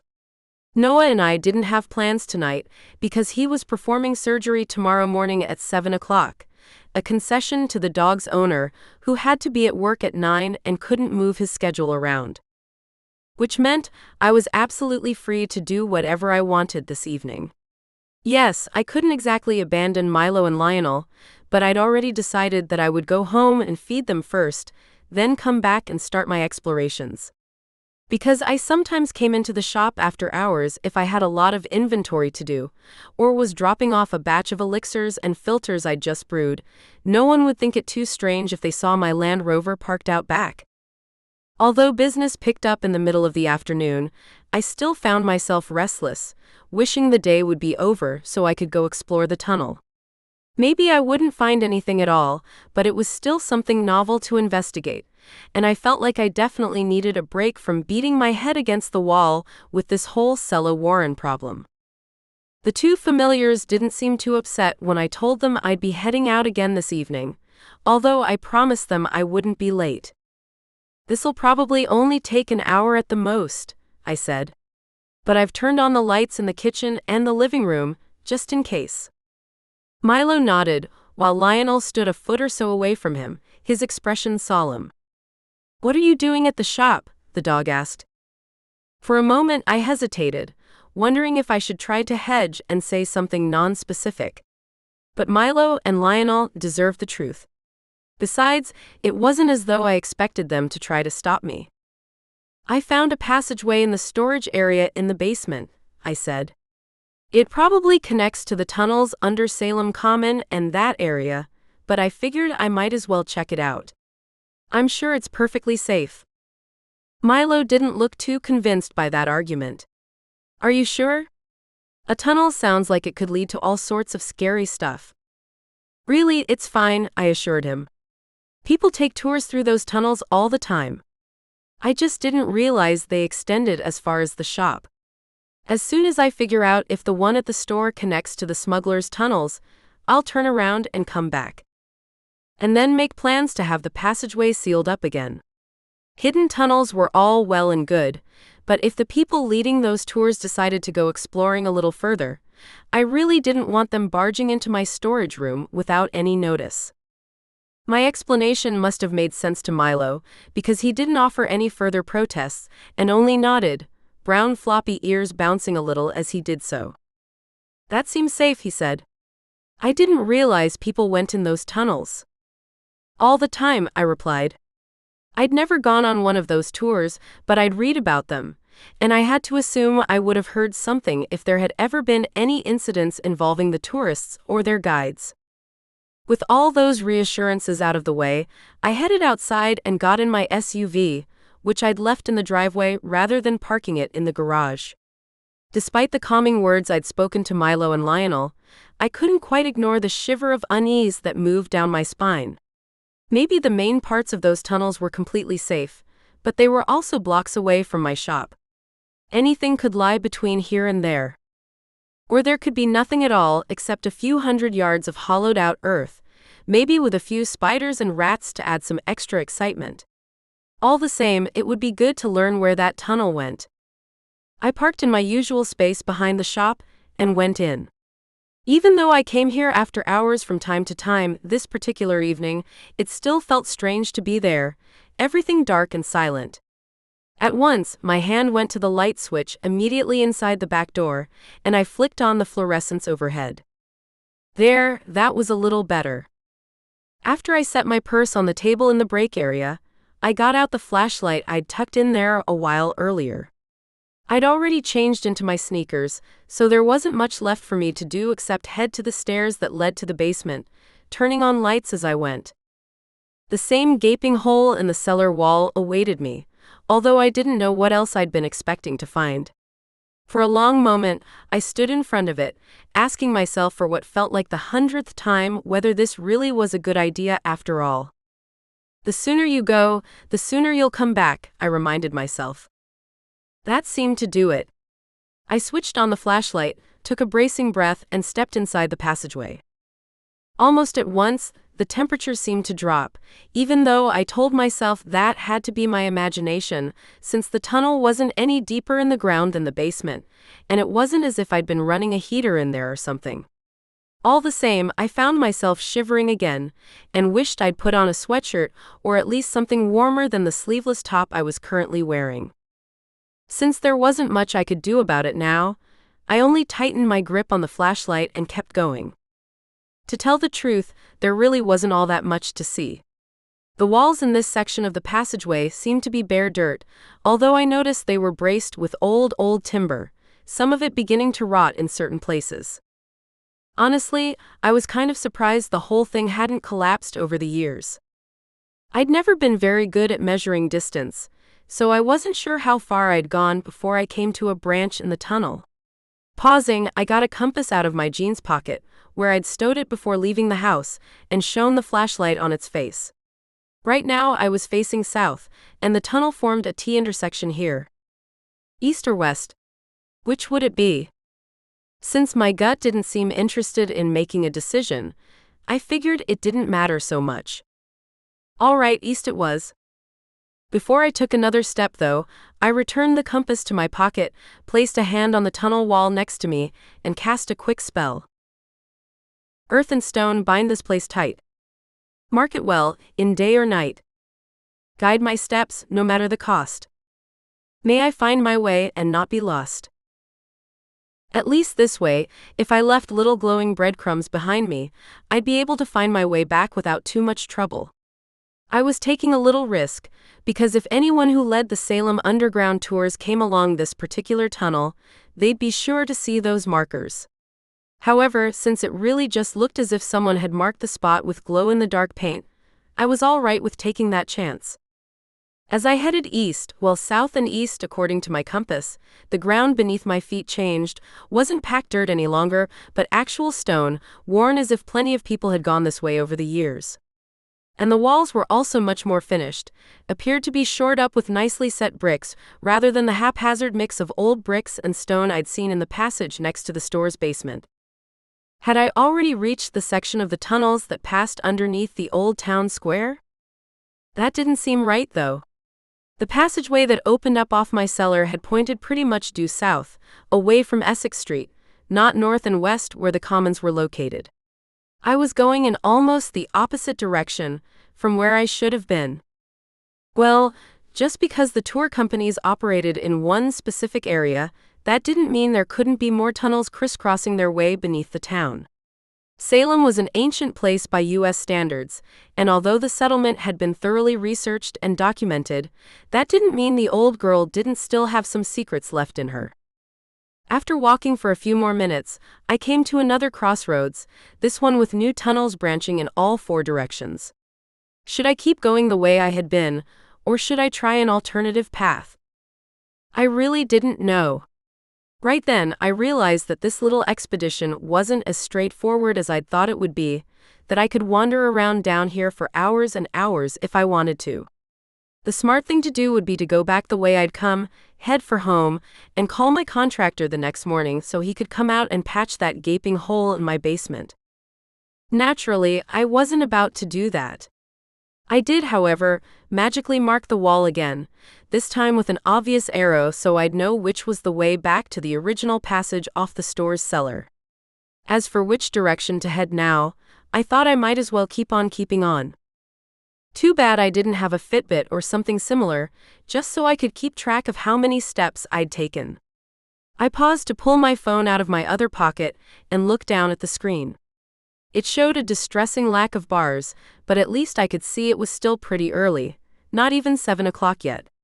My promise to Milo and Lionel that I wouldn't be out very late looked like one I'd be able to keep. Slightly reassured, I kept walking. And walking and walking. The farther you go, the longer it'll take to get back, I warned myself. True, although I had the feeling part of the reason I didn't turn around was that I kept hoping to see something of note, something that would tell me why these tunnels existed in the first place. And okay, I knew smugglers had built them centuries ago, and the original reason for their construction no longer even existed, but I had to believe someone was using them now, or they wouldn't be in such good repair. I pulled out my phone again. 7:56. So I'd been walking for nearly an hour, and walking at a good clip, which meant I might have already covered a mile or more. Did the tunnels really extend that far? It sure looked as though they did. If I'd walked more than a mile, then that meant I must have gone right under the college and was now near the southeast edge of Salem's town limits, almost to the border we shared with Marblehead. What would be the point in going any farther? I hadn't found a single thing of note down here, except the obvious fact that this tunnel system was much larger and more complicated than I'd previously thought. And even though it probably wouldn't make any difference one way or another, something felt wrong about leaving Salem and going into the neighboring town, even though I'd done that very thing earlier today. All right, that seemed to decide things.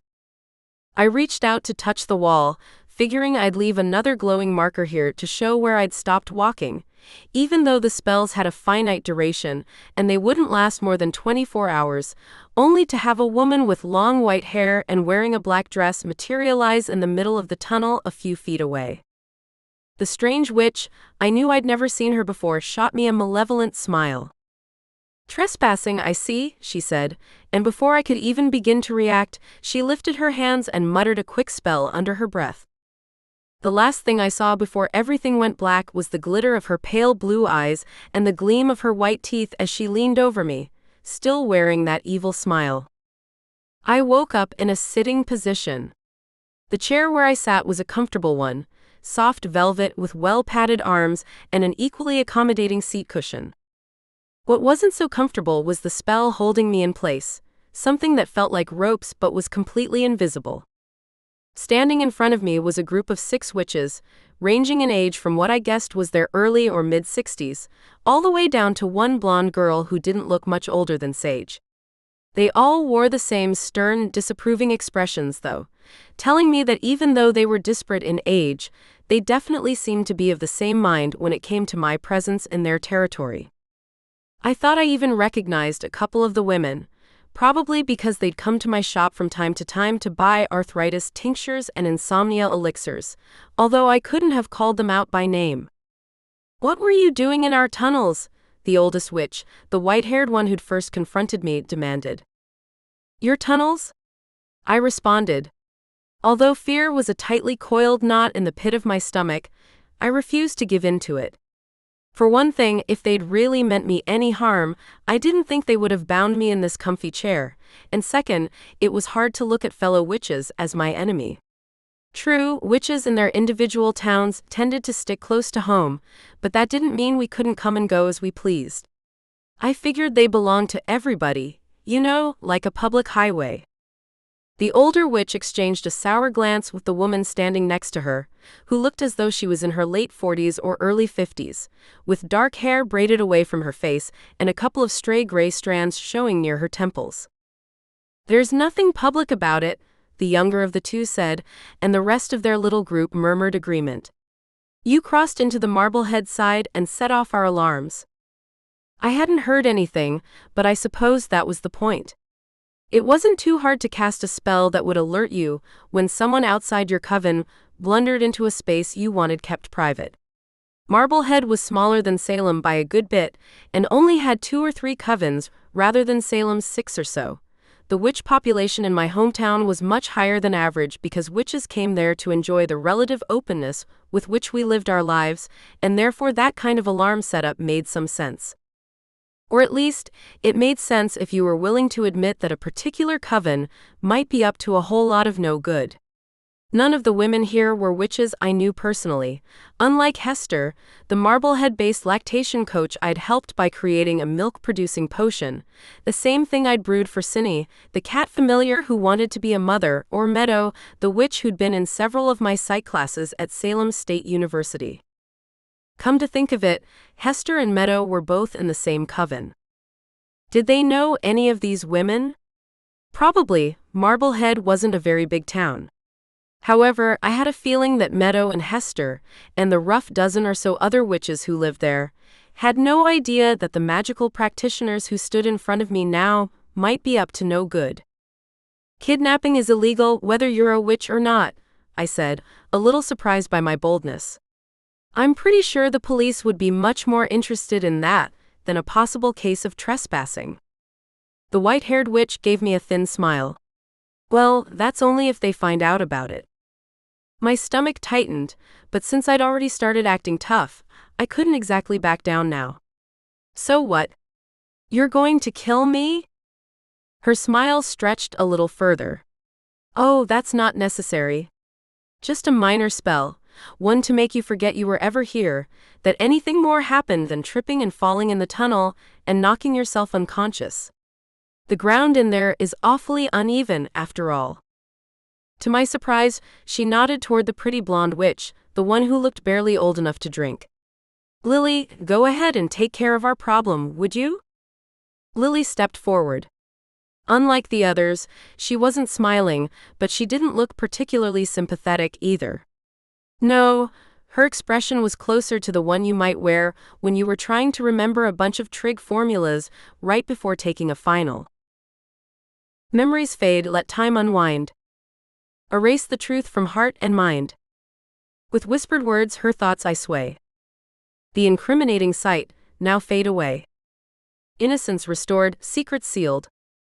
Let forgetfulness be her shield. And everything went black. Chapter 13. Trip down memory lane. I sat up in the darkness and put a hand to my forehead.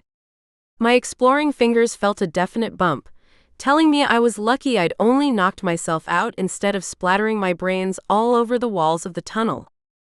A few feet away lay my flashlight. I must have dropped it when I fell, but because I couldn't remember exactly what had happened, the whole incident felt foggy and hazy, like something from a dream that began slipping away the moment I opened my eyes. I couldn't know for sure. What I did know was that I ached all over, and when I staggered to my feet, the tunnel spun around me for a couple of dizzying seconds. I put a hand on the wall to steady myself, and that helped a little. I stood like that for a moment or two, wanting to make sure I wasn't going to go kersplat as soon as I tried to put one foot in front of the other. Once the spinning stopped, I gingerly made my way over to pick up the flashlight, knowing I'd never find my way back to the shop's basement without it. As I hefted it in one hand, the beam passed over a piece of broken flagstone sticking up from the ground. Well, I seemed to have found the culprit.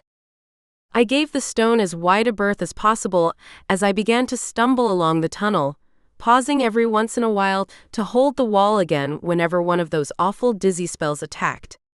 Eventually, though, they seemed to go away altogether, although I was still careful about where I stepped, and shone the flashlight back and forth across the ground as I went. Another spill like that might have left me lying unconscious for hours. Because I was moving so slowly, the return trip seemed to take forever. I didn't lose my way, though, thanks to the glowing little marks I'd left on the walls to guide me back to the store. Not going to lie, when I finally spied the irregular hole that opened into the basement, I let out a little sob of relief.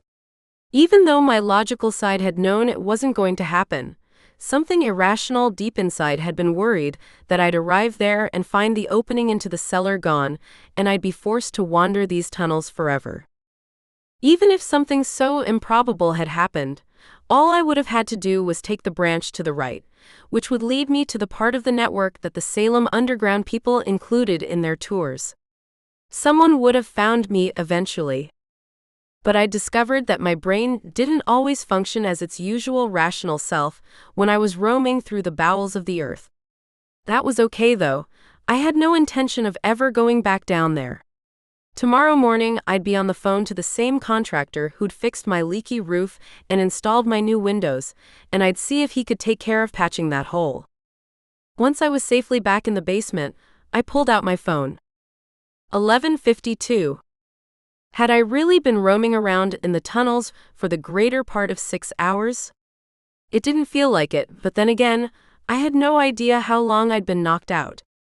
I supposed I should just be glad that I hadn't smashed my phone when I fell. Milo and Lionel must have been frantic by now, which meant I needed to get the hell out of here and head for home. I went over to the stairs, turned off the lights, and laboriously made my way up to the shop's main floor. As I went, muscles I hadn't used recently twinged with fresh pain. That must have been some fall. But I was safe now, and that was the important thing. I turned on the store's alarm, locked the door, and climbed into my discovery. That hurt as well, and I found myself thinking maybe it would have been smarter to get a nice, low-slung sedan like a Camry or an Accord instead of such a tall SUV. Since I couldn't do anything about that now, I gritted my teeth as I buckled the seatbelt, then backed out of my parking space. At this hour, Salem's streets were quiet, nearly deserted. A good thing, since I drove much faster than I should have on my way home, mostly because all I wanted to do was fall into bed. Well, after dragging myself up the stairs, of course. Yes, I ached all over, but I had to hope most of those aches and pains would get better after a decent night's sleep. I wasn't in bad enough shape to go to the emergency room, and we didn't have a 24-hour urgent care here in town. And while the witches in my coven were all talented in their various ways, none of them were healers. Milo was waiting for me at the back door, furry forehead crinkled in concern. "You're really late," he said after I closed the door behind me and locked it. "I know," I replied. "I had a little accident." At once he came up to me and sniffed my hand. "You smell like underground." "What happened?" "I tripped and fell," I said. "But I'm okay now." "Mostly okay, anyway." I still hurt all over, but my head wasn't aching as much, telling me I didn't have a concussion. "Hopefully." "I knew I should have gone with you," Milo said, and now his tone was reproachful, although I guessed most of that was him chiding himself for not insisting on coming along on my little expedition. "No, it was better for you to stay here with Lionel," I returned, and glanced down the hallway toward the living room, where I presumed the hedgehog was sleeping in his basket. "Is he okay?" "He's fine," Milo said. "The hex is definitely gone." Well, that was something. "I'm dead tired though," I went on. "And I have to be at work tomorrow. So I'm going to drag myself upstairs and go to sleep. Can you stay down here with Lionel?" "You're not sleeping by yourself, not after you fell," Milo told me in tones that brooked no argument. "I can get Lionel.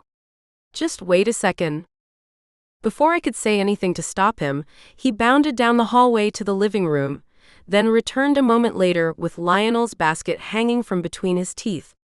It was too big for him to carry and in real danger of scraping against the floor, so I took it from him, trying to convince myself that it wouldn't require too much effort for me to go up the steps and hold the basket at the same time.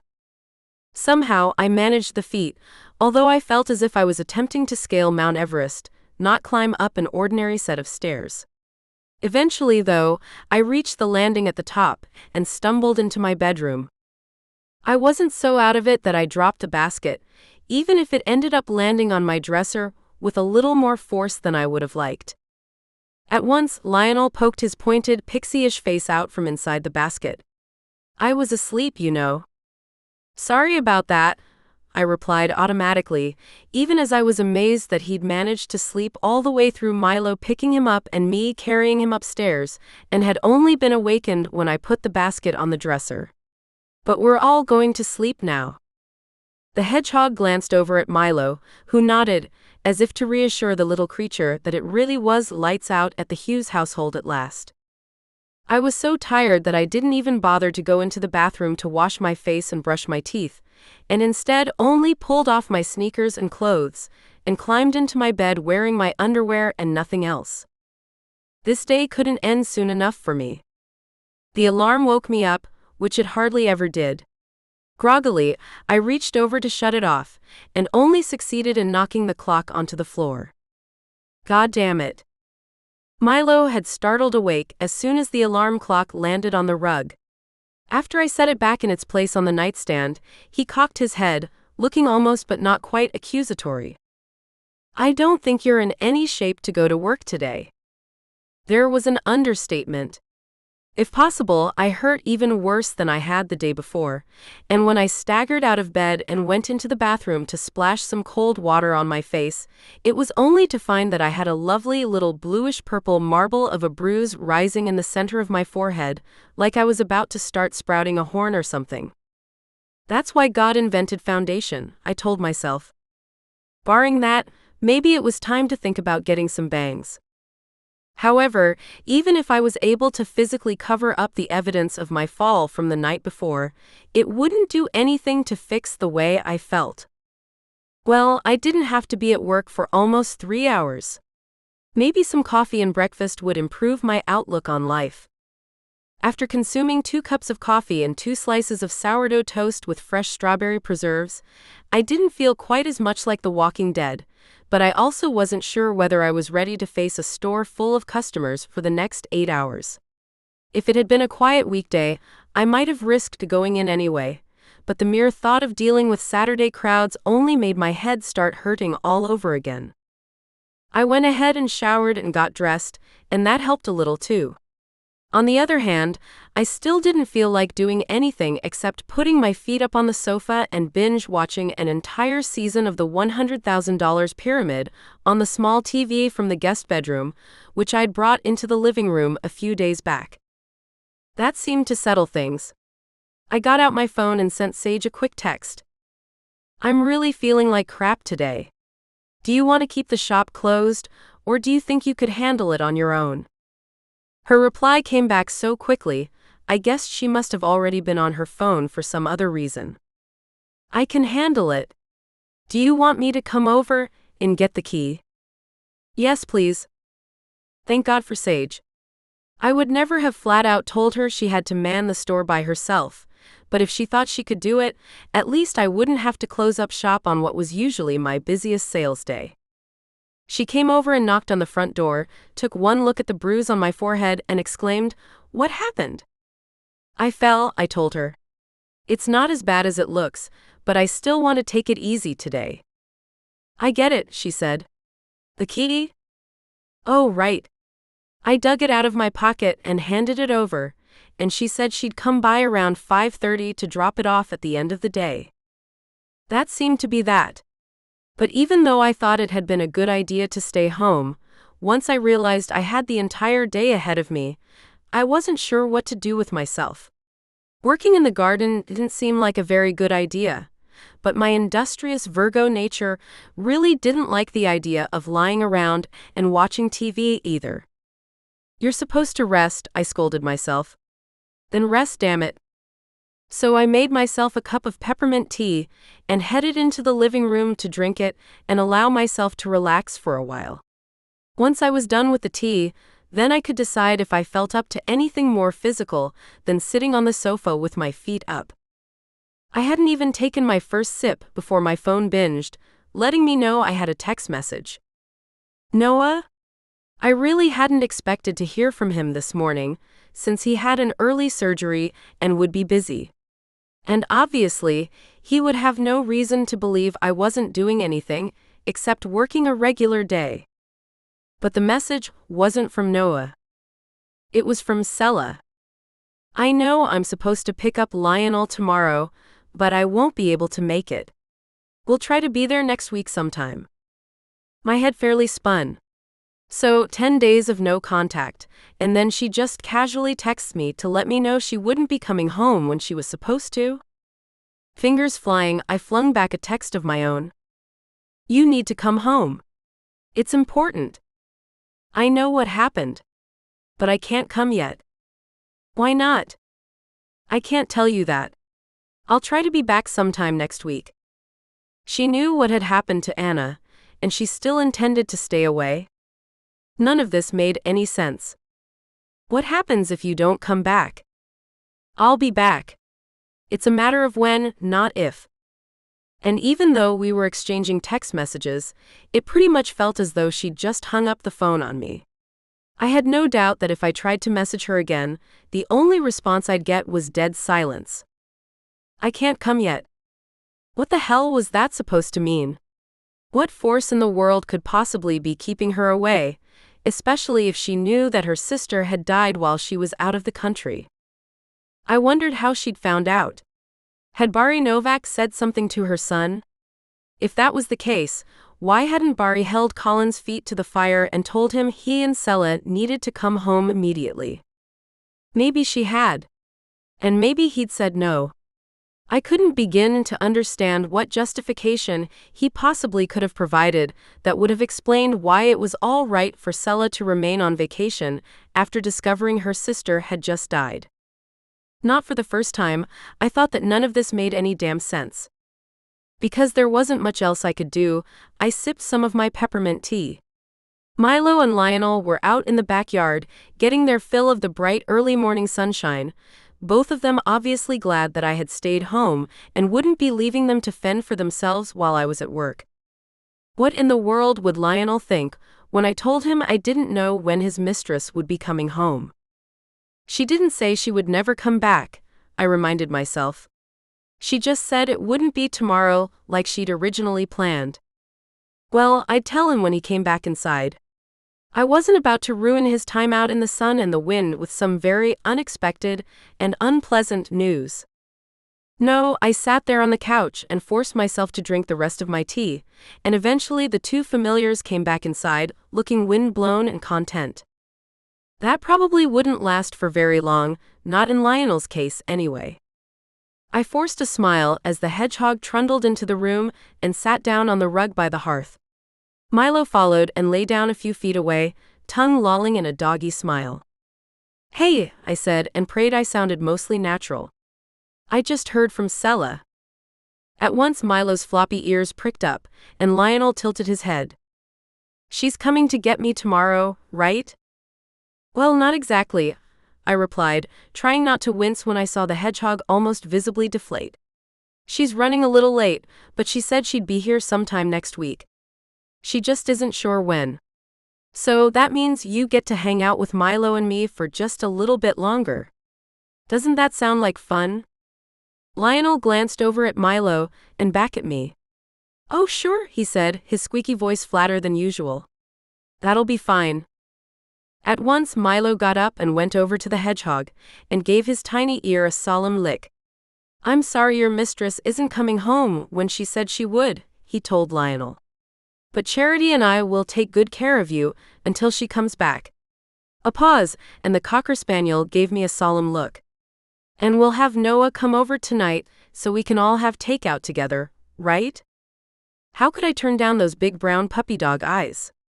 I would have much rather preferred to fly solo tonight in the hope that my bruise might settle a bit before the next time I saw Noah Jenkins, but it didn't look as though such a delay was in the cards.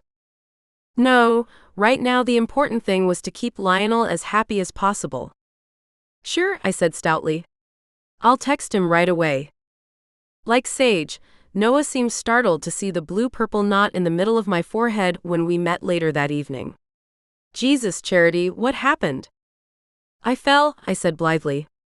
"I was an idiot and went exploring where I shouldn't. But I'm fine, really." "Exploring where?" Because I hadn't found a single witchy thing down in the tunnels, I didn't even hesitate before replying, "Oh, turns out the shop cellar is connected to the old smuggler's tunnels under Salem." But I didn't get too far before I tripped over a rock and went flying. Honestly, there isn't much to see down there. "I didn't even know there were tunnels," he said as he followed me into the kitchen. Clearly, even though Noah had been living here for more than a year, he hadn't yet picked up on all the local area knowledge. "There are," I replied, then opened the refrigerator door. "White or rosé?" For a second, he didn't say anything. Then quietly, "Are you sure you should be drinking after smacking yourself on the head like that?" I waved a careless hand and smiled blithely. "Oh, it's no big deal. No dizziness, no headaches. I'm sure I didn't get even a little bitty concussion." All right, that was a very small lie about the headache and the dizziness. But because both symptoms had gone away quickly enough, I had to believe that my tumble hadn't caused any lasting issues. Again, Noah didn't reply right away. Then his shoulders lifted, and I got the feeling he was telling himself I was a big girl and could take care of myself. "Rosé then, we're getting Thai, right?" "That was the plan," I said, and reached for the bottle of rosé. Noah went ahead and got down a couple of glasses from the cupboard, and I gave a nod to his concern for my health by pouring myself a smaller amount than I normally would have. The weather had remained gorgeous, so we both went outside with our glasses of wine and took a seat at the table and chairs on the patio. Milo and Lionel were already out in the garden, and Noah's serious expression lightened as he caught sight of the two familiars lying on the grass under the oak tree. "Lionel looks like he's doing well." "He is," I agreed. "And you'll never guess, I heard from Sela earlier today." If I'd just told Noah that aliens had landed on my lawn that morning and given me the secret for world peace, he couldn't have looked any more shocked. "You did?" he said. "What did she say?" "That she's planning to be back sometime next week, but not tomorrow the way she'd originally planned," I replied. I couldn't get anything more out of her except that. Did you ask about Anna? Noah asked then, eyes narrowing. In a roundabout kind of way, I said. Sela made it sound as if she already knew. His forehead creased in a frown, although I couldn't be sure whether he was simply downright mystified or actually angry that Sela was acting so cavalier about her sister's death. And she still isn't coming back? Not immediately. I paused to sip some rosé and added, it all sounds pretty awful, I know. I just can't figure out what's going on with her. It almost feels as if she's waiting for something to happen before she returns, but I have absolutely no idea what it might be. Like me, Noah seemed to decide the best thing to do right now was have a swallow of wine. Afterward, though, he remarked, this whole situation is getting crazier and crazier. I know, I said. The only good thing is that at least now I've heard from Sela, even if I can't begin to explain her behavior. That makes two of us. Noah went silent for a moment, expression still perplexed. I just can't imagine anyone staying away when they knew they'd lost a sibling. If anything ever happened to one of my sisters, I'd be on the first plane home no matter what. I made a sympathetic noise. Not having any brothers or sisters of my own, I couldn't exactly imagine what such a bond might feel like.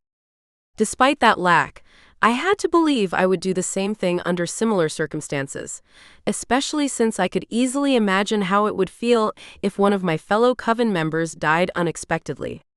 It wasn't quite the same thing as losing family, but still, all those women had been a part of my life for as long as I could remember. I didn't want to think what it would be like to suddenly have them gone. Well, Sela must have her reasons, I said. Even if none of us can figure out what they might be. I guess all we can do now is wait for her to get back. And explain herself, Noah remarked, his tone now grim. I'm sure we'd all like to hear what she was thinking. That was for sure. Now, though, all we could do was wait and hope Sela wouldn't extend her trip past this next week. And if that happened, well, I supposed I'd figure it out when the time came. Chapter 14. Dangling Threads. That Sunday felt weird. I'd been thinking for so long that Sela would be back today to pick up Lionel, and even though I knew she wouldn't be coming, wasn't exactly sure when she'd finally arrive in Salem to retrieve her familiar, I couldn't quite keep my thoughts from going to all the things it would require to get him packed up and ready to go. Not that there was much to do. I'd had to get him a fresh bag of cat food, because what Sela had supplied wouldn't have lasted even a week, let alone 10+ days. And he'd grown so attached to his basket that I knew I would have to send it along with him, although that might actually make him easier to transport. Both Lionel and Milo didn't seem too upset by the change in plans, so I did my best to roll with it. At the same time, though, I couldn't shake this odd sensation of dissonance, as if there was something else lurking in the back of my mind, something I'd forgotten but was of vital importance. But I'd learned a long time ago that trying to force it would only make matters worse, so I did my best to focus on my usual Sunday activities, doing laundry, cleaning the kitchen and bathrooms, dusting and vacuuming. Noah hadn't stayed late the night before, telling me he'd promised to go down to Boston to help his brother-in-law and his youngest sister clean out their garage. I joked that I hoped they were paying him well in beer, and he'd admitted one of the reasons he'd agreed to give up his Sunday was to get some of his brother-in-law's smoked brisket. Well, and they're also expecting their second kid, Noah had explained, and Matt really wants to get the garage cleared out so they can park at least one car in there. Beth said she wasn't dragging a stroller through the snow for one more winter. It seemed like a good reason to me for taking on such a project, and even though I knew I would miss Noah, I wasn't about to ask him to cancel his plans and stay with me just because I was feeling hinky. The two familiars would be company enough to keep me from feeling too alone. After I was done with my chores, though, I went and got my laptop and set it on the kitchen table, figuring I could do a little research on the tunnels, see if there was any point in my going back down there, even though I'd already vowed to myself that I never wanted to set foot in those dim passageways again.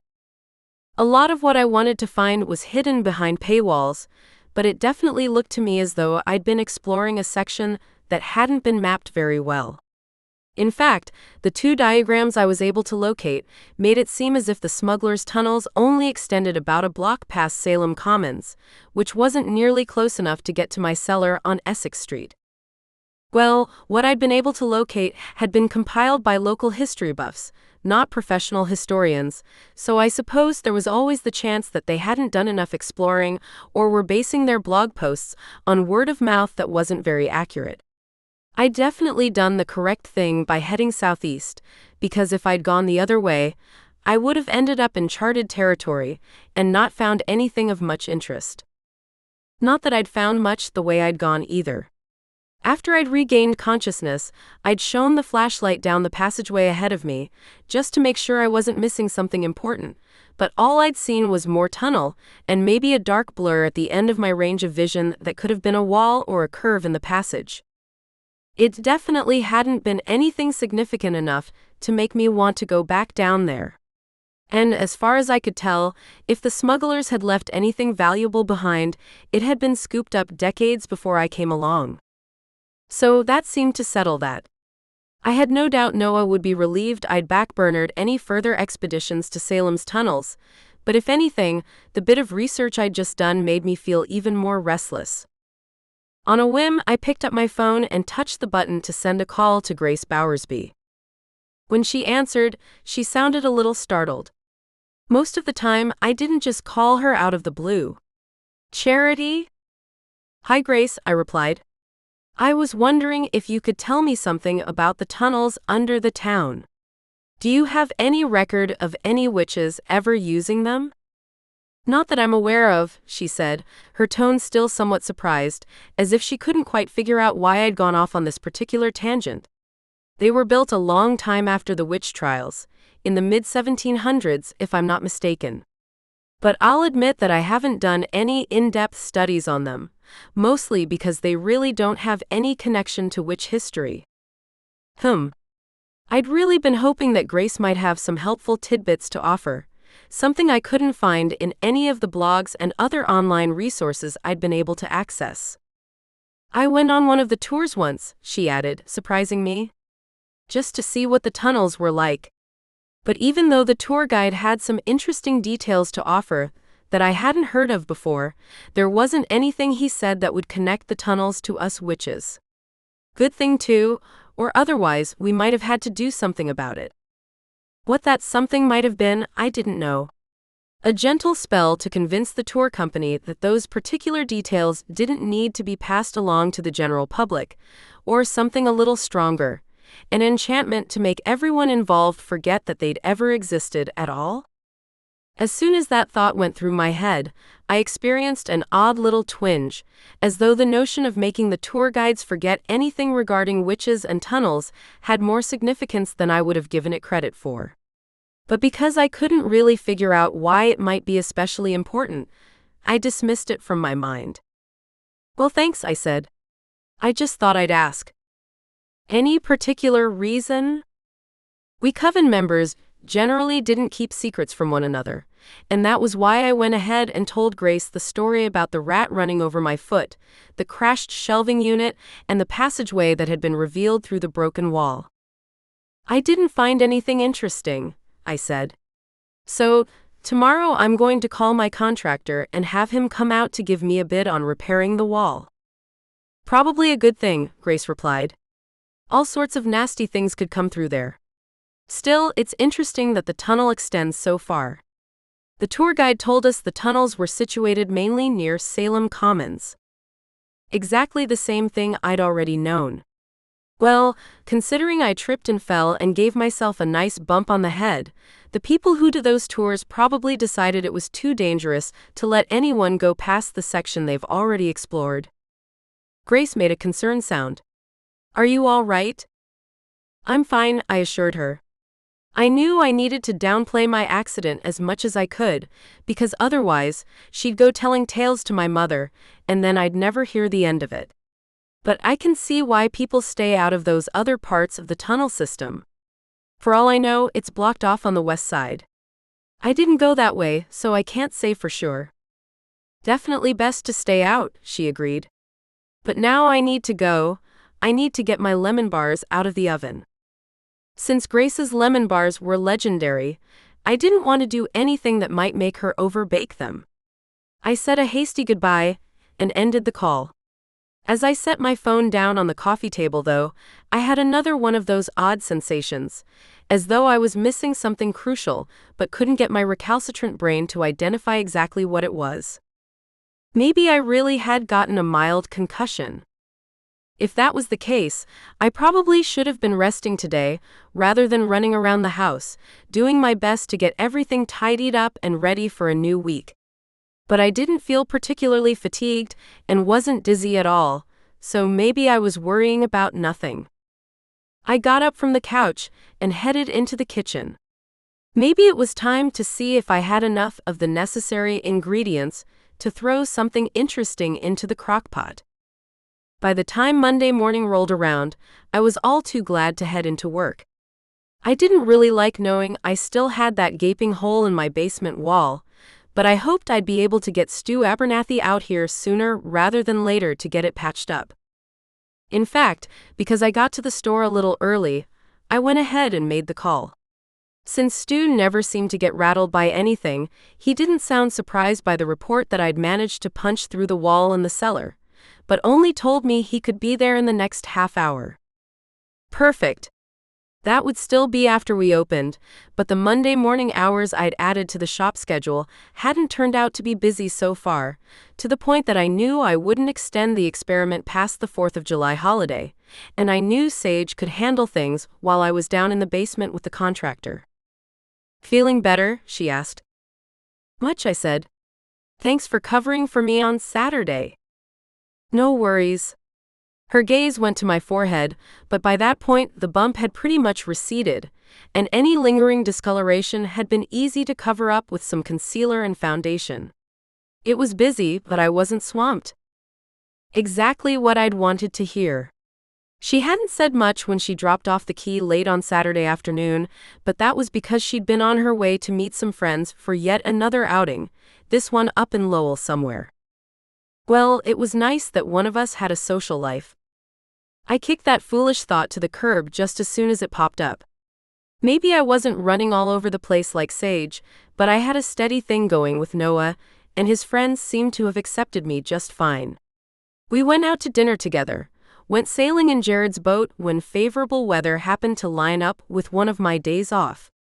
I had absolutely nothing to complain about, especially when I contrasted my life as it was now with the way it had been even a month ago. After letting Sage know that Stu would be here soon to look at the basement, I went ahead and unlocked the front door. No one was waiting outside, but I didn't mind. It was always kind of nice to start the week off slowly, instead of getting hit in the face with mobs of shoppers right off the bat. Several people did trickle into the store, but they were regulars, the kind of patrons who bought the same thing month after month, so it was easy enough to take care of their orders. And then Stu came in. Obviously, he wasn't a part of the witch community, but he'd done work for my mother since before I was even born, and for Sage's family as well. She called out a greeting, and he nodded in reply. Like a lot of New Englanders, he was a man of few words. I still didn't know his exact age, but I guessed he had to be at least in his late 60s, maybe even his early 70s. He was of medium height, wiry, with the kind of features that didn't seem to age, more like got burnished over time, the tan skin stretched taut across his high cheekbones, his hazel eyes keen beneath their hooded lids. "The basement?" he said to me in lieu of hello. "This way," I replied. I led him down the steep wooden stairs and into the cellar. Because I'd been anticipating his visit, I'd already come down here to turn on the lights. The fluorescent fixtures clearly illuminated the large hole in the wall and the mess of bricks and powdery mortar on the floor. "Ah," was his only comment, not that I'd expected much more than that. He went over to the wall and looked at the jagged edges of the hole, then picked up a couple of the bricks and hefted them in his hand. What that was supposed to tell him, I had no idea, but he was the contractor, not me. After setting the bricks down, he fished a penlight out of one of the pockets of his faded Levi's before going around to the exterior of the hole, shining his flashlight on the other side of the wall. I knew better than to ask what he was seeing. When he was ready to tell me, he would. Instead, I waited there in what I hoped didn't feel like impatient silence, hands planted on the hips of my black sleeveless dress. A moment or two passed, and then Stu stepped back inside the cellar. "I can fix it," he said, which didn't surprise me very much. So far, I hadn't come across an issue he couldn't handle, although I suppose he might have balked at being asked to construct an entire house. Or maybe not. I knew he'd built Grace Bowersby's garage for her when the old one, constructed sometime in the 1930s, had decided to collapse after a particularly heavy snowfall one January. Asking how much the repairs were going to cost would be gauche, so I only nodded. Stu was honest and never overcharged his clients, so I didn't have to worry about that. It would cost what it cost and not a penny more or less. "When can you get started?" "Tomorrow," he replied. I thought maybe I'd have to source bricks to match, but it's pretty obvious this hole was closed up recently. This stuff is kinda new. And he pointed at the clutter of broken bricks on the floor near his feet. Surprised, I looked down at the bricks and then back up at him. "Really? It's not as old as the rest of the tunnel?" One corner of his mouth lifted, which was about the closest he would ever let himself get to a smile. "Nah. Tunnel stone mostly, except for some old patches. Looks like these bricks were put in here no more than 10 years ago. That's my best guess anyway." So, the hole had existed for a while, but a decade ago, maybe even sooner than that, someone had decided to close it up. Why? Well, having a ginormous hole in your basement isn't a very good look, I thought. But the point was, the hole had been open before that, and then for whatever reason it had been sealed off, and the wall plastered over to make it look as if it had never been there at all. Weird. I'd bought the store a little more than 5 years ago, proud of my ability to pay for it myself. True, I'd been saving up, peddling my elixirs and tinctures at various fairs and swap meets and farmers markets, but still, it had been a stretch, one I might not have been able to manage if my mother hadn't kicked in the final few $1,000s for me to make the down payment. Afterward, the business had done well enough that her loan to me was already paid off. A thought tickled my mind, one I couldn't quite ignore. What if someone had sealed up the basement once they knew I was buying the store? On the surface, that didn't seem so odd. Obviously, the previous owner, Emerson Gates, the rare instrument dealer, had wanted to make sure the property was in the best shape possible so it would fetch a good price. But why would Emerson have kept a big old hole in his basement in the first place? Maybe he didn't even know it was there, I thought next. After all, the cellar is damp and musty on a good day, not the kind of place anyone would want to store a Stradivarius. The next question was, even if Emerson didn't know the hole was there, someone must have. The same person who'd sealed it up once they knew the property was being sold, not wanting to take the risk that the next owner wouldn't be quite as averse to using the basement as Mr. Gates. If I'd uttered those suspicions aloud, I probably would have sounded like someone who hung out too much on conspiracy theory forums. But after everything that had happened lately, not just Anna Warren's suspicious death, but the deaths of Trevor Miller and Darla Fitzgerald as well, I was inclined to believe there was a whole hell of a lot going on under the surface than I could ever have imagined. "So, you want me to go ahead and get the materials?" Stu prompted, probably because I'd been standing there in silence, rather than responding to his comment about when he'd thought the hole had been filled. Yes, I replied quickly. "That would be great. You can do the work whenever it's convenient. It's not like we have to worry about bugging my customers with the construction." He didn't smile, only gave me a slight tilt of his head. "Yeah, let me go to the builder's yard and see what I can get. Should be able to get started late morning, tomorrow probably. Good thing you caught me now. I've got a project for a new stone wall I'm starting on Wednesday." Good thing for sure. Even with modern equipment, constructing a stone wall was involved, backbreaking work, something that would most likely keep him occupied for at least the next couple of weeks. "It's definitely a good thing," I agreed. "Thanks again for coming on such short notice." He inclined his head again, then headed for the stairs. I followed, my thoughts racing. Someone had plugged that hole in the basement wall before I could take ownership of the store. I needed to find out why. Chapter 15. Forgotten Melody. As usually happened when I needed to know something quickly, even though this time it wasn't strictly witch-related, I called Grace Bowersby. "What can you tell me about Emerson Gates?" I asked as soon as she picked up her phone. "Isn't he the man who owned your shop before you bought it?"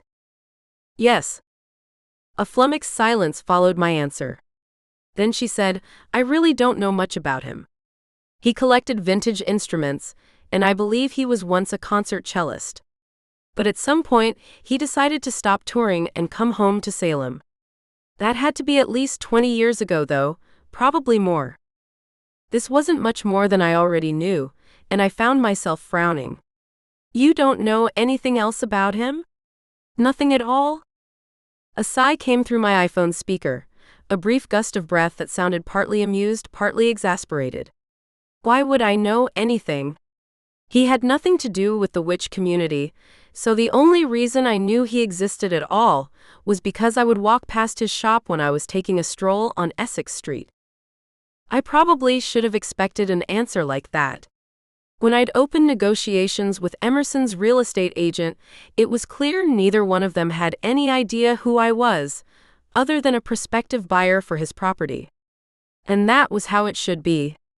We witches went out of our way to make sure the Mundys had no idea who we were, and since it was obvious that Emerson hadn't been married to a witch, there was no way he could have known I was a magical practitioner. Honestly, I didn't even know why I kept thinking the hole in my basement had anything to do with the magical community. I'd gone exploring down there and hadn't found a damn thing. It was only that annoying tickle at the back of my mind, the one which seemed to be trying to tell me there was more here than met the eye. "Well, I just thought I should ask," I told Grace. "But thanks for letting me know." "Of course," she replied. "You take care, Charity. We're concerned about you." She ended the call there, although her parting words seemed to indicate she thought I wasn't taking it easy enough, and must have mentioned my spill to other members of the Coven. Honestly, I was kind of surprised my mother hadn't called to check up on me, although I guessed she knew I would have only reiterated that I was fine and that I didn't need her hovering. All right, I probably wouldn't have been quite that rude, but the impression would have been accurate. The morning ticked along, and then, a little before noon, Derek Falco came into the shop. My first instinct was to put my hand up to my forehead to hide the bruise there, although I managed to refrain.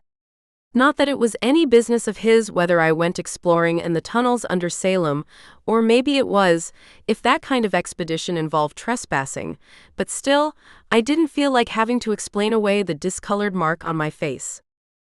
However, either my makeup skills were better than I thought, or he wasn't paying close attention, because he said, "I heard you took a little trip over to Marblehead." "So?" I responded. "I wasn't aware that was illegal." "It's not," Derek said with one of his velvety smiles. It didn't seem to have quite the same effect on me I'd expected it to, probably because I was smart enough to realize that, no matter how good-looking Detective Falco might be, he still wasn't Noah Jenkins. But it still annoyed Chuck Finley. "He knew I went to see Barry Novak?" I asked, genuinely surprised. Not that I'd been trying to hide the visit or anything, but still, I didn't recall seeing Detective Finley anywhere near Barry's pub. "Apparently," Derek replied. "He saw you coming out of the Driftwood Tavern, just as he was driving up. Sounds like he wanted to ask Barry Novak a few additional questions." I shrugged and paused so I could glance over at Sage. She was currently explaining the dosage for my insomnia elixir to an older man whose bright Hawaiian shirt and Birkenstocks seemed to proclaim he wasn't from around here, but I still got the impression that she was attempting to listen to my conversation with Derek Falco as best she could. My shoulders went up in what I hoped was a halfway believable shrug. I figured that Colin's family was the best chance I had for trying to figure out where Sela might have gone. I paused, then asked, "Did you know that Colin had been in contact with his family?" I did, Derek responded. Chuck told me. But it still seems like he was being pretty cagey about where he and Sela actually were. Barry Novak told me the same thing, I said, which felt safe enough. Should I tell him that Sela had texted me yesterday?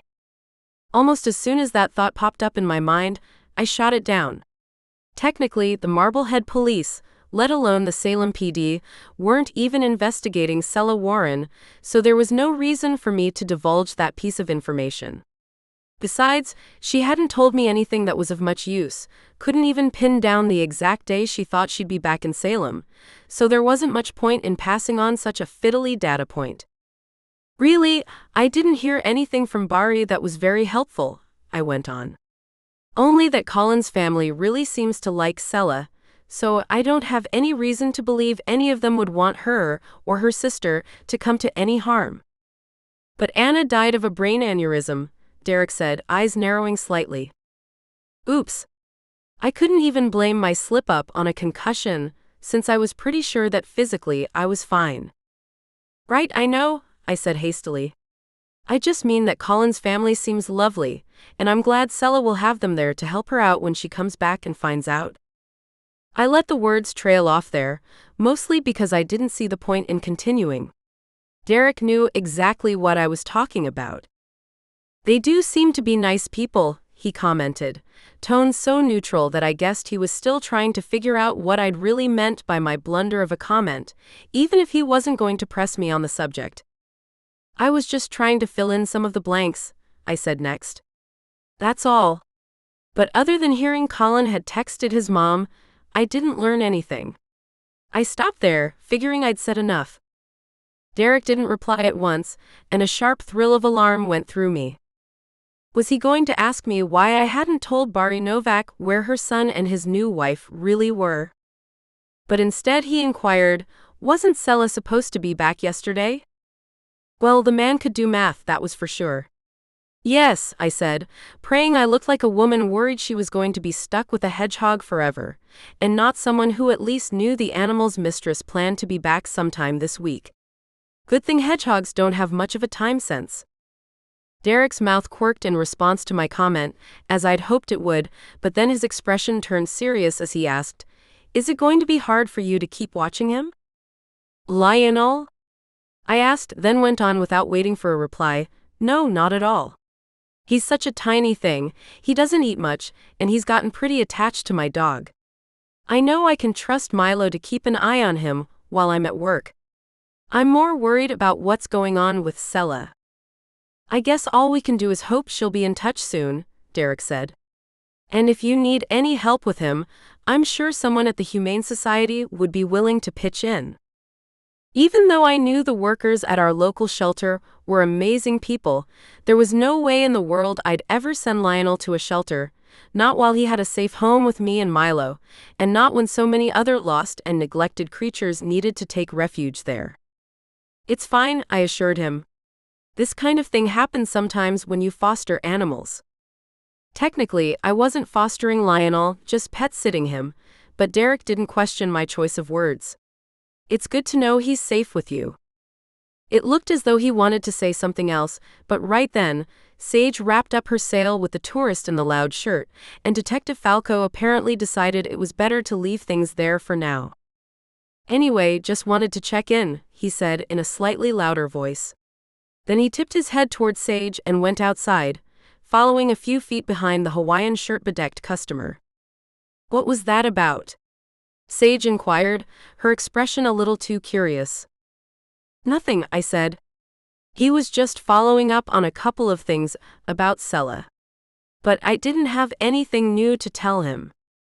Luckily, my assistant couldn't call out that lie to my face, since I hadn't said anything to Sage either, about those texts from Sela on Saturday afternoon. Like everyone else in our coven, she believed the Marblehead witch was completely Mia. Ah, got it, she said, then seemed to guess from my expression that I didn't want to share any more words on the subject of Derek Falco, because she headed over to one of the displays and began straightening the bottles. It was busy work, but I wouldn't keep her from it. At least that way, there was less chance of her asking questions I had no intention of answering. Noah came over with takeout again that night. I'd offered for us to go to his place, but he only told me he thought it would better for us to stay at my house for dinner. Although he didn't come out and say it, I knew he was concerned about Lionel as well, now that Sela was late in showing up. True, an ordinary hedgehog probably wouldn't have been able to tell his mistress had missed her deadline, but I knew this was Noah's empathy showing itself again, and I hadn't bothered to argue with him. So many reasons why I knew I was falling hard for that man. We had pizza, and offered Milo morsels of pepperoni and Lionel little bites of olive, a treat he'd obviously never had before. "These are so good," he exclaimed, although to Noah I knew the hedgehog's words would have only sounded like squeaks of joy. "Who knew hedgehogs were such fiends for olives?" he remarked, after offering another tiny bit of black olive to the familiar, who snatched it up and downed it with gusto. "Not me," I said with a grin. It really did feel good to sit there in my comfortably shabby dining room and drink a red blend from California, and not think of much of anything except the two familiars and how much fun they were having getting their own little tastes of the pizza Noah and I were sharing. But this is just another reason why I don't mind that Sela is late to pick him up. Noah had been smiling as well, but the expression faded a little as he looked down at Lionel. What happens if she doesn't come? Although I knew that wasn't going to happen, probably, I answered his question seriously. Then he'll stay with me and Milo. He's such a little bitty thing, it's not like I'd be adopting someone's Great Dane or anything close to it. Noah's hand went to touch mine where it lay on the tabletop. Such a small caress, and yet it still seemed to carry a wealth of meaning. Why did I know that was exactly what you'd say? I didn't reply, only looked back at him. In unspoken agreement, we set our napkins aside, then headed for the stairs. The rest of the pizza would have to wait. Later, after we'd cleared away the remnants of dinner, and I'd waved goodbye to Noah as he drove off in his Toyota Tundra, I lay in the bed we'd shared a short time earlier and stared at the ceiling. I wanted to believe Sela would come back for Lionel, but if she didn't, that was okay too. The little guy was adorable, and wouldn't be much trouble at all. No, far more pressing was the conundrum of the hole in my basement wall. Stu would be at the shop to fix it tomorrow, so the physical reminder of its presence would be gone soon enough, and yet my mind kept picking at the problem, wondering why anyone would have left it open all those years, only to finally plug it when it came time to sell the property. As far as I knew, Emerson Gates was still living in Salem. Retired, of course, but I hadn't heard from anyone that he'd left town, and that was the kind of casual gossip someone probably would have passed along to me, simply because I now owned the shop that had been his for so many years. Would there be any point in going to talk to him? I didn't know. There was a perfectly innocent reason why the wall in the basement would have been fixed a few years ago, namely, that the defect wouldn't exactly improve the store's property value. But my gut kept telling me it was more than that. If I could even find out where he lived. Well, that part was easy enough. I reached for my phone where it sat on my nightstand, entered Emerson Gates, Salem, Massachusetts, in my browser's search engine, and took a look at the results. Yes, right there on Warren Street. Clearly, he hadn't bothered to do anything to hide his current whereabouts. So, sometime tomorrow, after Stu had showed up to fix the basement wall and things at the store felt quiet enough for me to slip out, I'd go have a few words with Emerson. Whether he'd have anything of use to tell me was debatable, but for now, it was the only lead I had to go on. Stu Abernathy was not the sort of person to wait until the store opened at 10, so he could start working. No, he was right there at 8 o'clock, and wore the expression of someone who would have preferred to begin work even earlier. "I'll be right upstairs," I told him after he set down his tools and informed me he'd be going back and forth from his truck so he could bring the bricks down to the basement. "Just let me know if you need anything." He made a HMPH sound that seemed to indicate he wouldn't reach out unless he had a heart attack, and maybe not even then. His response appeared to be my signal that I needed to stay out of the way and let him do his work, which was what I intended to do. But puttering around the shop only took so much time, and I gave an annoyed glance at the clock on one wall. 9:22, which felt way too early to go knocking on Emerson Gates's door. No, I'd have to wait until Sage showed up, and then I could see about paying him a visit. To my utter relief, she appeared about 10 minutes early, possibly trying to make up for being late the day before. She'd barely had time to tuck her purse into the cubbyhole under the front counter before I said, "Can you watch the store for about a half hour or so? Stu's working in the basement, and I have an errand I need to run." An inquiring light showed in her hazel eyes, but she didn't ask any questions, only said, "Sure. It should be pretty quiet until closer to lunch." I thanked her, grabbed my purse, and went out back to get into my SUV. With Stu occupying the third spot behind the shop, there was always a chance I wouldn't be able to get my preferred parking space when I returned, but I was willing to take that chance. This might turn out to be nothing more than a wild goose chase, and yet I needed to hear what Emerson had to say about the hole in my basement wall. His house was about 5 minutes away from the store, only a few blocks over from Noah's rented house. Emerson's home looked like it also dated to the late 1800s or maybe the turn of the century, an imposing two-story structure whose inspiration seemed more craftsman than farmhouse, with its wide porch and multi-paned windows, and seemed like exactly the kind of place you might find a retired concert cellist. I got out of my SUV and made my way up the front walk, all the while praying Emerson wasn't a night owl who didn't rise until 1 or 2 in the afternoon. If that turned out to be the case, he'd be cranky before we even got started. However, he answered the door promptly enough in response to my knock, and was fully dressed, in a white button-down shirt and dark blue cardigan that seemed way too warm for the late June day. Since I wasn't here to comment on his sartorial choices, I only smiled and said, "Good morning, Mr. Gates. My name is Charity Hughes. I was hoping I could talk to you for a moment." His keen gray eyes narrowed just the slightest bit, as if trying to place the name. The sale of the store had been handled entirely by his real estate agent, so we'd never actually met in person. "You're the girl who bought my store, aren't you?" "Yes," I replied. "Do you have time to talk?" No hesitation, nothing that would make me believe he was questioning my motives for showing up on his doorstep out of the blue.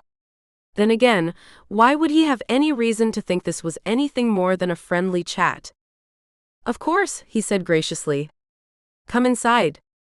He held the door open a little wider, and I entered a large room beautifully appointed with all the original dark wood trim, the built-ins on either side of the stone fireplace filled with a tasteful collection of objets d'art that I guessed he must have gathered when he was traveling the world as a concert cellist.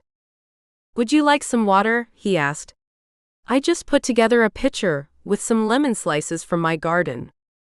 That sounded wonderful. Now that I was here, my throat was a little dry. "Nerves, I guessed." "Yes, please." "Have a seat. I'll be right back." I went and sat down on the caramel leather sofa, doing my best to look as though I didn't have any ulterior motives for being here. A moment later, Emerson returned, a glass of ice water with a lush lemon slice floating in it in each of his hands. After handing me one of the glasses, he sat down in the wood-framed chair to the right of the couch. "Now, what can I do for you, Miss Hughes?" "Charity," I said with a smile. "Actually, it's about that hole in the basement wall at the shop." While he didn't exactly stiffen, something about the set of his shoulders appeared a little more tense than it had a moment earlier. However, his tone was genial enough as he replied, "Is it giving you trouble? I doubt that the crew who did the work would offer any kind of warranty, since the wall was repaired so long ago, but—" "No, that's all right," I cut in. The last thing I wanted him to think was that I was here to extort money from him to have the wall fixed again. I'm taking care of it, since it was my own clumsiness that opened up the hole this time. But I'm kind of curious about why it was there in the first place. "To connect to the smugglers' tunnels, of course," Emerson said. "I thought it was an interesting piece of local history, and that was why I didn't bother to have it closed until I decided to sell the place. I never used the basement anyway, too damp down there to make it at all suitable for storing my inventory." Which was about what I'd thought. And while I supposed his reason for not sealing the hole sounded valid enough, something about it still didn't ring true. And that's the only reason why you left it open all those years? Now he looked almost guilty. Well, I suppose Tanya might have helped convince me it wasn't worth repairing. Tanya? I repeated, not sure I'd heard him right. Tanya Willis? Oh, you know her? Emerson asked, his expression showing nothing more than simple curiosity. She's a friend of my mother's, I lied. After all, I couldn't exactly admit that we were in the same coven. Knowing her through my mother seemed plausible enough, since they were only about 5 years apart in age. How do you know her? We were acquainted once upon a time, he said. But we don't see each other much now. That sounded like a roundabout way of confessing that they'd once been intimate. I didn't know why I should be so surprised, except Emerson must have had at least a decade on Tanya. Then again, he was still tall and slim and handsome in a fine-hewn sort of way, like an elegant tree that had grown only more graceful as the years wore on. I supposed I could see why Tanya Willis might have been attracted to him, and that was without throwing the whole world-renowned cellist thing into the mix. As soon as that thought passed through my mind, I wanted to smack myself on the forehead. How could I not have seen it? Tanya's daughter, Aria, was a gifted violinist who played for the Vermont Symphony Orchestra and taught violin and piano on the side. That was why she'd moved to Burlington about 1.5 years ago. She'd been invited to play with the orchestra, a real honor for someone who'd just turned 25. No wonder she was so talented, and no wonder why Tanya had given her daughter a musical name. It was a little tip of the hat to the man who'd obviously passed on those musical genes. Aria's your daughter, I said quietly. He gave a rueful little chuckle. I see you've figured it out. Tanya never wanted me to acknowledge Aria publicly, and at first I was all right with that. But then I realized I was going to miss out on seeing my daughter grow up, so I stopped touring and came back to Salem, bought the store. I wasn't as much a part of Aria's life as I would have liked, but at least I was here, could listen to her play at school concerts, that kind of thing. It was better than not getting to see her at all. I nodded, knowing there wasn't much else I could say.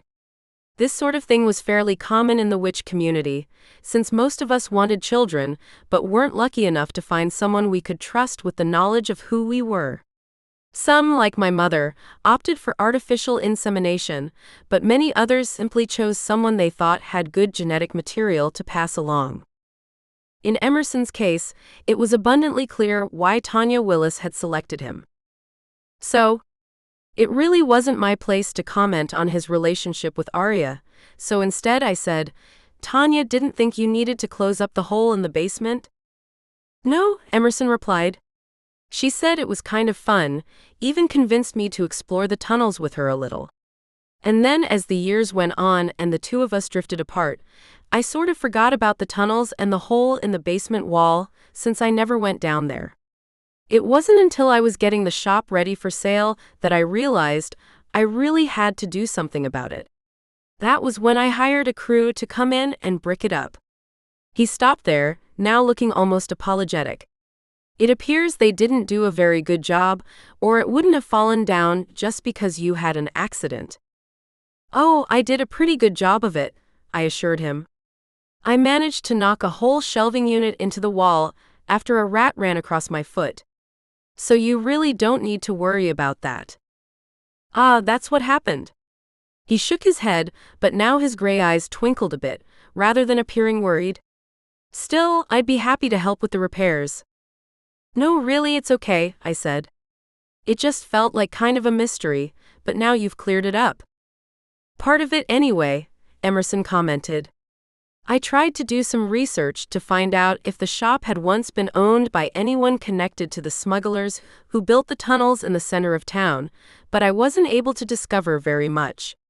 Records in those days weren't what they are now, and anyone involved in smuggling would have worked hard to hide their activities. I couldn't really argue with that observation, so I only nodded. After taking a sip of my lemon water, I set the glass down on one of the coasters that rested on the coffee table and rose to my feet. Well, thank you for taking some time out of your day to let me know about the basement, I said. I really need to get back to my shop though. I don't want to leave my assistant handling things there for too long. It was a pleasure to talk to you, he said. I don't get too many visitors these days. What in the world was I supposed to say in reply to that comment? I think I managed an awkward little smile, then took a few steps toward the door. I paused there though, my hand on the knob, and ventured, "Does Arya know?" He gave a sorrowful shake of his head. Tanya didn't want me to tell her, and I respected her wishes. A very independent woman, Tanya Willis. As were most witches. We had to be. Still, I found myself saying, "You should tell your daughter," before I slipped out onto the porch. Maybe that was stepping way outside my bounds, but he'd looked so sad. No matter what Tanya might think on the subject, Arya Willis deserved to know the truth about her father. Chapter 16. What Dreams May Come. I was feeling melancholy as I drove back to the store, although I did my best to tell myself none of this was my business. Maybe Emerson would find the courage to tell his daughter he was her absent father, and maybe he wouldn't, but in the meantime, I still had Anna Warren's mysterious death to worry about, as well as whether Sela would actually show up sometime this week the way she'd promised. And that didn't even take into account the hole in the basement wall. True, Emerson had explained away most of the mystery, even if I still couldn't quite understand why Tanya would have advised him to keep it open. But everyone had their own whims and whimsies, although Tanya tended to be a very no-nonsense kind of witch. I suppose she had to be, considering her work required her to handle high-end real estate transactions on a weekly and sometimes daily basis. But as Emerson had pointed out, smugglers didn't leave records behind, and I'd just have to let it go. The important thing was that I was having that damn hole repaired, and repaired correctly this time. After I got back to the shop, I could tell I hadn't missed much, since Sage was surreptitiously checking her phone while keeping a single eye on the front of the store, where one lone shopper, a woman around my mother's age, was carefully reading the label on the back of a bottle of arthritis elixir. "How'd it go?" Sage asked as she quickly slipped the phone into a pocket of her dress. "Just fine," I replied, trying not to smile. I really didn't care whether she looked at her phone, as long as doing so didn't prevent her from helping customers as needed. "I'm going to head downstairs and see how Stu is doing." She gave me a thumbs up, and I made my way to the basement, where more than half of the hole had already been filled in. "You're making great progress," I commented, and Stu gave an unconcerned hitch of his shoulders. "Wasn't that big a job," he replied. "Should have it done by lunch." "Thank you," I said, and meant it. The sooner that hole was closed up, the better. It didn't look as if we'd had any incursions by rats or other subterranean critters during the time it had been open, but still, no one liked to have a gaping hole in their basement. Except, apparently, Tanya Willis. Not that it had been her basement, of course. I went back upstairs, rang up the sale for the woman with the bottle of arthritis elixir, and did my best to settle into the rest of my day. As promised, Stu finished a little before noon, told me he'd be in touch when he had the bill figured out, and then left. "So no more hole?" Sage asked. "No more hole," I replied. And thank God for that. That night I'd be on my own, because Noah said he had some paperwork to deal with that he'd been putting off. While I missed him, it was okay to be alone in the house, or at least, as alone as I could be with a couple of familiars knocking around the place. We ate leftovers, watched TV, and retired to bed at the unheard-of hour of 9:30. And that was just fine. Sometimes it was good to have a quiet night in, so I could catch up on my sleep. I did fall asleep quickly, and slumbered soundly for a while. If I dreamed, I didn't remember any of bits and pieces of those dreams, until... It didn't really feel like a dream. No, it felt more like a memory, something that was working hard to dredge itself up from the depths of my subconscious. I was sitting in a chair, blue velvet, very comfortable and squishy, although I didn't feel particularly comfortable right then. Some kind of invisible bonds held me in that chair, preventing my escape. And standing in front of me was a half circle of witches whose faces were mostly unfamiliar to me, ranging from one who had to be in her late 60s or early 70s, all the way down to a blonde girl who didn't look any older than Sage. "What were you doing in our tunnels?" the oldest witch demanded, and with that one question, it all snapped back into place with an almost physical jolt. "Exploring the tunnels, crossing over into Marblehead, although that hadn't been my intention. Getting captured and questioned, and then having the young blonde witch cast some kind of forgetting spell so I wouldn't remember anything of what had happened." I sat up in bed, fingers clutched in the sheets that covered me. Down near my feet, Milo stirred and looked in my direction, his eyes gleaming in the darkness. "Is something the matter?" "No," I said hastily. "Just a bad dream. Go back to sleep." His head tilted, as if he'd picked up an edge of worry in my tone, but then he curled back up and closed his eyes. I lowered myself down onto my pillow, even as my thoughts raced. Why would those Marblehead witches have cared whether or not I was in their territory? It wasn't as though such a thing was forbidden. Plenty of Salem witches went to Marblehead, or vice versa, on an almost daily basis. Tanya, for example, had just as many real estate listings there as she did here in Salem. Tanya Willis. The woman who'd cajoled Emerson into keeping the hole in his basement open. For what purpose, though? So she'd be able to easily come and go, without anyone wondering what she was up to? She was already able to do that because of her real estate business, the practical side of my brain argued. However, most of that business was conducted during regular hours, in public. If she was up to something nefarious, it wouldn't be very easy to hide. Real estate professionals tended to live fairly public lives. This is ridiculous, I thought. Why in the world would you suspect Tanya of anything? She's been part of your life since almost the day you were born. True, but just because you thought you knew someone well, didn't mean you actually did. The words she'd said to Detective Finley rang in my ears. I was born in Marblehead. Born there and lived there for most of her early life, until her mother, for whatever reason, had decided to move to Salem. This wasn't too strange, because my town had more than its share of witches who'd relocated here because the ability to be open, to an extent, about their witchiness was very appealing. But what if Tanya had never really given up her allegiance to Marblehead? What if she was still part of a coven there, in addition to being a member of our coven here in Salem? I wanted to think I was reaching with all these theories. After all, I had no concrete evidence to go on, nothing except a bunch of little feelings that added up to the overwhelming worry that Tanya Willis wasn't who she said she was. True, she hadn't been in my dream, which I now guessed wasn't a dream at all, but a suppressed memory finally swimming up out of my subconscious mind. Why the spell had failed, I wasn't sure, except that enchantments involving memories could often be tricky, and weren't something a lot of witches could even manage.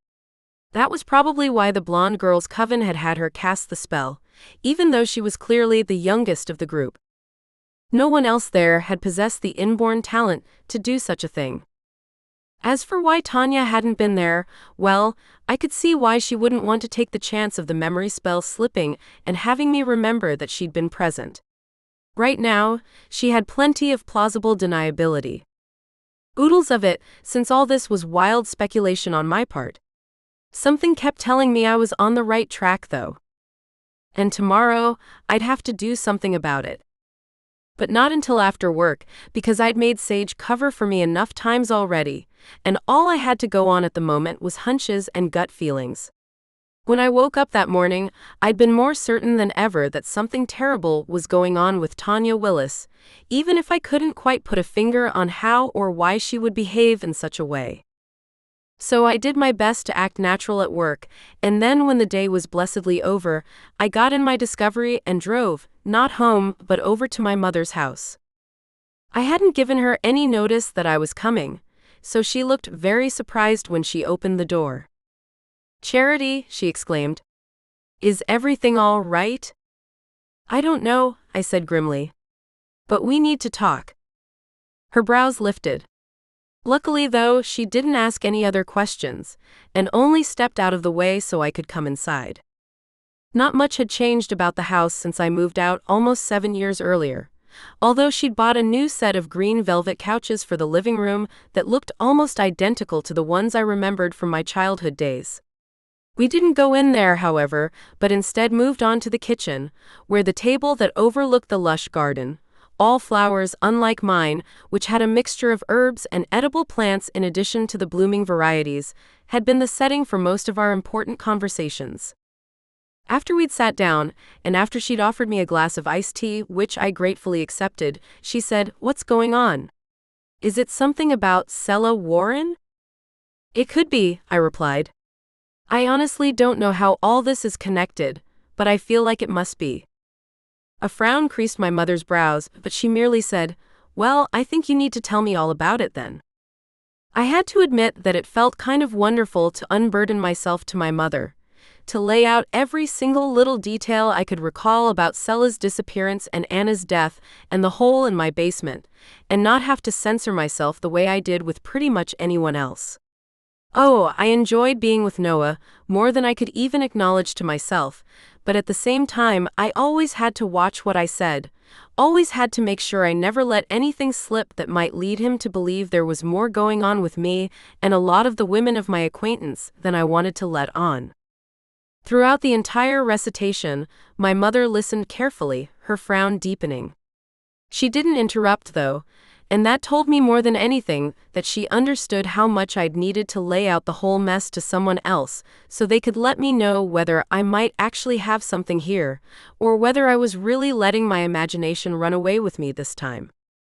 When I was done and had reached for my iced tea to take a much-needed sip, she gave a very small head shake before saying, "I don't want to believe any of this, but I know I can believe you. Also," the word sort of drifted off into the ether, as if continuing with the sentence would have forced her to utter things she hadn't wanted to acknowledge. "Also what?" I prompted. She drank some of her own tea, clearly using the slight delay to gather her thoughts. "It's just that now that you've laid all this out in front of me, some things are starting to add up." I tilted my head in question, and she took a breath and continued. "Small things. Tanya often misses our solstice and equinox gatherings, but I always told myself it was because her work kept her busy and at the mercy of her clients' schedules, rather than the other way around. But it would make sense if she was dividing her time between us and a coven in Marblehead." "Why the secrecy, though?" I asked, genuinely curious. "I mean, I've never heard of it happening before, but is it really that big a deal if a witch is connected to more than one coven?" "Not usually," my mother replied, that one worried furrow between her brows never completely disappearing. "It's not as if we swear a blood oath to be loyal to our covens, or anything close to that. They're more like social groups." "Well, ours is," I said, remembering the stony faces of the witches in the Marblehead Coven, the way they talked about how I'd invaded their territory. "I get the feeling that some others take it a lot more seriously." Her mouth twitched ever so slightly. "You're right about that. Back in the day, some covens were nothing to be trifled with. But none of us have operated like that for generations." "It seems like the Marblehead one does," I replied, then amended, "Well, this particular Marblehead coven. I recognized a couple of the members, but I know they never told me their names, so it seems like they're doing their best to maintain a low profile. Understandable, if they're trying to come and go from their town to ours with no one noticing." My mother paused there, her fingers tight around the tall glass that sat on the table in front of her. "And especially if they're guilty of anything close to what you think they are." "It makes sense, doesn't it?" I said. "An awful kind of sense, but still. I hate to believe that Tanya Willis could be guilty of blackmail and murder, but the signs seem to be pointing there," my mother finished for me, her voice heavy. "I hate to believe it too. Tanya's been a part of our coven since she came here when she was only 15 years old. I was in my early 20s back then, but I still wanted her to be my friend and know that she would be accepted here." "Did her mother ever say why they moved to Salem?" I asked, feeling as though the reason for their relocation might be one of the missing pieces to the puzzle. I mean, I know witches sometimes do that, but parents usually try to avoid uprooting their kids during high school if possible. Iris never really said, my mother replied. That is, everyone assumed it was because she bought a restaurant here in town, but no one truly knew why she decided to do that in the first place. I didn't know Mrs. Willis was in the restaurant business, I said, and my mother smiled a little. Well, she passed away only a year after you were born, so there was no reason for you to know that. And by that point, Tanya was already out of college and getting on with her life. She'd always been ambitious, so none of us were too surprised when she went into real estate. Making money was always important to her. For its own sake, or because of the power it would give her. For a moment, my mother was silent, considering my question. Then she said, I don't really know. These developments were obviously too massive for us to keep to ourselves, so my mother and I decided we needed to talk to Grace Bowersby next. Soon enough, we'd have to gather the entire Coven, well, sans Tanya Willis for obvious reasons, but right now we wanted to get a read on Grace's thoughts to see if she agreed that we needed to question Tanya, or whether we'd both gone bonkers. But Grace listened to everything we had to say, and gave a solemn nod. I'd also often wondered why Tanya missed so many of our meetings over the years, she said. And while it's not common, sometimes witches do split their loyalties between covens. As for everything else, Anna's death and the rest of this whole mess, we really need to hear Tanya's side of things. We can't convict her without giving her a chance to speak her piece. How are we supposed to do that? I asked. We were all sitting in Grace's comfortable, overstuffed living room, although my mother and I had both declined her offer of tea, since we'd just consumed several iced teas at my mother's house. It's not as if we can put her on trial. Grace and my mother shared a weighted glance. Actually, we can, my mother said. Or at least, we can have the witch version of a trial. We can call a coven meeting and set up spells that affect Tanya's magic, and only Tanya's magic. We can also cast a spell that compels her to tell the truth. It's safer than trying to get her to drink a truth potion, since there's no guarantee she'd accept the offer of a drink if we made one.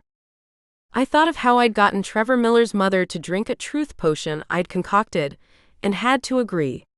Luckily, Lorna Miller hadn't balked at taking a sip of the iced tea she'd brought for both of us, but if she hadn't, I would have been in a world of hurt. Well, Izzy will have to do the truth spell, Grace commented, naming Sage's mother. None of the rest of us were ever very good at that particular enchantment.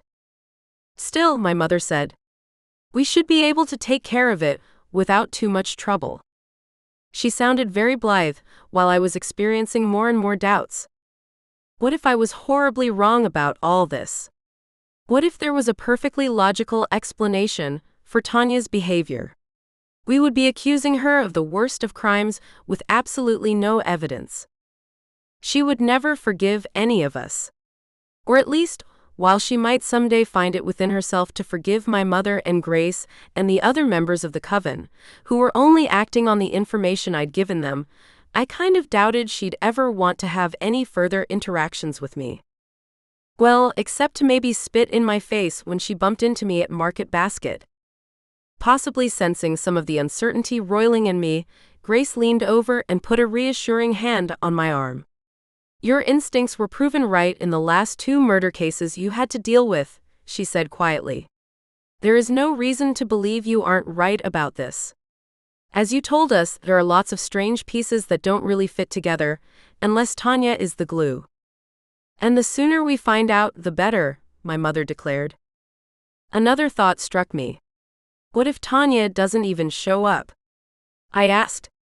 After all, she's already proved that she doesn't seem to care much about attending our meetings.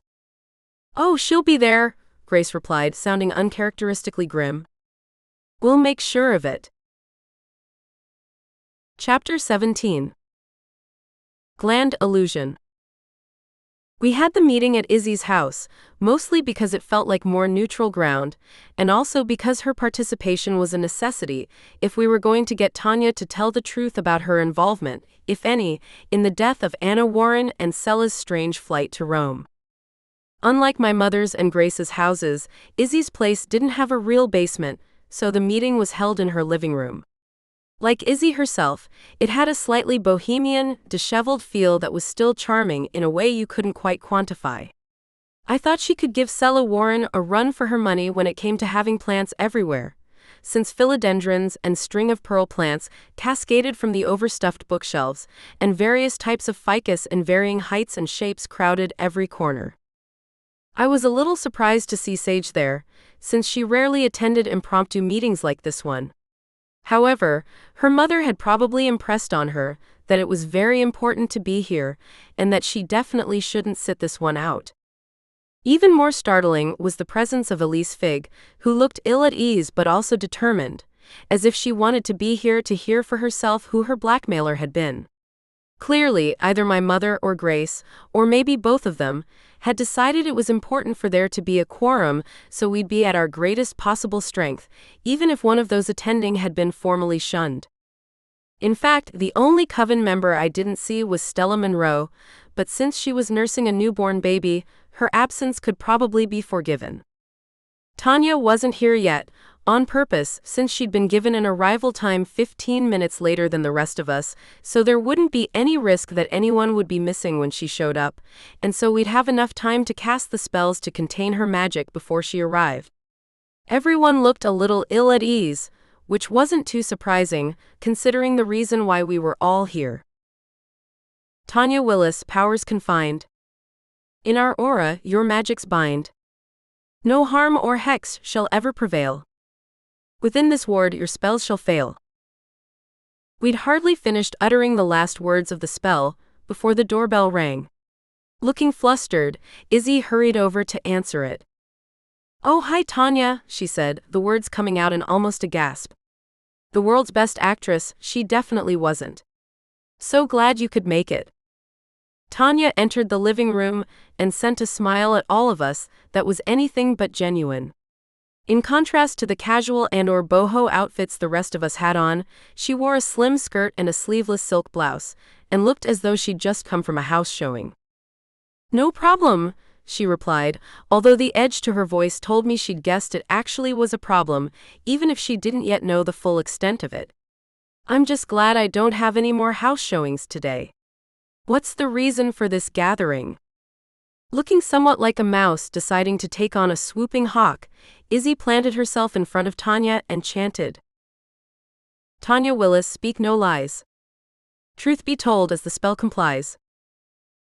At once Tanya's sharp eyes went glassy, just like Lorna Miller's had when I dosed her with a truth potion.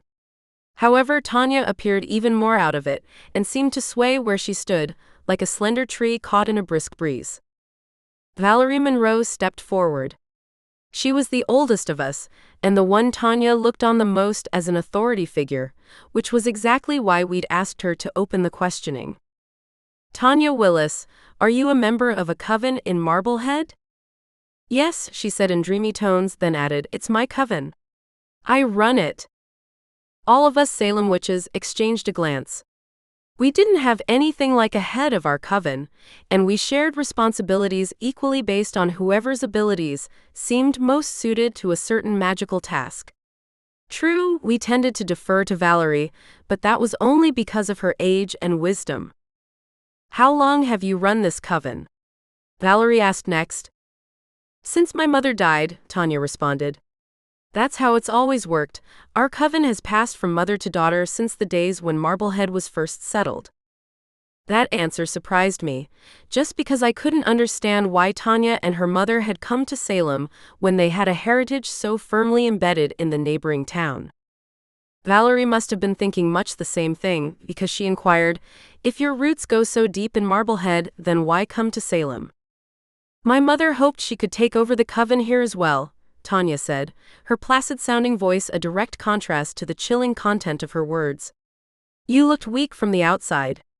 But once she was here and had insinuated herself into your coven, she realized you were strong, as were the other covens here in Salem. She thought about going back to Marblehead, but decided people would ask too many questions. So we stayed. Well, I supposed I should feel somewhat gratified that Tanya and her mother had learned we Salem witches weren't a bunch of pushovers. But you remained active in the Marblehead Coven at the same time, Valerie said, and Tanya nodded. Of course, she said calmly. That was my coven. I controlled it after my mother died. Controlled it how? I interjected, knowing the words had come out way too sharp. Izzy sent me a warning glance, as if to let me know I needed to moderate my tone in case I disrupted her spell. I hadn't known it was that fragile, and prayed I hadn't made Tanya snap right out of it. To my infinite relief, she still looked dreamy and nothing like her usual brisk self. Head tilted slightly to one side, she responded, "We needed the strongest, best coven possible. That was why the women of my line told the witches in their coven who they could breed with, so we wouldn't have any weaklings among us." The look of horror on my face was echoed on the faces of the other women in my coven. Voice somehow steady, my mother said, "You had a breeding program?" "If you want to call it that," Tanya said. "That's why I was so angry with Sela Warren.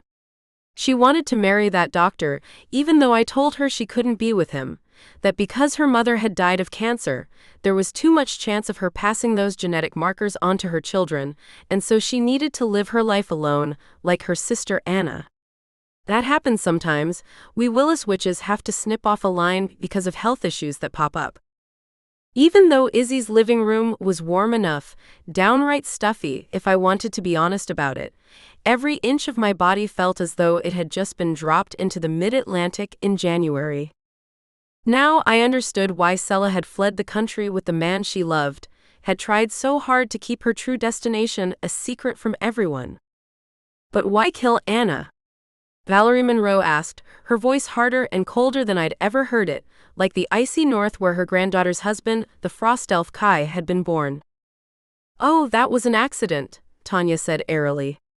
"I set the death spell on Sela's house, thinking it would catch her as soon as she walked in the door. But she'd already run away somewhere, and Anna went to the house instead, for whatever reason, probably to water the plants, I'm assuming. Spells like that don't discriminate, you know. It was set to catch the first witch who entered the property, which should have been Sela, and so it caught Anna. An accident. Well, I suppose that was one way of looking at it, except there was nothing accidental about the kind of horrible enchantment Tanya Willis had set on Sela Warren's house. And you were angry with Sela, so you blackmailed me into putting a hex on her familiar, hoping that would dissuade her from being with Colin Novak," Elise put in. Her tone was so flat that I knew she had to be expending all kinds of energy to keep herself from screaming at the other witch in rage and betrayal. "That was my original plan, yes," Tanya replied. "I couldn't do it myself, because my magic is sometimes too strong, and I needed a spell that would be a nuisance, but wouldn't actually hurt her familiar. But Sela was tougher than I thought she would be. She gave the hedgehog to Charity to watch, then ran away with her doctor boyfriend. She sounded utterly unconcerned about the whole thing, as though it was no big deal that the hex might have caused me some actual injury, rather than a few near misses." Across the room, Elise watched the other woman with narrow eyes, her compressed pale lips telling me exactly how she felt about being used to further such an evil woman's ends. "And the tunnel?" I pressed, since I'd been wondering about that all along. "Were you using it to go back and forth between Salem and Marblehead without being detected?" Tanya nodded. "Yes, it was very useful, for a time. But then Emerson said he was selling the store, and I knew if I pressed him too hard on the subject, he'd become suspicious and start asking too many questions. So I let it go, and instead made sure to have plenty of house listings in Marblehead so no one would wonder why I was going over there so often." It sounded to me as though she'd done her best to cover all the bases. I wondered, when she'd lied about so many other things, why she hadn't told me Anna Warren's death had been due to natural causes, since I hadn't been able to detect any dark magic around her. However, I guessed she'd decided it was better to be truthful in that one time, just in case any other witches detected the spell that had killed Anna and mentioned the discrepancy. "I've heard enough," my mother announced then, echoing a sentiment we probably all shared. Tanya had admitted her guilt in both Anna's death and Elise's blackmailing, so at this point, we really needed to figure out how in the world we were going to proceed. "She's definitely guilty beyond all shadow of a doubt," Valerie agreed. "The problem is, what do we do now? It's not as if we can turn her in to the police." In detached tones, Tanya said, "If a witch in my coven did anything like this, we would put her to death." She sounded as if she was talking about someone else's fate other than her own, but I guess that was just Izzy's truth spell, being a little too effective. "We have to destroy her magic," Elise said, and we all stared at her in surprise. "There's no way to do anything like that," I protested. "Our magic is born in us." Elise only tilted her head slightly, her expression now almost amused. "True, it's born in us, but only because it's physically part of our natures. A mutation in the pineal gland." I blinked at her, and my mother and Valerie and Sage all looked startled as well. Clearly, this was the first time any of them had heard anything about this. But I noticed how Grace's gaze dropped to the floor, and she appeared more worried than surprised by Elise's announcement. "You knew about this supposed mutation?" I demanded. Grace gave an embarrassed little shrug. "Well, you know I take witch history very seriously. That includes some of the less savory aspects of our community." "What she's trying to say," Elise put in, "is that back in the middle of the 19th century, a witch named Tabitha Becket got permission from the other members of her coven to perform autopsies on the bodies of local witches who had recently passed away. I'm assuming she also did autopsies on mundanes to get a control group, although it was never explicitly explained. Anyway, she discovered that witches have a certain mutation in their pineal glands that allows them to perform magic. She could never completely explain the mechanism involved, but the mutation, which is genetic, is what gives us our magic. All I have to do is focus on Tanya's pineal gland and destroy it, and she won't ever be able to practice magic again." We all stared at Elise, clearly flabbergasted by this development. "Can a person live without a pineal gland?" Sage asked, first time she'd spoken so far. It seemed pretty clear to me that she'd preferred to let her elders handle this messy matter, but curiosity had prompted her to speak at last. "Sure," Elise said easily. "She may end up with some sleep disorders, because the pineal gland helps to regulate our circadian rhythms, but medication can help her with that." Voice hardening, she added, "Compared to what she's done, I think she'd be getting off pretty lightly." I couldn't argue with that observation, and apparently no one else could either, because an uneasy silence fell. "Any other objections?" Elise asked then, her tone turning wry. No, Valerie replied. "I think I speak for all of us when I say that this seems like the best solution to a very messy problem." Elise's mouth curled slightly. "That's what I thought." She turned toward Tanya, who'd stood there silently during all this, not seeming very concerned about her fate. Now Elise's expression turned blank, as if she was doing her best to control her anger and instead channel it into the spell she was about to cast. When she spoke, her tone was cool, almost indifferent, although the words of the spell were anything but that. "By Moon's decree and Starlight's grace, I strip your power from this place. Witch's magic now undone. In darkness, you'll be left with none." When Elise was finished, Tanya continued to stand there motionless, her eyes as wide and glassy and emotionless as a doll's. "She'll probably be out of it for a while," Elise commented. "One of us should drive her home and put her to bed." "I'll do it," my mother offered. "Once I have her settled, I can just walk home." This seemed like the best solution, since my mother only lived 2 doors down from Tanya, and there wouldn't be any of the messiness involved in needing to have someone else follow along and provide a ride home afterward. As to how we deal with her on a daily basis going forward, well, I supposed we'd just have to figure that out. This was definitely an unprecedented situation. A sudden thought occurred to me. What'll happen when Tanya's coven finds out she no longer has magical powers? Grace frowned. It's hard to say, she replied. It could be that someone else takes over, or they'll fall apart quickly enough, which is what often happens when a dictatorship collapses, my mother said crisply. We'll keep an eye on them, but I have a feeling the witches of Tanya's coven will be very glad she won't be making decisions for them anymore. I hoped she was right.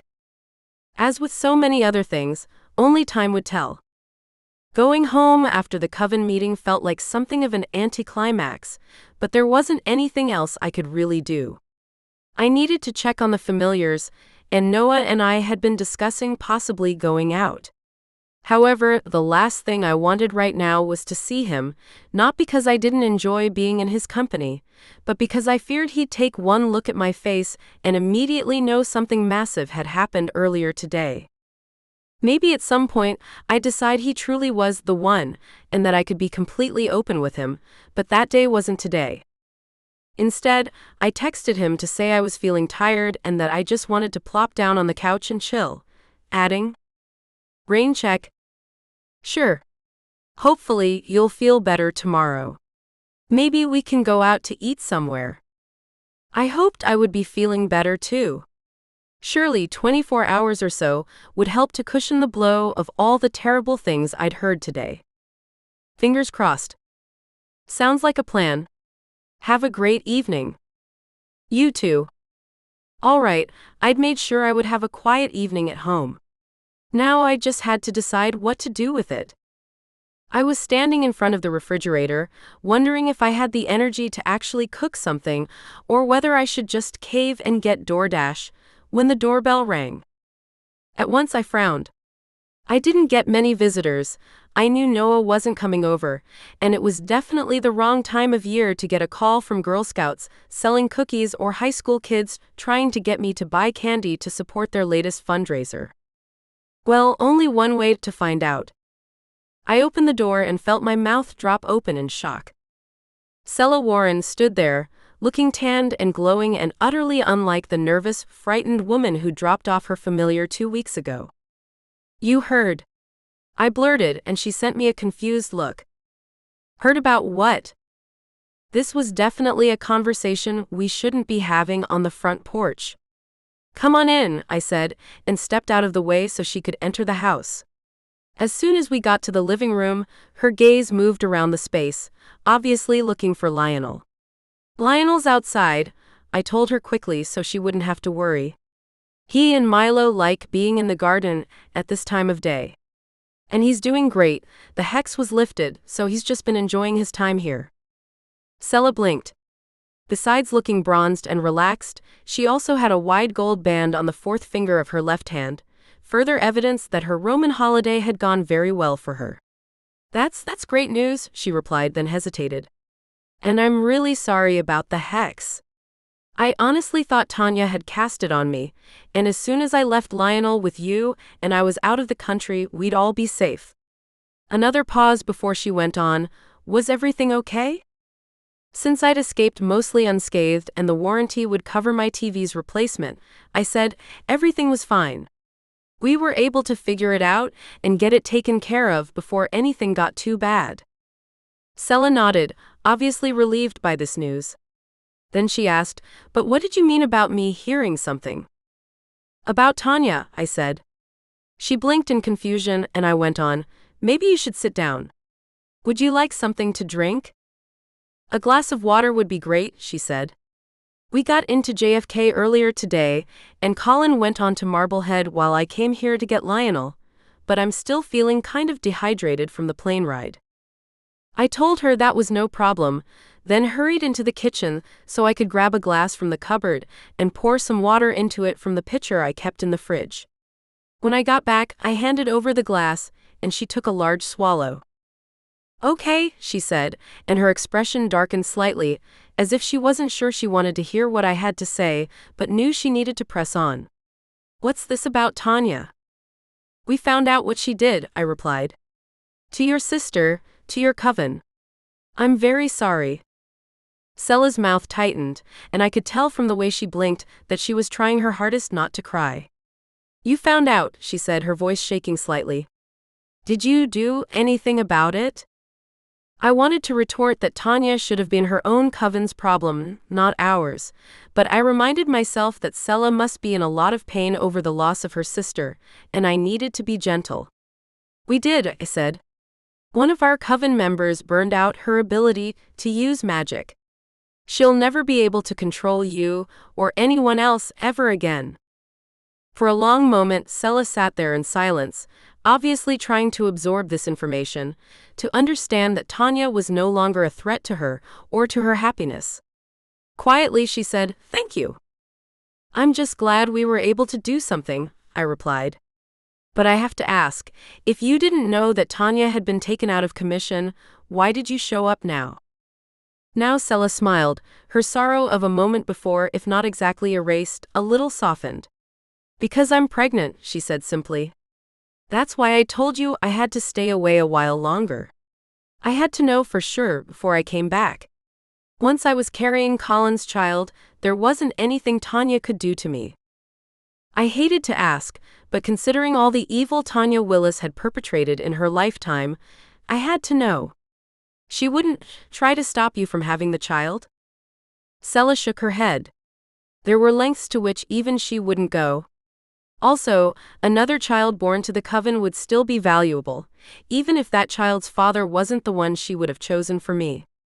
I'd had my suspicions before Colin and I even left for Rome, but I wasn't positive until yesterday when I went to see a doctor there." "Well, congratulations," I said, since I wasn't sure how else I could respond. "Thank you." Colin's deliriously happy. He always wanted a family, but his ex-wife kept putting it off until he realized she would never have kids. Which is her choice, but it's not what he wanted. And now he had a new wife and a baby on the way, and no worries about their future. Except, "What do you think your coven will do now?" I asked, echoing my question to my mother earlier today. "They'll fall apart," Sela replied at once, her tone firm enough that it didn't seem as if there were any doubts in her mind on that particular subject. "Without Tanya controlling everything, they won't know what to do with themselves. They might try to form a new coven, but I have a feeling most of them will just go it alone for a while, or maybe try to see if one of the other Marblehead covens will have them." She shrugged, obviously not too worried about the fate of her other coven members. "But I'm fine just concentrating on my family and saying goodbye to my sister." A little pause and she added, "I think we'll name the baby Anna. Because of course, she would have a daughter. That was just what witches did." And being named after Sela's late sister was a fitting tribute to the aunt the little girl would never know. I hoped she would grow up to be as tough and resourceful as her mother. Sela took Lionel home after that, and Milo and I stood on the porch and waved goodbye as they drove away. "Do you ever get over it?" he inquired.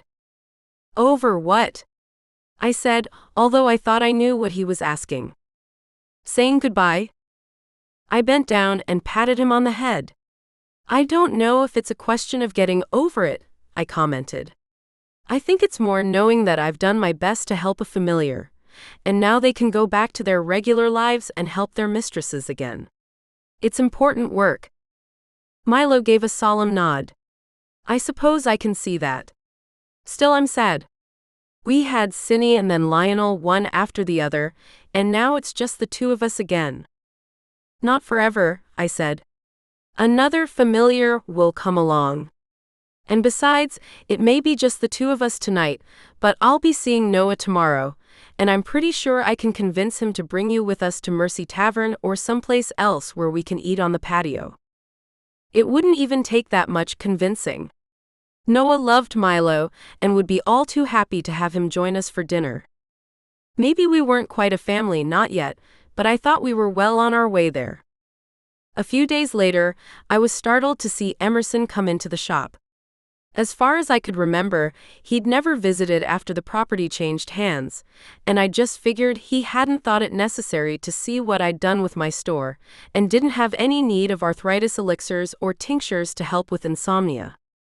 He glanced around at our surroundings, his expression pleased. I had to admit that the shop was looking pretty good right then, since Sela and Maggie had come by just the day before with the plants I'd ordered and had arranged them in tasteful locations around the store. "It's very nice," he said after I'd greeted him. We were alone in the shop because Sage had run out to get some iced tea, and I was experiencing a rare Friday afternoon lull. I suppose I should have stopped by before now. "Well, I can see how it might have felt strange to have the place look so different from the way it was when you owned it," I replied. "Is there something in particular I can help you with?" His gaze moved across the rows of bottles on the shelf behind me, as if he was studying their labels, and then he shook his head. "No, not really. I just wanted to come in and thank you." "Thank me?" I said blankly, not sure what he meant. "For our little conversation the other day," he explained. "I was thinking about Arya, about how Tanya had always been so firm about not wanting me to be a part of my daughter's life. Well, it might have been 25 years too late, but I went ahead and reached out to Arya and told her the truth, and that I understood if she didn't want to have anything to do with me. Approaching his long-lost daughter like that had taken some guts. Of course, now he didn't have to fear any magical retaliation on Tanya's part for what she would probably view as meddling, but he didn't know that. And with Tanya forever altered by what the Coven had done to her, it was probably good that Arya would have her newfound father to lean on from now on. "What happened?" I asked. Emerson smiled. "She cried, and then she told me she'd always wanted to know who I was. Said she was proud to know I was her father, and that she hoped to see me in the audience at her next concert." Warm tears pricked at my eyes. Arya and I had never been close because I was just enough older that we hadn't shed any classes in school, but still, I'd liked her and always wanted the best for her. "That's wonderful to hear." "Yes," he said simply. "I'll just have to do what I can to make up for lost time. You have a good day, Miss Hughes." He inclined his head toward me and then went out, tall and elegant among the shorts-clad shoppers that crowded the sidewalks of Essex Street. I watched him go, then reached up to blot away the tears that still stung my eyes. Yes, Tanya Willis had done a lot of harm in her life, but the pain she'd inflicted on those around her was already beginning to heal.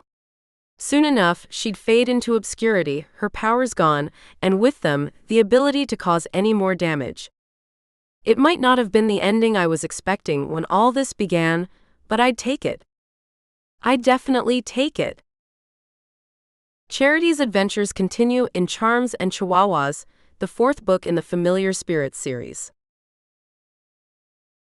If you enjoyed this video, make sure to like and subscribe. New audiobooks are posted every week.